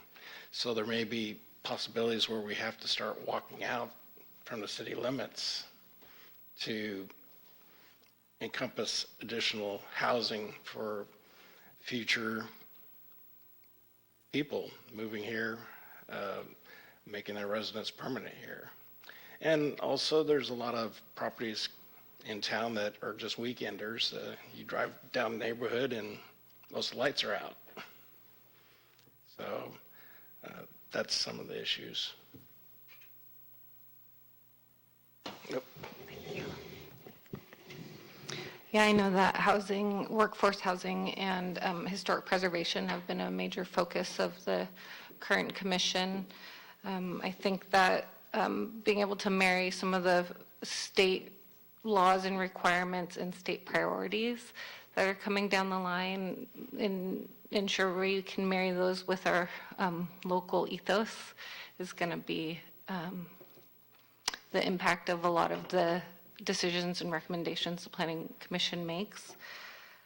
I also think that learning, as a Planning Commission, learning how to implement community benefits as a mechanism or as a tool in the Planning Commission's pocket is going to be really important as we have some of these big generational or once-in-a-generation changes happening over the next couple years. So learning how to latch onto or how to be a voice for community benefits in some of those big mega projects is going to be a tool to be refined in the Planning Commission's pocket. So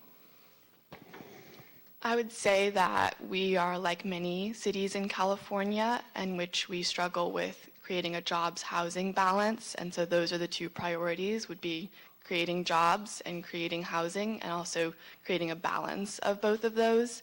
With jobs, I think economic development policies, mixed use in our downtown, those would all be great ways to try to solve the jobs housing imbalance that we currently have in Morro Bay.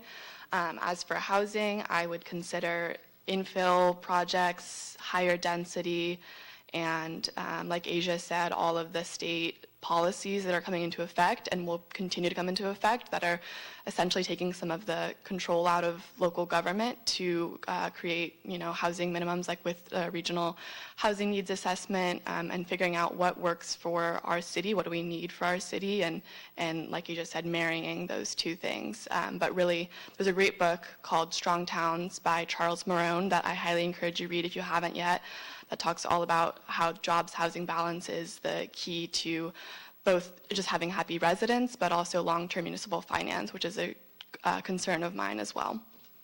He has a great podcast too, if you want the cliff notes. I get to go last, thanks. There's a lot of things, but I mean, I guess if I had to narrow it down to two, housing, obviously, is number one. We need housing. The state recognizes we need housing. So now we have to implement, not only ADUs and junior ADUs and, SB 9 splits on postage stamp lots, how do we accommodate? So, I mean, housing and responsible administration of housing policy, has obviously got to be priority one. Not to mention climate change and, how do we make sure we're doing the right thing for rising sea levels, the waterfront, BESS, battery, the storage systems. There's a lot. There's a ton going on here. It's hard to prioritize, but I mean, housing's got to be tops, and making sure we have enough water to, have the people here. So. Thank you. Thank you. Wow. Lots and lots and lots of thoughts. And I'm going to ask, and I hate to do this, but if you guys can just make your answers a little shorter so we can get through the next two council members, I'd appreciate it. Thank you. I know there's a lot to share. And I know we've been doing around the thing, but we've gone one way and now we've gone the other. So does that free me up to be able to ask individual questions? Okay.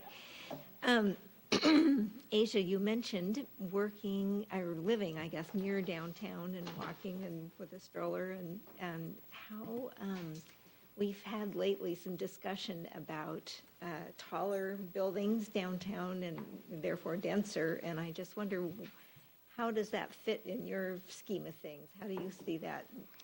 Yeah, when we reviewed the height change during the zoning meetings at the Planning Commission this last fall, my thinking, I think I made the comment that when I moved into Morro Bay, I would have loved to be able to live right downtown. Right now I have to cross under the one to walk from my neighborhood downtown, which is not the best. But from my perspective with a young family, it'd be so much easier not to have to get in the car to frequent local businesses, to go out to eat, to go to all the amazing parks that Morro Bay has.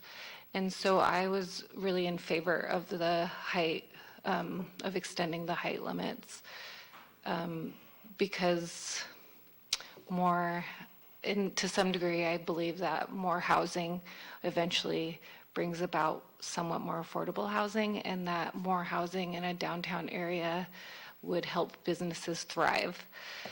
I think that some of my other planning commissioner colleagues had a really good thought about creating a design district in the downtown area in order to have a little bit more influence as the Planning Commission on what those potential 3-story buildings look like and what they're used for. I'm in support of that, but I also would really love to create less barriers while still preserving, like I said before, preserving the ethos of our kitschy downtown, the thing that makes Morro Bay people not just come to see the coast, but to stay in town and spend their dollars in our local businesses. So, I wanted to make one comment for you. As I was reading through your background, I instantly was grabbing onto the different kinds of grants that you know about that are available, and you made a comment earlier this evening about one of those. I was a grant writer for many years, and so it just reached out to me, so.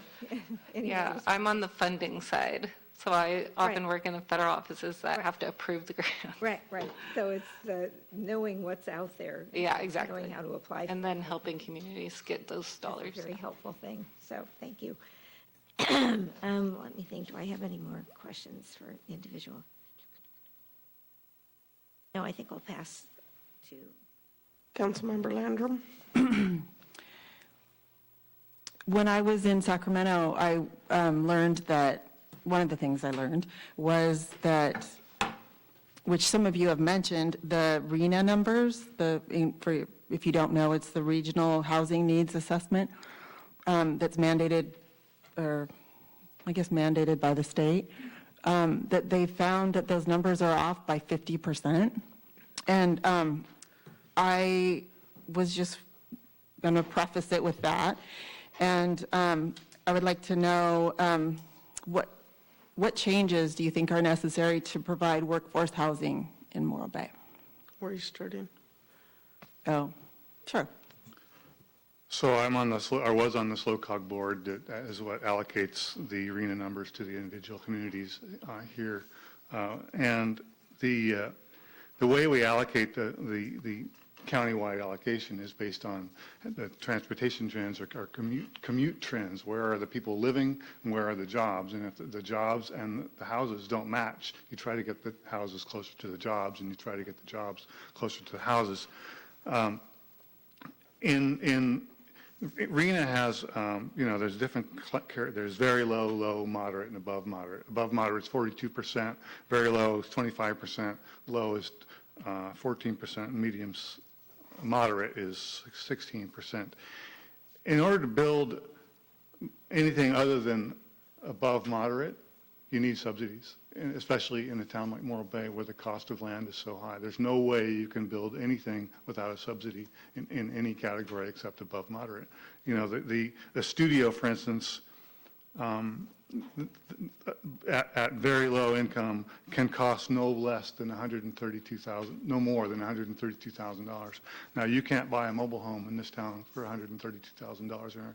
The smallest studios available downtown, plus or minus $500,000. So there's a big discrepancy there. So you need massive, maybe the wrong word. You need subsidies.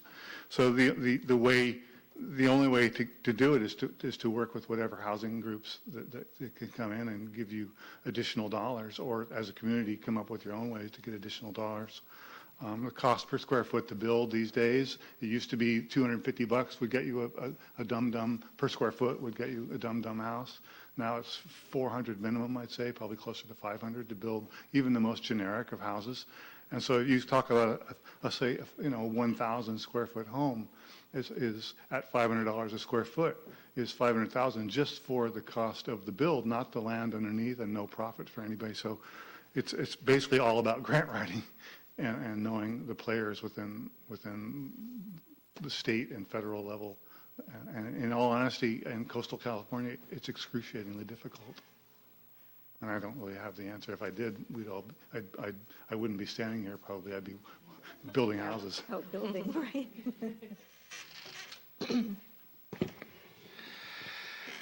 I agree with him also. Like you said, the breakover point of just building a house on a piece of land right now is at $300 a square. And the big item is the land. And like he was also saying, you need to have grant money to be able to support workforce housing at the current market right now. I'm going to add in one more thing, because it's kind of pushy. Can I do that? It's a good one. I'll come up with it later. It's hard when you're interested in everything. I want to talk about it. From a different perspective, as a local community, and maybe this is a job of both the council and the planning commission, is getting, if we're going to meet some of those standards or requirements, getting the local community a little bit more familiar and comfortable with different types of housing. creative types of housing, all different forms of housing, and getting our residents in our neighborhoods used to that and seeing the benefits of it. I was really excited to see Morro Bay participate in the stock plans for ADUs, including some very small units. It's very hard to create affordable housing in places where it is nice to live. We have a huge problem of affordable housing in California because people want to live here. It's not like other places in the US, and it's always going to be something that we struggle with. I once again reiterate that having a jobs housing balance will naturally create more affordable housing, but it is really difficult in a place where your real estate values are so high that you have to be able to deed restrict housing. And for the RENA numbers specifically, it's not the job of the city to directly build nor manage affordable housing, but it is our job to serve our residents. And I think it's important to look for what funding might be available to help provide grants for either rehabilitation of existing affordable housing units or the building of new affordable housing units within the city. Working with regional partners like People's Self-Help Housing could be a great way to start that process. And it's also important to note that we have until the end of 2028 to build all of our regional housing needs. And so some of those numbers may not come to fruition right now, especially with the current, the construction costs have increased, I think, like 30% in the last year or two. So that's also important to keep into account, and it's constant readjusting of what's necessary to build affordable housing here. But yeah, I'm very excited about having these new 300 square foot ADUs and seeing how that might be used, because anything below above moderate is very difficult to be able to incentivize small landowners to actually be able to produce deed restricted housing at a lower than above moderate income level. So I think that there's a lot of potential solutions, and this is probably the most convoluted issue that we could talk about. Yay me, I get to go last with four smart people. So they said it all. I mean, they all hit it right on the head. And I've been in the actualization of housing for the last 20 years, of building housing, reviewing housing, inspecting housing. And the state has given us some great mechanisms to implement affordable housing. We just need to use it and encourage that type of development. Like Asia was saying, reimagining what housing can be. I plan reviewed a Ralph's in San Bernardino County that was, they took Ralph's and made 120 studios out of it. A Ralph's, I'm not saying we should do that here, but I mean, reimagining, thinking outside the box. What can we do? Where can we do this at? And live-work units, mixed occupancies downtown. I know we all spend a lot of time on the general plan and the local coastal plan update, going over, all of the granular details about height restrictions and things like that. But, sometimes there are room for exceptions, and we can reimagine what this town can be within the confines of the amount of water where we are allocated. So, I mean, we have to, also remember that we have real world limitations on what we're allowed to do. We live in a tsunami zone. We live in a world where water is, a commodity. And, just making sure, I mean, and the entire state, the entire state is dealing with these same RENA problems. So we're not alone in this issue, but, doing our part in helping our residents create these housing units and guiding them in a professional manner, So. Thank you. Thank you. I was going to bounce back off of Councilmember Barton's question, but I think, Jesse, based on your comments just now about thinking outside the box, I think everybody would follow you with talking about the height and how do you make it benefit housing. So I appreciate you. You gave a good answer there. And at that, I'm gonna give you a reprieve so that we can vote, because I think you all bring so much to the plate here, every one of you. similar ideas, different ideas, and just creative ways of thinking, and thank you for that. So if you'll give us a few minutes. Are you planning to do written or, okay. Okay.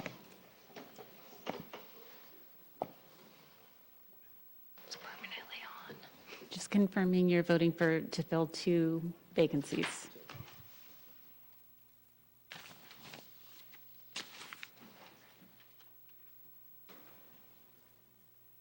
By the way, this is not easy. You guys all bring so much to the table. It's really, really hard. So, It looks like we lost one, too. yeah. It's unfortunate. There was one more on the list. Just would have added one more. Yeah. Exactly.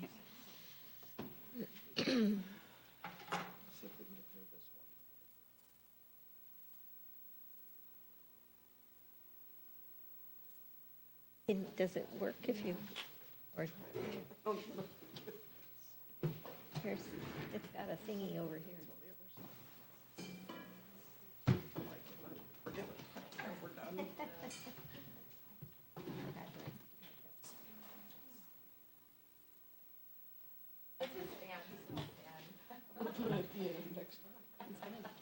Maybe you can be creative. Yeah.